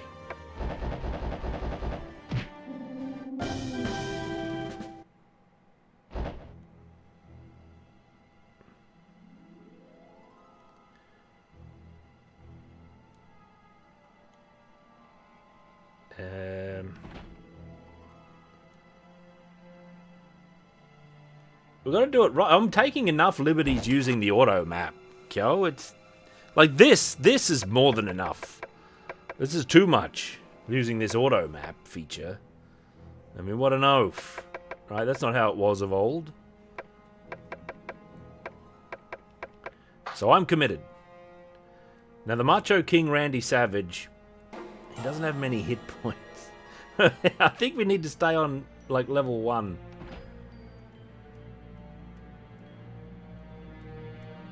Poke around here for a bit.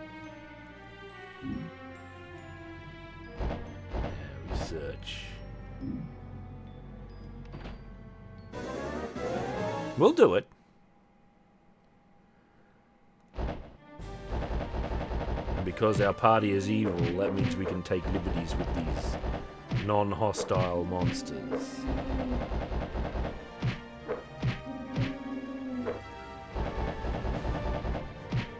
War Rocket Ajax. This might be an Ajaxian team, alright. Oh, we didn't do any healing. Elizabeth.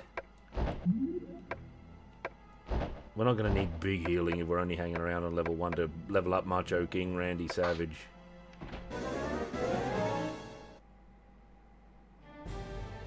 Two scruffy men, no match. The Macho King was involved in that fight. Inspect. Pocket.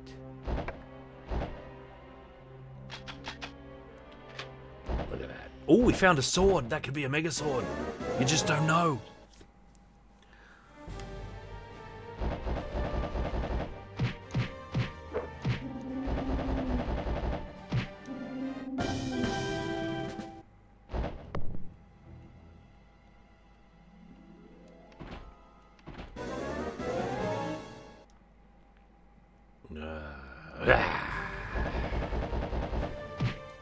Elizabeth demands revenge against these kobolds.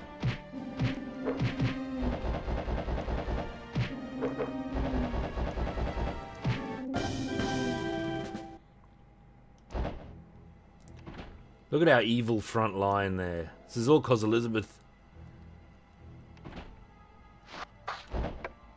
Elizabeth.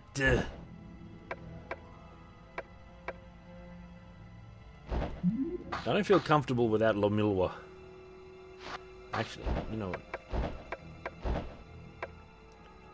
Could get my Porfit going on as well for good measure. We've got to get our party back. It means we've got to train Macho King Randy Savage.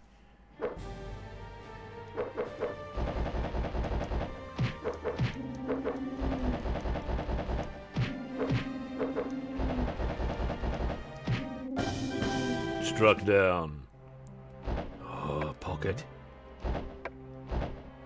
So often is it the poison needle.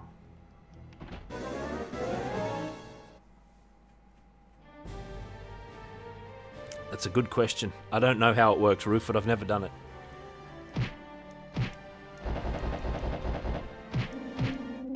There is a...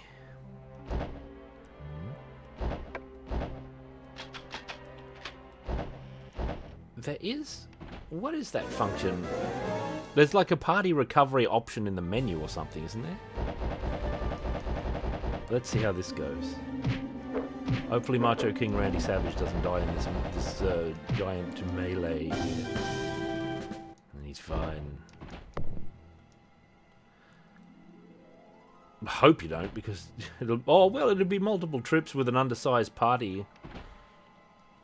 That'd be a big pain. Where am I? Oh, I'm here.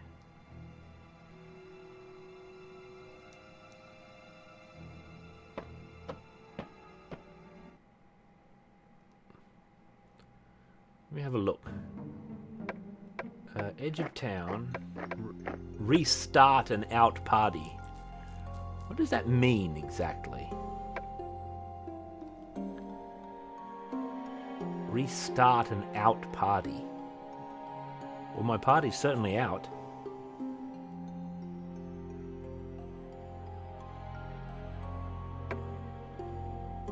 I'm not sure.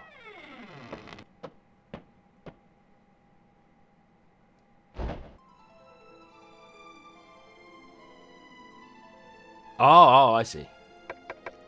It's not some party recovery tool after all.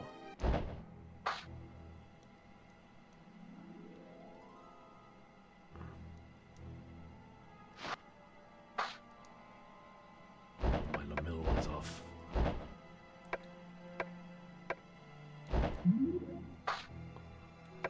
What can Star Moon do? Oh, Duma pick, right.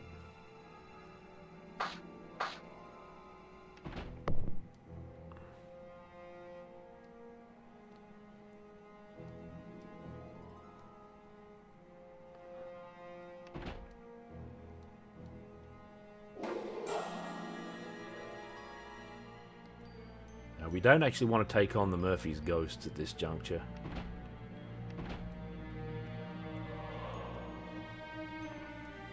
Oh damn, I'm going to lose my light spell because you have to go through the darkness here.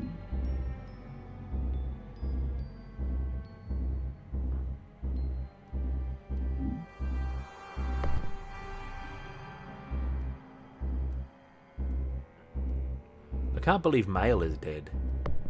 I can't believe Clacko is dead.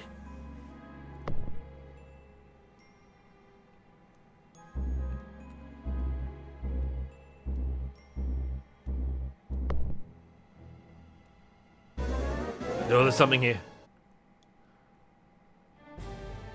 It's a bunch of humanoids. Watch out, Macho Man. I mean, Macho King.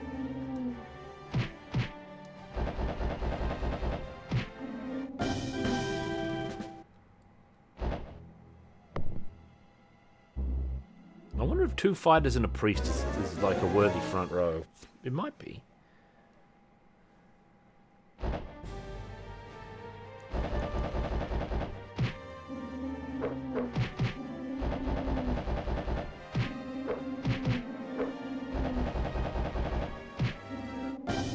Yeah, 9 hit points at level 2 is actually pretty likely. Yeah, Tea Leaf is dead again. Poor Tea Leaf.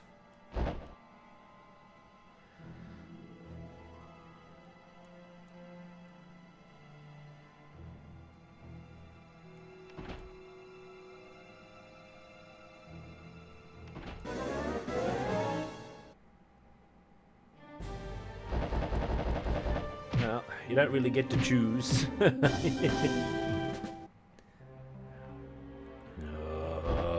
No, Star Moon. Star Moon's wrong about this. Don't listen to Star Moon. Pocket. Pocket says it's a cross. Gormless Star Moon believed it was a trapless chest. Crossbow bolt, said Pocket.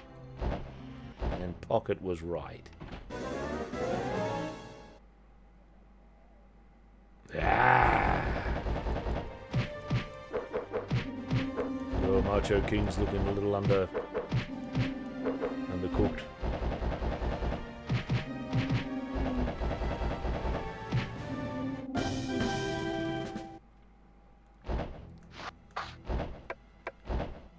There's a bit, the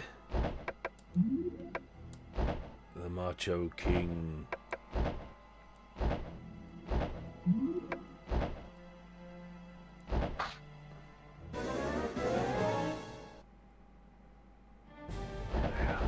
It's a candle.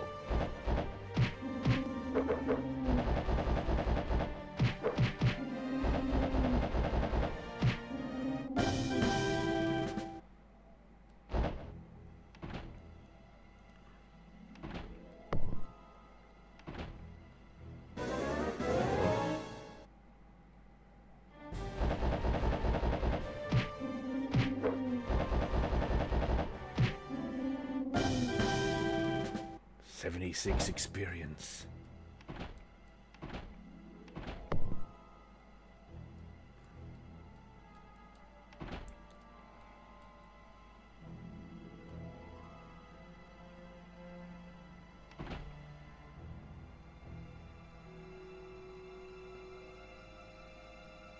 You think Macho King Randy Savage has leveled up from this exciting adventure? We've got half of a pretty solid team, actually. Like, Pocket is reasonably high level. Elizabeth obviously is up there. Murmagil is up there because he only recently turned evil. Anyway. Macho King gained 3 hit points. Lost IQ, though. What an oaf.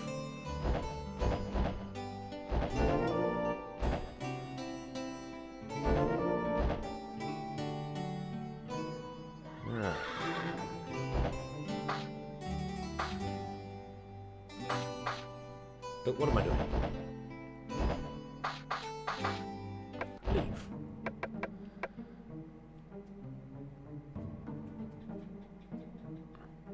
Yeah, Murmagil's only alive because he turned evil. See, none of these characters even know what happened to the party. All we know is that they didn't come back. Elizabeth might want big revenge against some of them too. So might Murmagil. Murmagil might covet that +1 plate mail.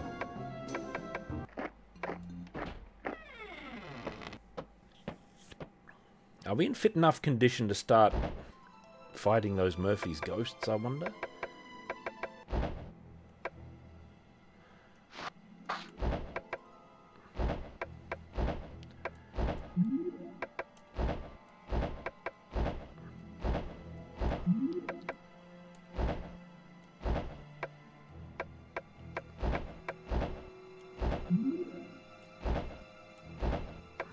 No, I've only got 1 priest.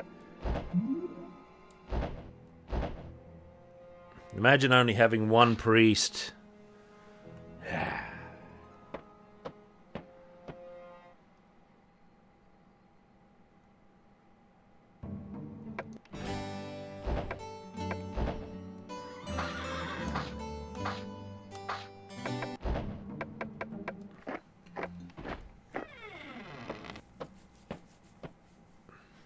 Got to rescue the party. And they started as the rescue party as well.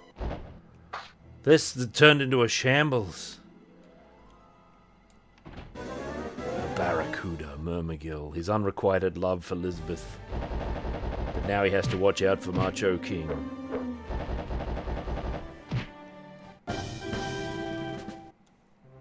Inspect.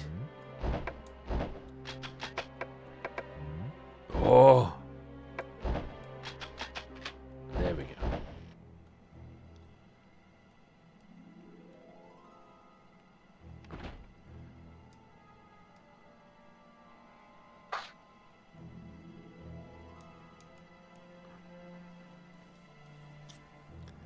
Where are all the beasts?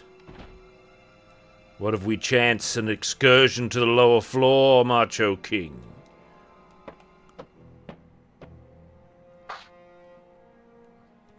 The friendly parties are rescue parties for slain monsters. Ah, it's true, it's true.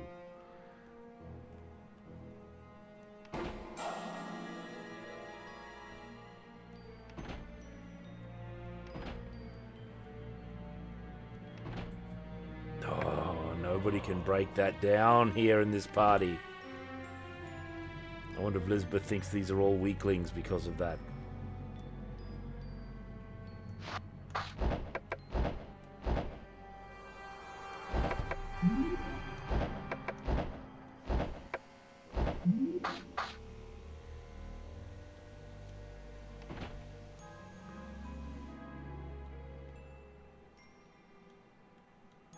The Macho King Randy Savage.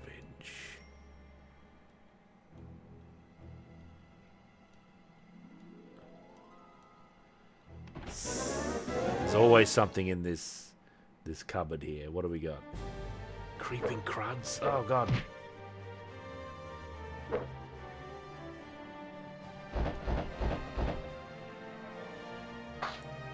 Maybe Elizabeth should be doing a spell on these to stop them from poisoning us or paralyzing us or whatever they do.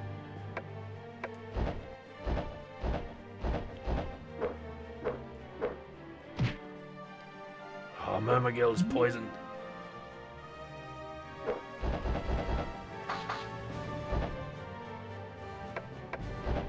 Elizabeth fights.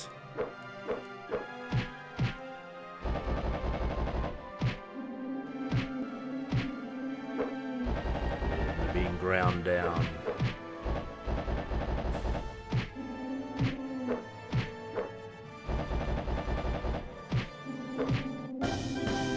Good. Dealt with. Here, pocket. It was not trapped? Oh, there was a staff in there. How interesting. Let him office. Give him some dialma as well.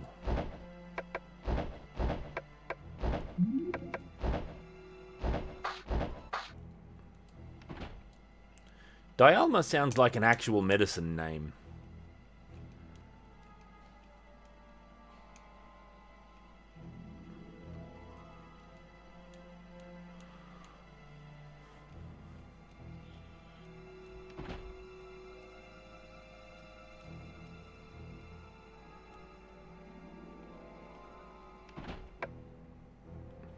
What did that say? You feel compelled to leave immediately. The bronze smoke, because we don't have the bronze key. Oh, damn, where did that come from? The bronze key. Damn, that might be on the first level. Or it might be beyond this. Now, this party will make it. They're dauntless, I tell you. Gas clouds, we'll leave them. Here we are. I don't know if that's the bronze key.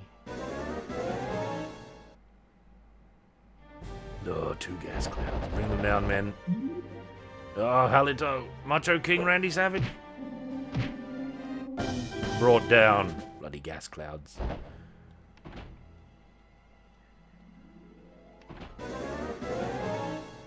Better not be any ninjas in this encounter. Zombies, eh?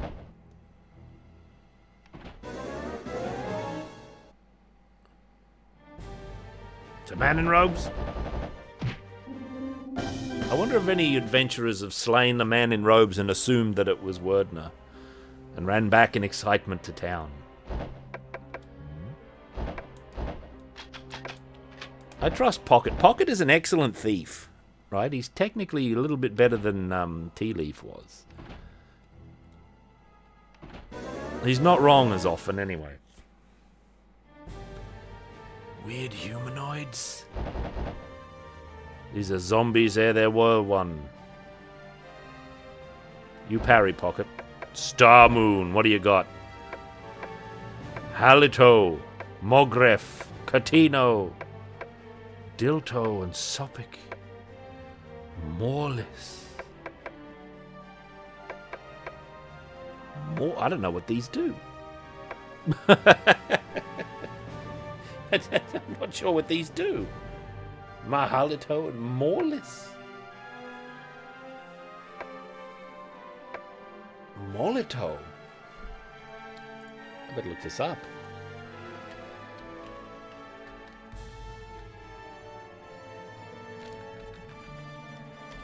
Morlis. I'll just do a quick search. Because we haven't been using mages, so I'd have no concept anymore.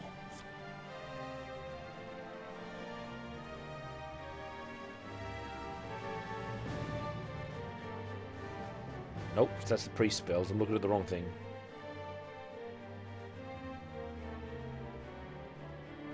Morlis.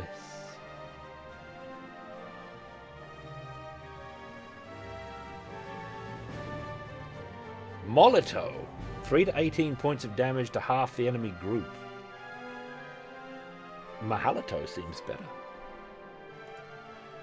Let's use Mahalito. It's also an enemy group spell. Parry. Oh, this is Gringle, actually. Second thought. Spell. Dilto. Soft. Use Halito. Murmagil slays one of these ghouls. Macho King Randy Savage strikes. Murmagil. Murmagil is paralyzed. Star Moon casts Mahalito. Oh, it slays them all.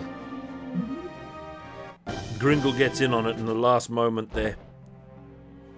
Pocket, you better inspect. Crossbow bolt, disarm.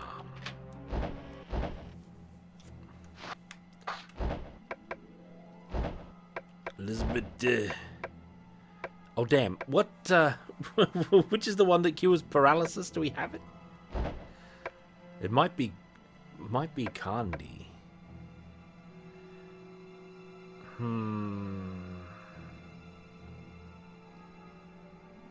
Dungeon something. There's character no camp. Farewell, Rufus.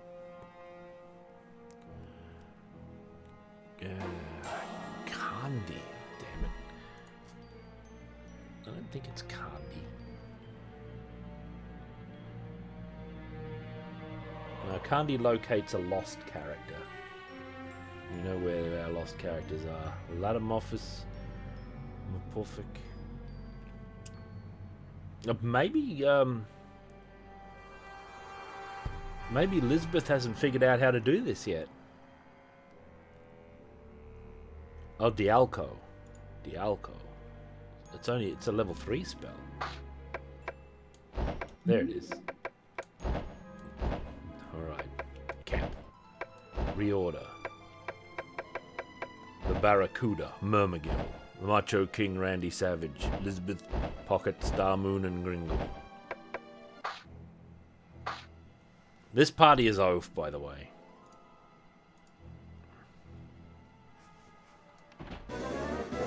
Something in this chamber. Creeping coins. Those would be a bit of a risk for Macho King Randy Savage, wouldn't they? Not to mention Star Moon. And Gringle.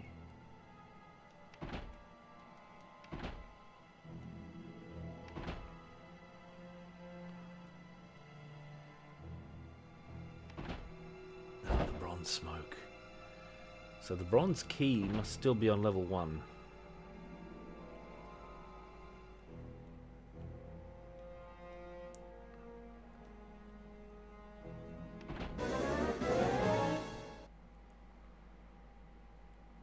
Creeping crud. A bit of a risk. I'm going back up to level 1, I think, to collect those keys.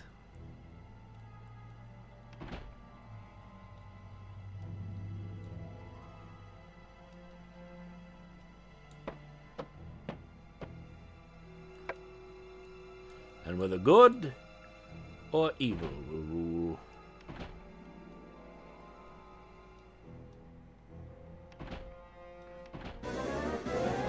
This is not the way. Oh, 5 orcs. Bring them down, lads. Oh, there's a halito coming out. Not necessary.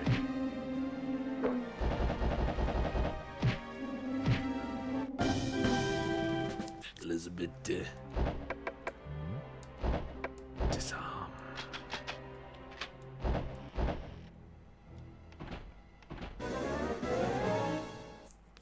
Farewell, Rufus. The bubbly slimes. Oh, Elizabeth's parrying. Why's she parrying? There we go.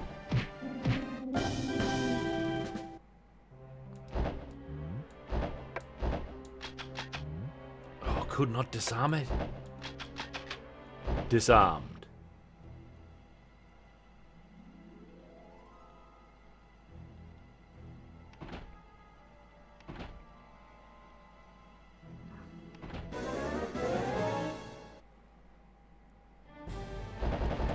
This is 5 orcs. Dealt with. More poison needle. Could not disarm it. Disarmed, no problem. Whew. Boy, it's a shame about what happened to the party there. Imagine all dying in... Oh, 5 scruffy men!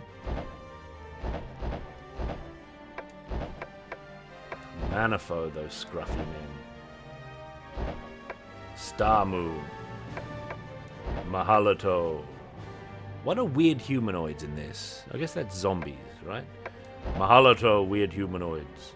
Gringle, magic. Halito, scruffy men. I think you're confused. Grungy is ready. Slay everything twice. Slay everything twice. That's how it is. Look at those weird humanoids all being absolutely destroyed by Star Moon.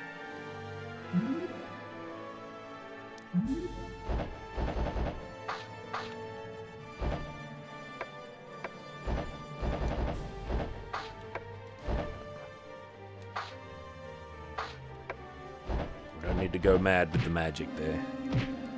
Damn, Mage is very powerful. Maybe we need to incorporate Star Moon into whatever the ultimate party turns into.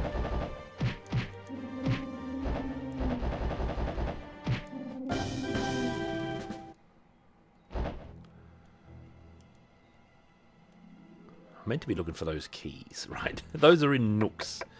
So that kind of place up there.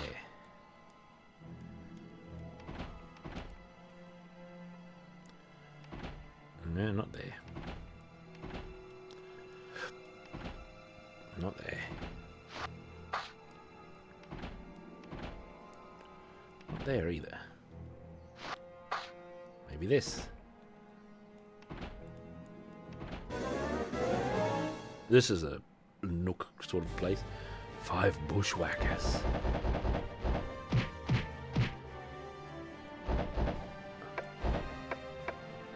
Manifold.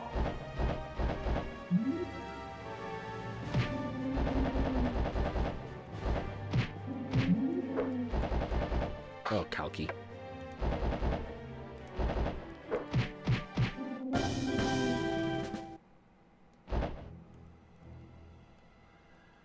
$310 experience. Oh, something lives within.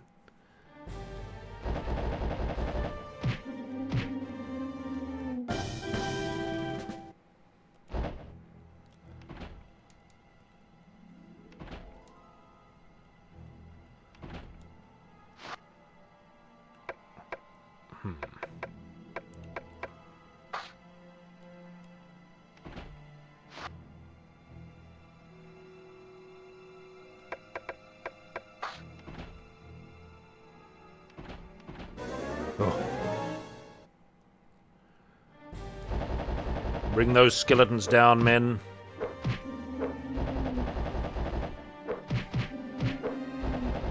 We're going to have an audit of Macho King Randy Savage's equipment.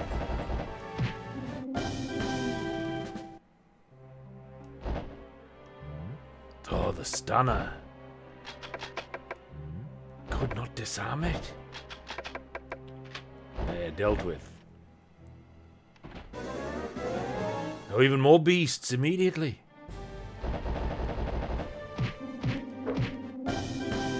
Slime's no match. Our party is rampaging. Now, that's a place. I think I got that key, though, up here, the bronze one.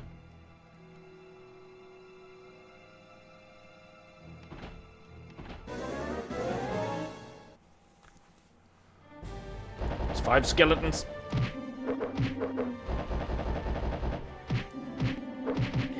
Kobolds. Macho King Randy Savage took a blow there.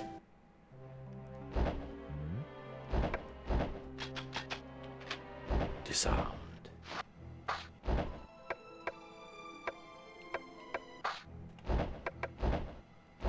You have to protect the Macho King, Elizabeth.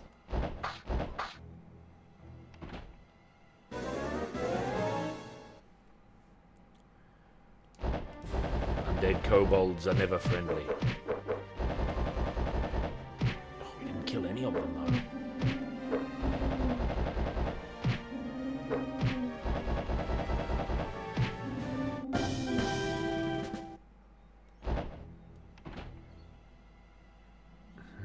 Ghosts and demons. Yeah, this, we don't need to search here. We have the key for this.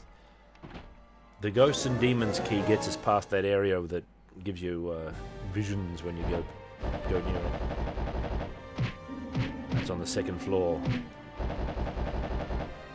Oh, they ran away pretty quick, those monsters. Right.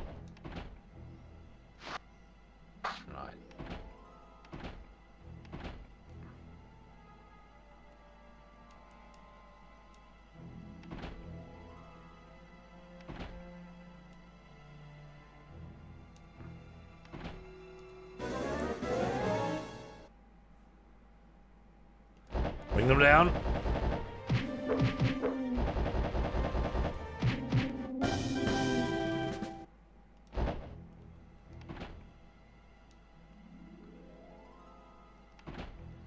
We need experience for the Macho Man, or King.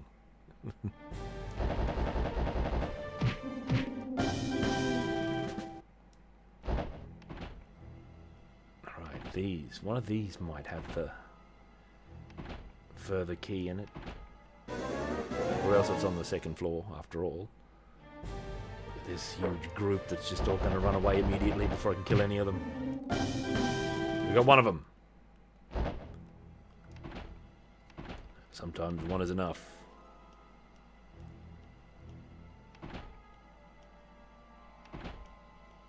Wait a minute. Where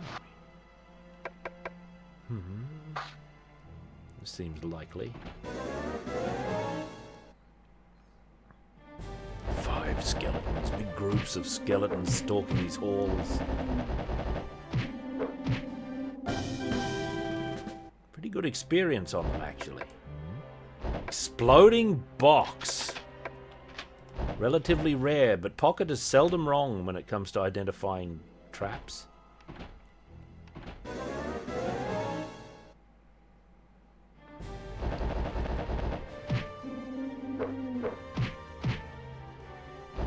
These kobolds.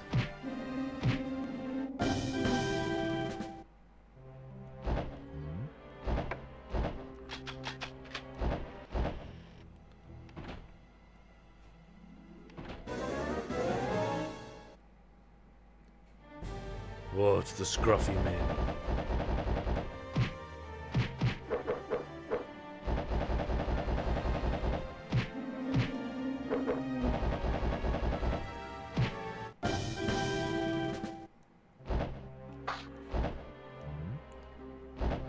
Right, poison needle. That's routine.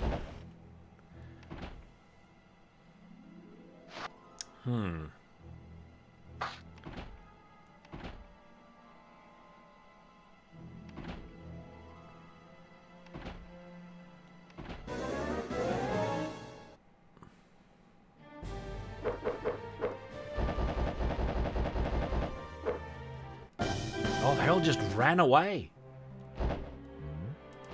Disarm. Could not disarm it?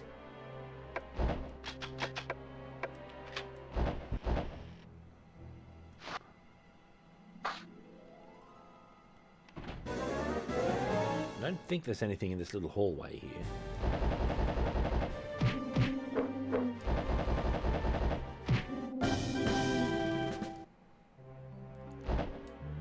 Oh, another poison needle. That's no problem. Oh.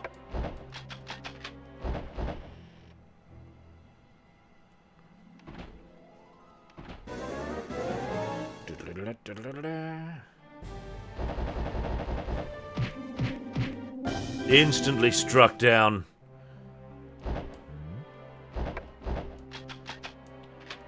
Look at how reliable Pocket is. I realise these are like lower level traps. But even against them I was pretty nervous when Tea Leaf was around. Her body is currently resting on the floor somewhere. Inspect. Oh, what is this poison needle? There we go.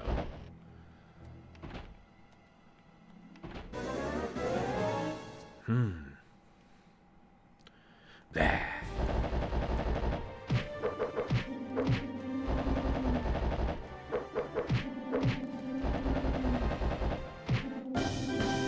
Dealt with. The stunner, eh? Disarmed. Thief is extremely satisfying, man.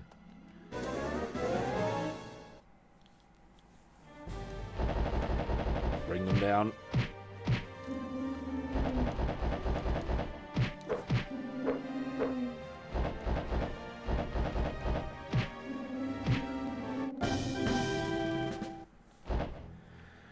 I think we'll dwell on level 2 henceforth. I think level 1's finished. 4 undead kobolds.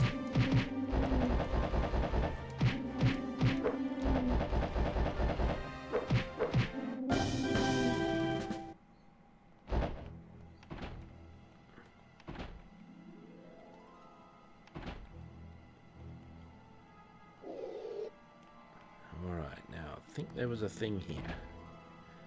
The onyx pedestal.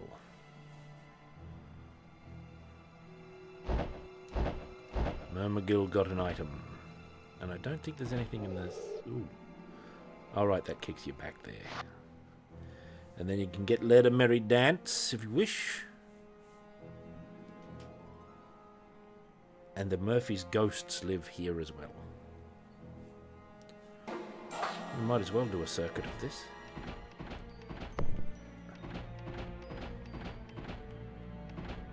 You can't go back. See? These doors vanish. Now we're back. Yeah. Stone cold planned ahead.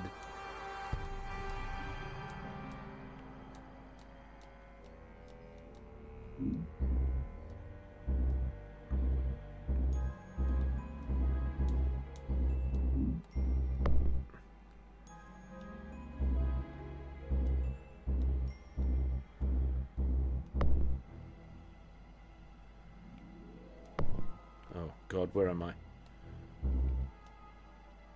The elevator? So this is the little, like, very limited little area that you can get to in level 2 with the elevator. There's a man in robes. Bring him down.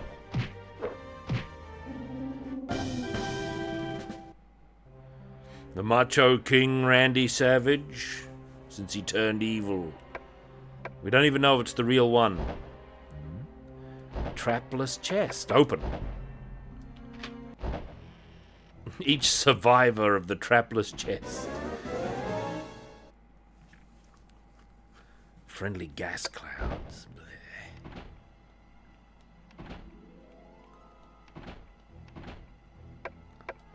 Let's go back to town.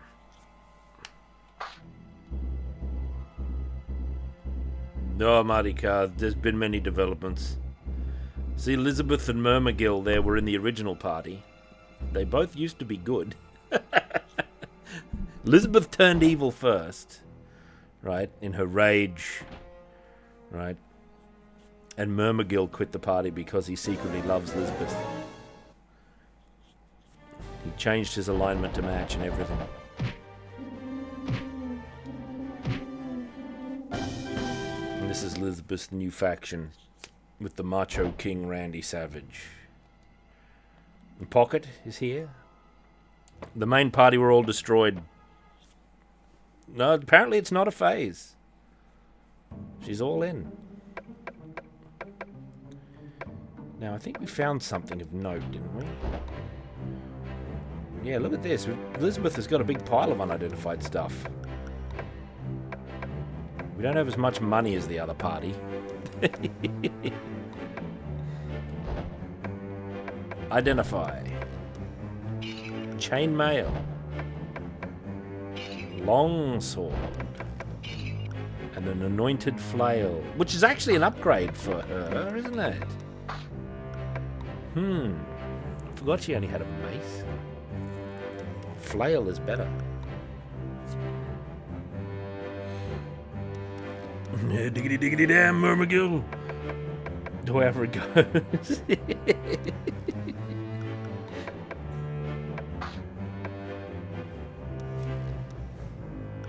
Longsword, broken item. Everything else seems all above board. Oh no, wait, we've got potion of deals. Statue of Bear. Key of Silver. Key of Bronze. Oh, we've got a Key of Bronze. When did we pick that up? Must have been in that other place.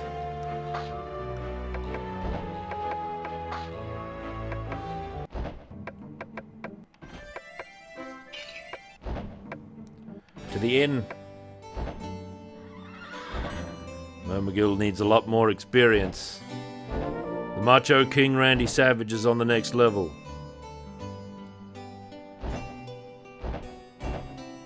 Pocket's nearly leveled up.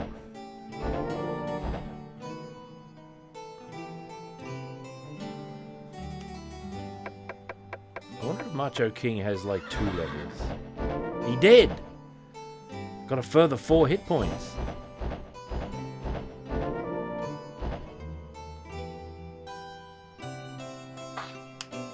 Leave.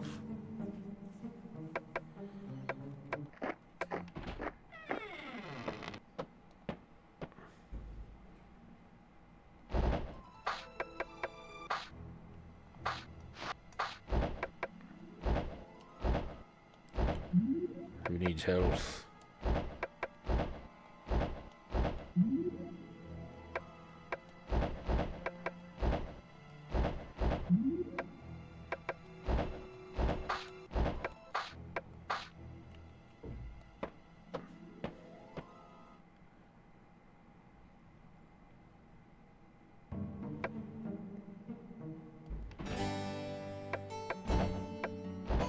Elizabeth will rest.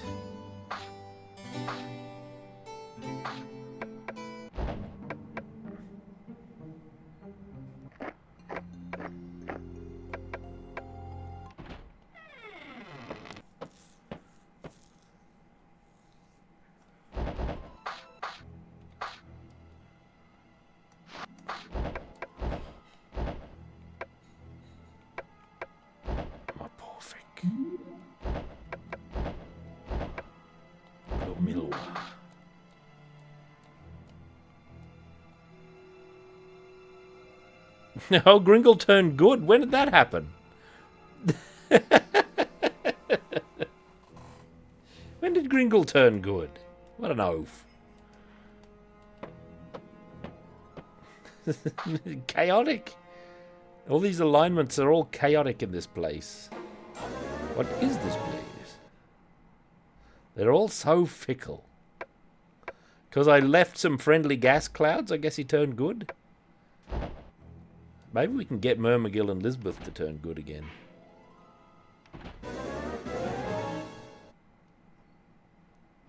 Yeah, 6 zombies, bring them down, men.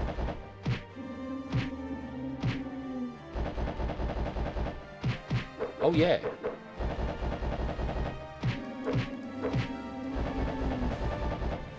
I need to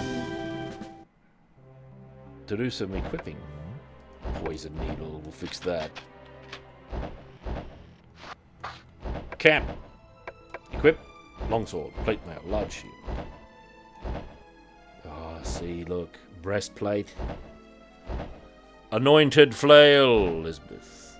Breastplate +1 better than chainmail. I think everyone else has got straightforward equipment. There we go. Alright, now we're good. The man in robes. It could be Werdner. I think he was killed by Randy Savage there.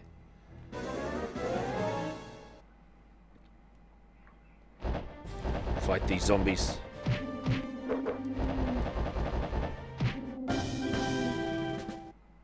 He'll turn evil again if I attack friendly groups.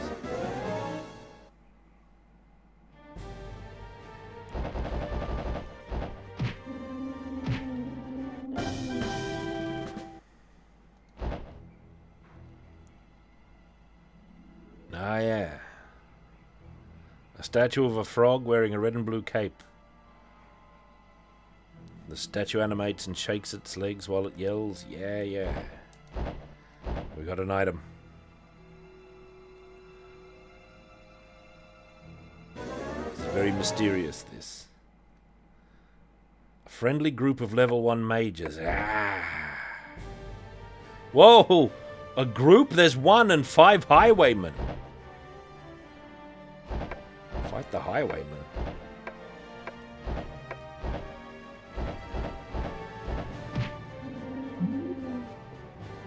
Oh, he tried to put us to sleep.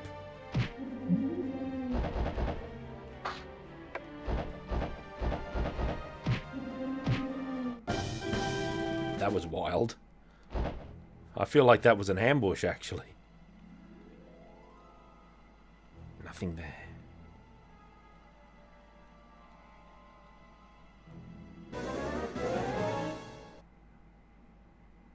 Creeping crowd, I leave them.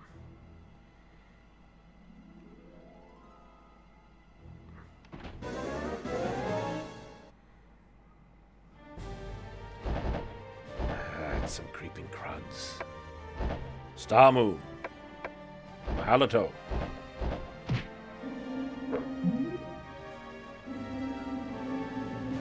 Oh, they did good work there.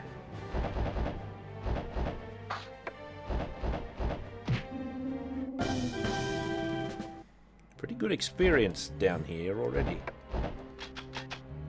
Could not disarm it. Clothing. Have I ever found clothing before?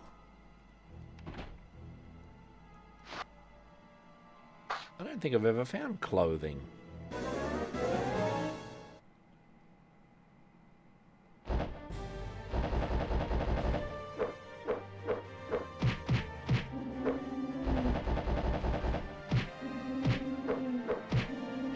These cruds, what do they know of matters? 458 experience.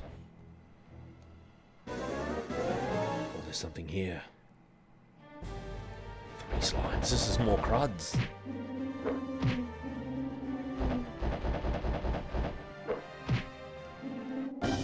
McGill is a dangerous warrior.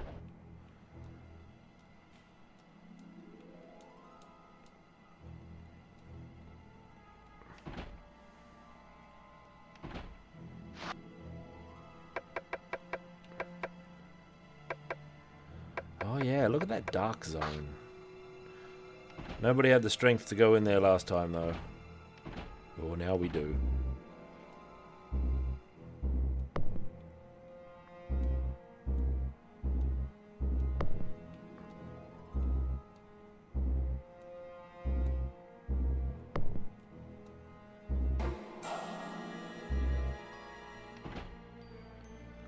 Statue of the monster with a body of a chicken and the head of a cat. Made of bronze. We don't know exactly what that is.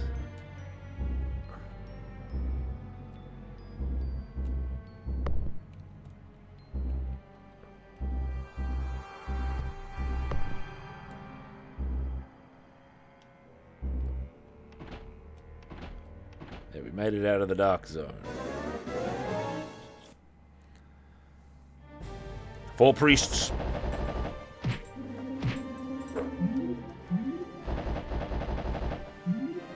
Oh, they're casting Badios like mad. Oh, Gringle's in big danger. Look at Gringle. Well, what an oaf. Bloody Gringle.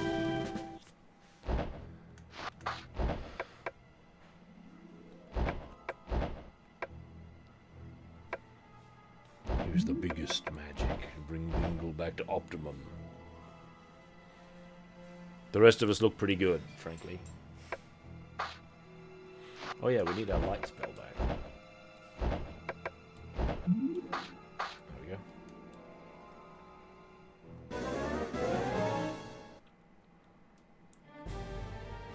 go. Ooh, a man in robes and 6 men in chain.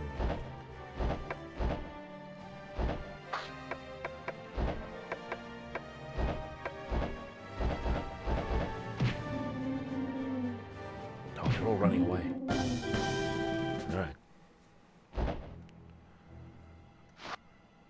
I don't think there was anywhere we needed to actually go down here, was there?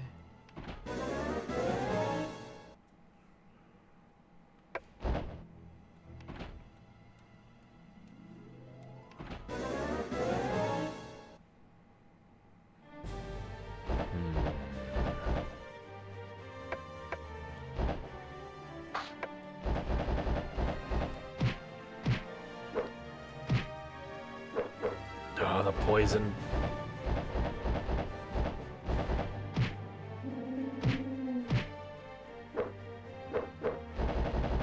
Elizabeth misses a lot in battle, I notice.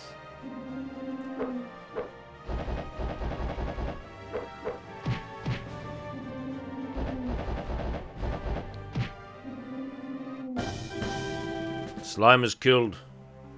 The Macho King remains poisoned, however.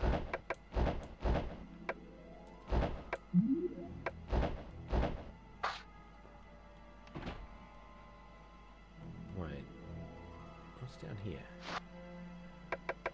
Oh, that connects back to this.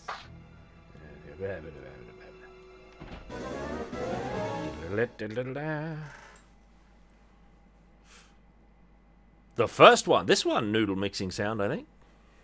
I'm not Grandmaster of the Wizardry game, so I can't say with big certainty. Ah, get those crumbs. I think they're all turn-based, though. Oh, we took another poison. This time Elizabeth. Oh, pocket. Disarm the crossbow bolt. Amateur work, these traps.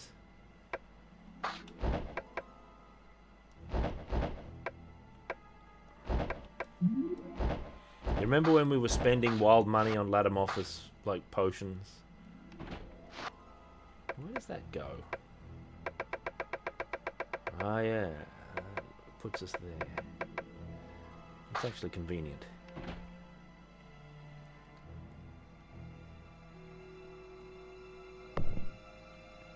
Were they pseudo? Oh, yeah. Like, there's the encounter, you can see monsters moving around and stuff, but the battles are still turn-based in the, like Wizardry 8 and things like that.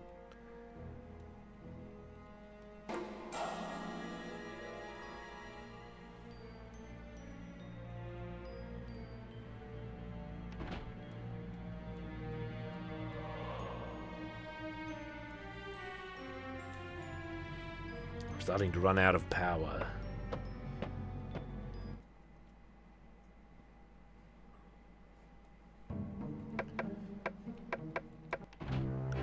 Who's got all those? We've still got Pocket. It still has a big pile of potions of Latomorphus. Actually, here's the clothing. It's just robes. Yeah.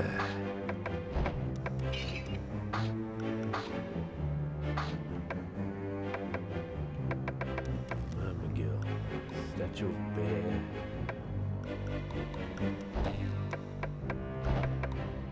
Statue of Frog. Key of Gold. That's all we got.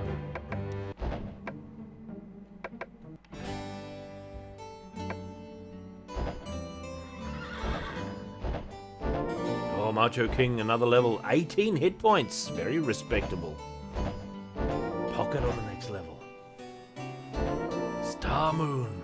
Learn new spells. That's pretty good.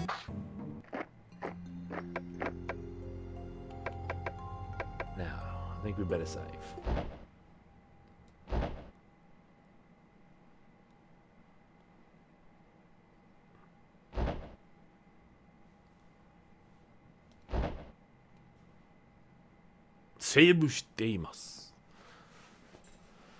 Saved. Continue? Nay.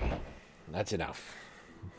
That's enough. The journeys of Elizabeth and Myrmidon will have to continue next time I play this. We've had a truncated game of this today, actually. On account of the fact that we looked at the art book. Excuse me. Now, let me just go Krakow like that. And Krakow like that. Good, that's normal. Now, I think I'm going to have a cooldown round of Dragon's Crown, as has been my habit of late. Let me see if I can find it. So I always misplay, or always can't find the emulator folder. Here it is. Dragon's Crown. I'm going to have a round of it. Got to get that dwarf some of those amulets, man. It's allegedly running. Here it comes. No, we're on the hard mode. What I'm going to do is change the category. I don't know if this is a cooldown game or not. Where's the category changing thing? Here it is.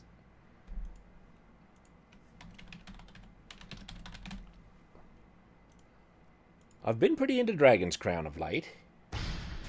Been enjoying it much. Make it bigger. There we go. Ah, the Sorceress. Did you enjoy the Sorceress, Thirstbot, overall? Start game. Gromglod. Let's leave the tavern instantly. We've got to drive our boat into the whirlpools. Gather the 9 talismans to weaken the dragon, and then defeat it to restore power to the goddess Jula. I didn't really like the Amazon that much, so I stopped playing it. And I made Gromglod instead. I'm going to go to the stables, actually. And go to Ghost Ship Cove deliberately. No, don't go online. We'll pay 1,000 gold and more at the stables. The economy of this kingdom is destroyed. No, not the Labyrinth of Chaos. Oh, the pirates, they're level 42. I guess we can try it. That's going to be rough, though. I don't know what new tricks they'll have. The inside of the cave connects to a fissure on the coastline. It seems large enough to contain another ocean. Enemies! Sailors dread passing through this area. There are myriad tales of ships disappearing here. There's one of the rival thieves.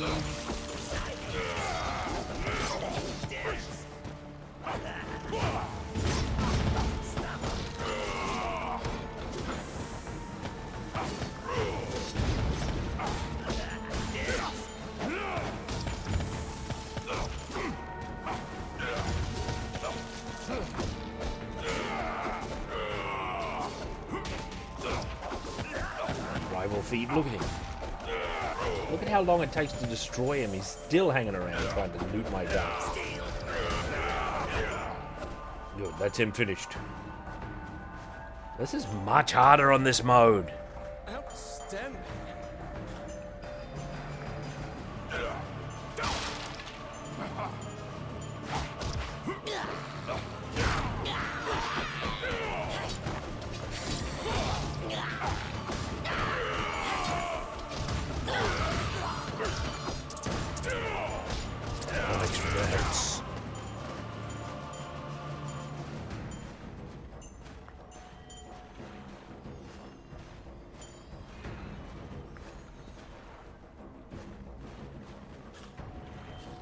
Yeah, some of them are a bit multiplayer-y, like the fighter was very multiplayer-like.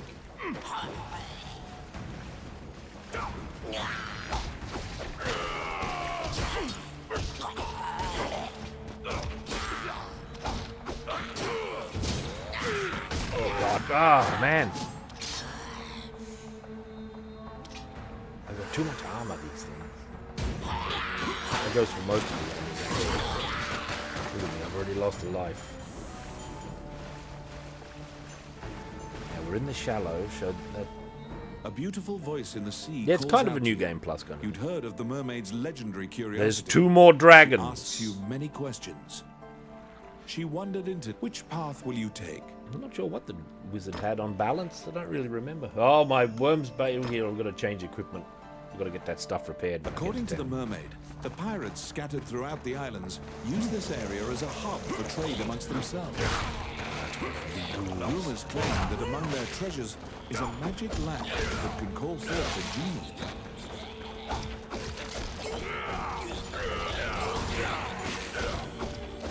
Oh.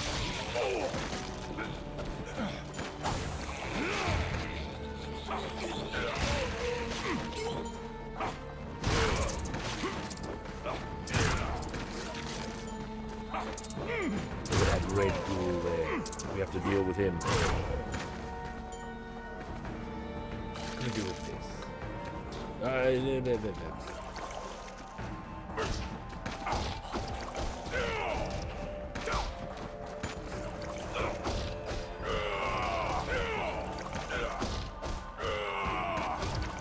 You'll not get me, ghoul. Oh, he didn't get knocked down even after all that frenzy? There we go. Good, dealt with. The enemies are so much more mega.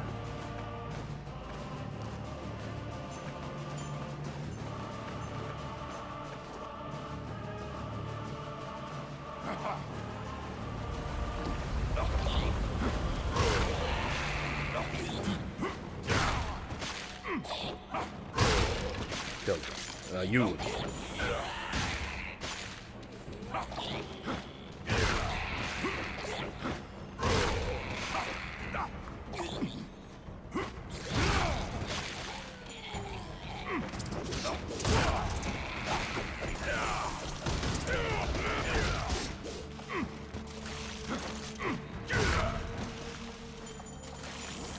Scallywtans, get out of here.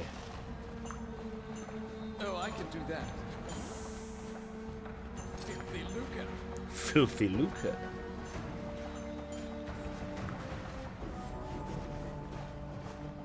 Enemies!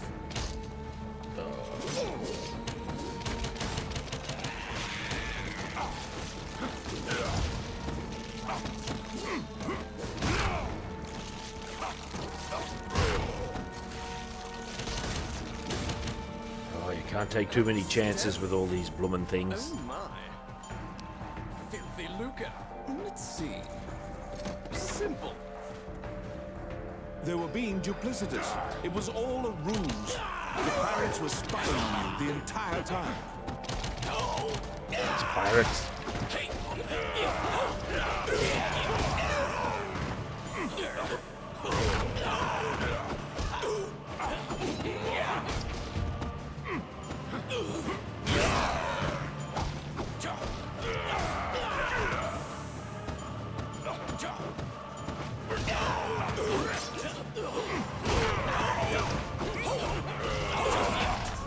Oh man. What got me in the midst of all that? I thought they were recoiling. Can't just throw. Oh god, that's a chief pirate. You can teleport around too, the devil.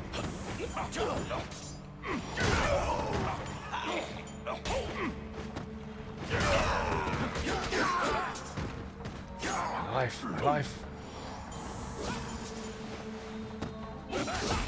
I just died to this chief pirate. That's it. You can't continue, otherwise there's no stakes. Oh, parry seems really good, man. 5 seconds. You can stay in. It can stack on itself. Parry. That's a shock. No, that was not such a success. We're way lower level than these Roman enemies, you know. That amulet is unworthy. And again, I reckon. Once more, and then I better go. I'll show you 9 talismans. Oops, that's castle. Oh, I was going to repair my stuff.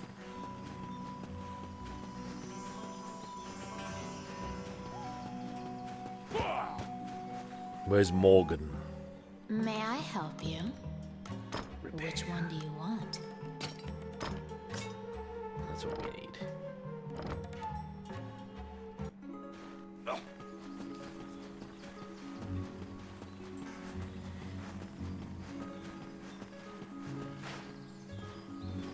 I might just be too low level for this.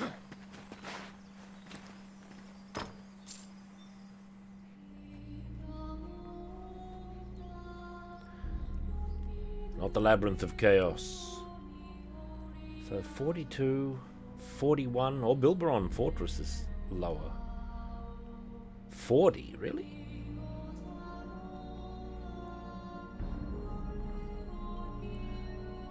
Yeah, it looks like the level range for like the first boss is around 40 for 40 to 40 something for most of these. Uh-oh. My phone is whistling. The inside of the cave connects to a fissure on the coastline. It seems large enough to contain another ocean. I better make this my last run. This area. There are myriad tales of ships disappearing here. Look at me, I've already lost health while I was looking at my telephone.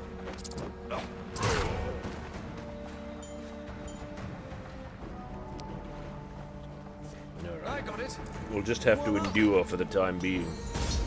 And we'll lay low every man.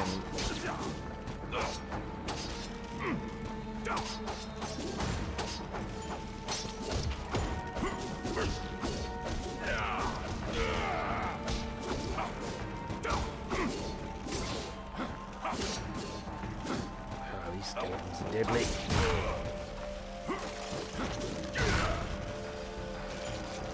The enemies you can't throw are a real problem for the dwarf.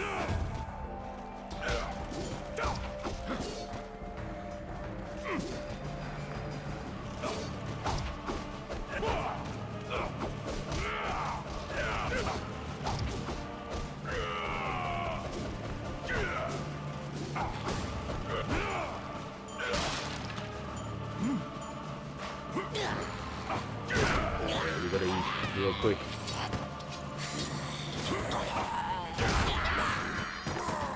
Foul lizardman.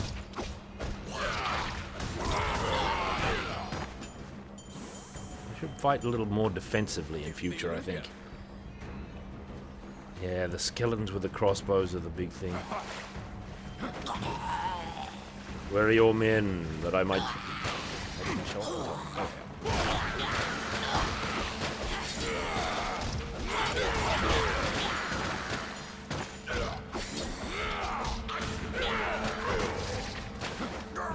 Mega lizard.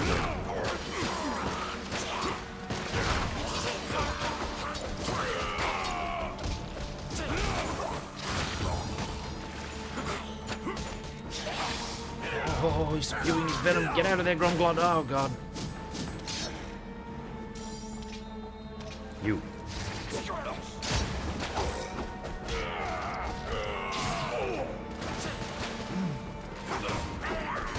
Dealt with. Oh, I can do that.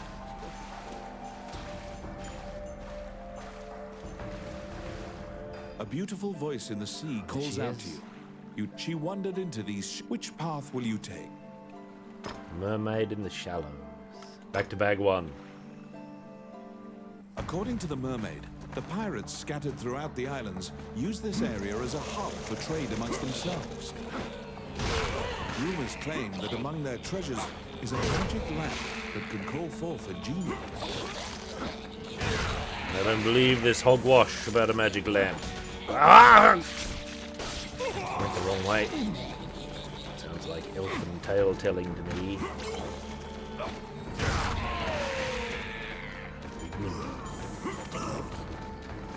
Is that red one going to get back up? He is.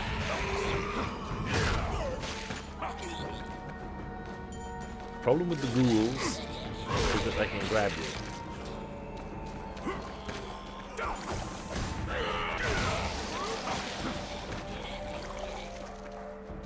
I can grab them, conversely. Oh, I'm full of bones as well.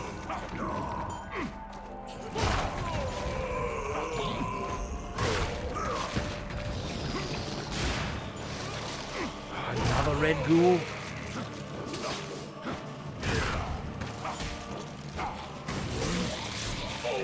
Miss input there.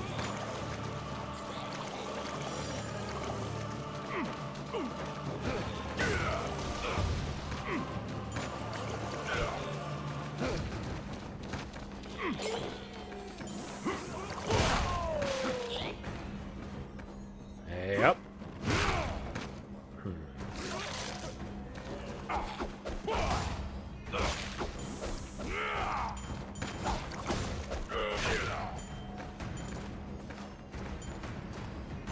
The buxom fish lady. Yeah, that's the definition of a mermaid, really. Enemies!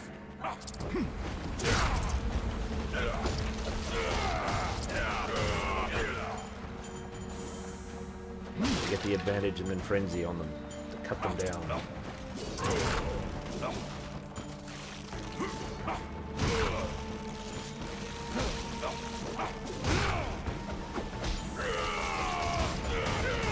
Like that.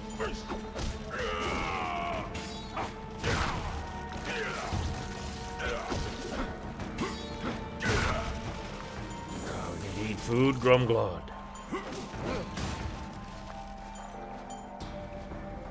Look at these skulls, a rich prize. You picked them up, Randy. That's good.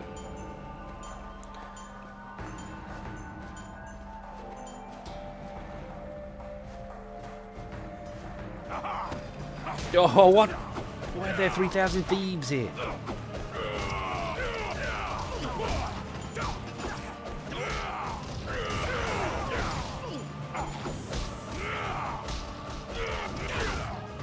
This is a rare encounter, I guess. Thieves Guild. Having an outing. Look at all the treasure they left behind. Now we'll get in there. It's my turn. Oh, yeah. I can't carry any more food. And I'm at full health. They were being duplicitous. It was all a ruse. The pirates were spying on you the entire time.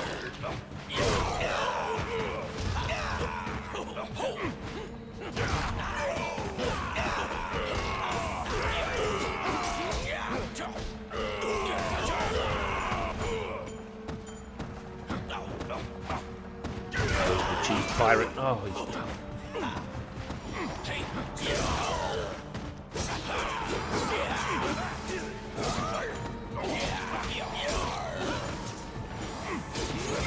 Oh. These are a problem.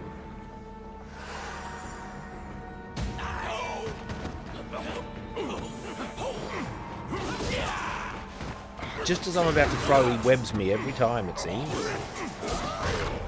Cunning adversary. Never seen this enemy before. This chief pirate. Damn it, healing just takes too long. Drinking the potion. All right.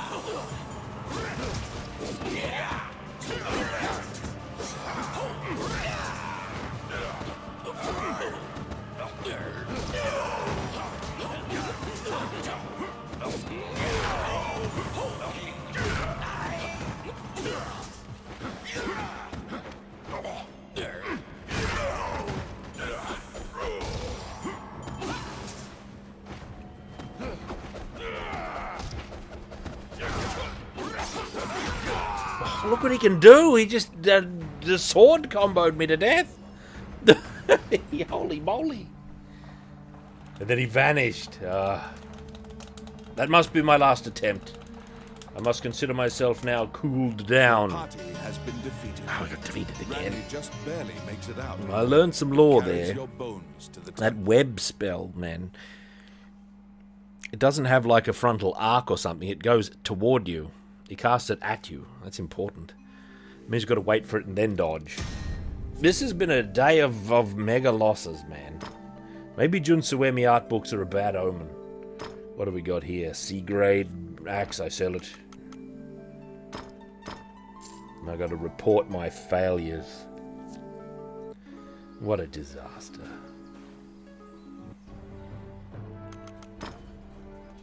Report adventures. We didn't even level up, Gromglod. Oh, yes, we did. We just leveled up. What am I talking about? The return to title, as is the noblest way. Alright, gang. I guess that's enough. Kapow! Well, what an exciting day. Thank you for visiting. I hope you had a good time. That was a great art book we looked at this day, I feel. It was top-notch stuff. I'm going to have a closer look at a lot of that black and white art, because I think it might secretly be the secret star of that book. And then we had tragedy in the dungeon, which is normal. Now we've got to go and collect our former teammates. Oh, what a fiasco. And I shall see you all in the future.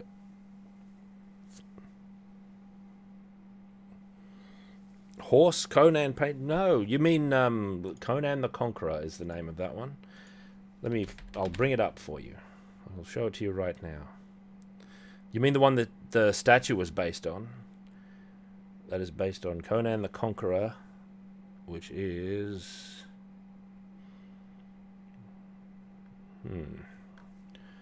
Where is it? Conqueror. Conan the Conqueror. This one. There we are. This is a famous Frazetta. Look how gorgeous it is, man. This is a phenomenal painting. Look at it. Unforgettable work. The chaotic tumult of battle, like the responses of the soldiers to this incredible horse charge. It's just wonderful stuff. The mix of excitement and terror, right? In our hero's face there, Conan. Look at his giant barbarian girdle he's got on as well. Protecting his vital organs there below the rib cage.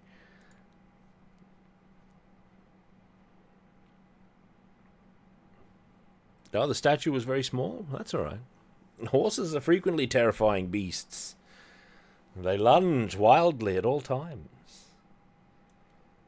Now I gotta go. So I'll see you all in the future. It was a merry day, tinged with tragedy, tinged with glory, tinged with some cracking art. And that's good enough for me. And I shall see you next time. Be back on Sunday for more heroic... for some more, hopefully not as tragic results. And so, my friends... Whoops, there we go. I fixed it. I'll see you all in the future. And so, my friends, until we meet again, as is often said, in these lands, take well, do good, and axe bomber.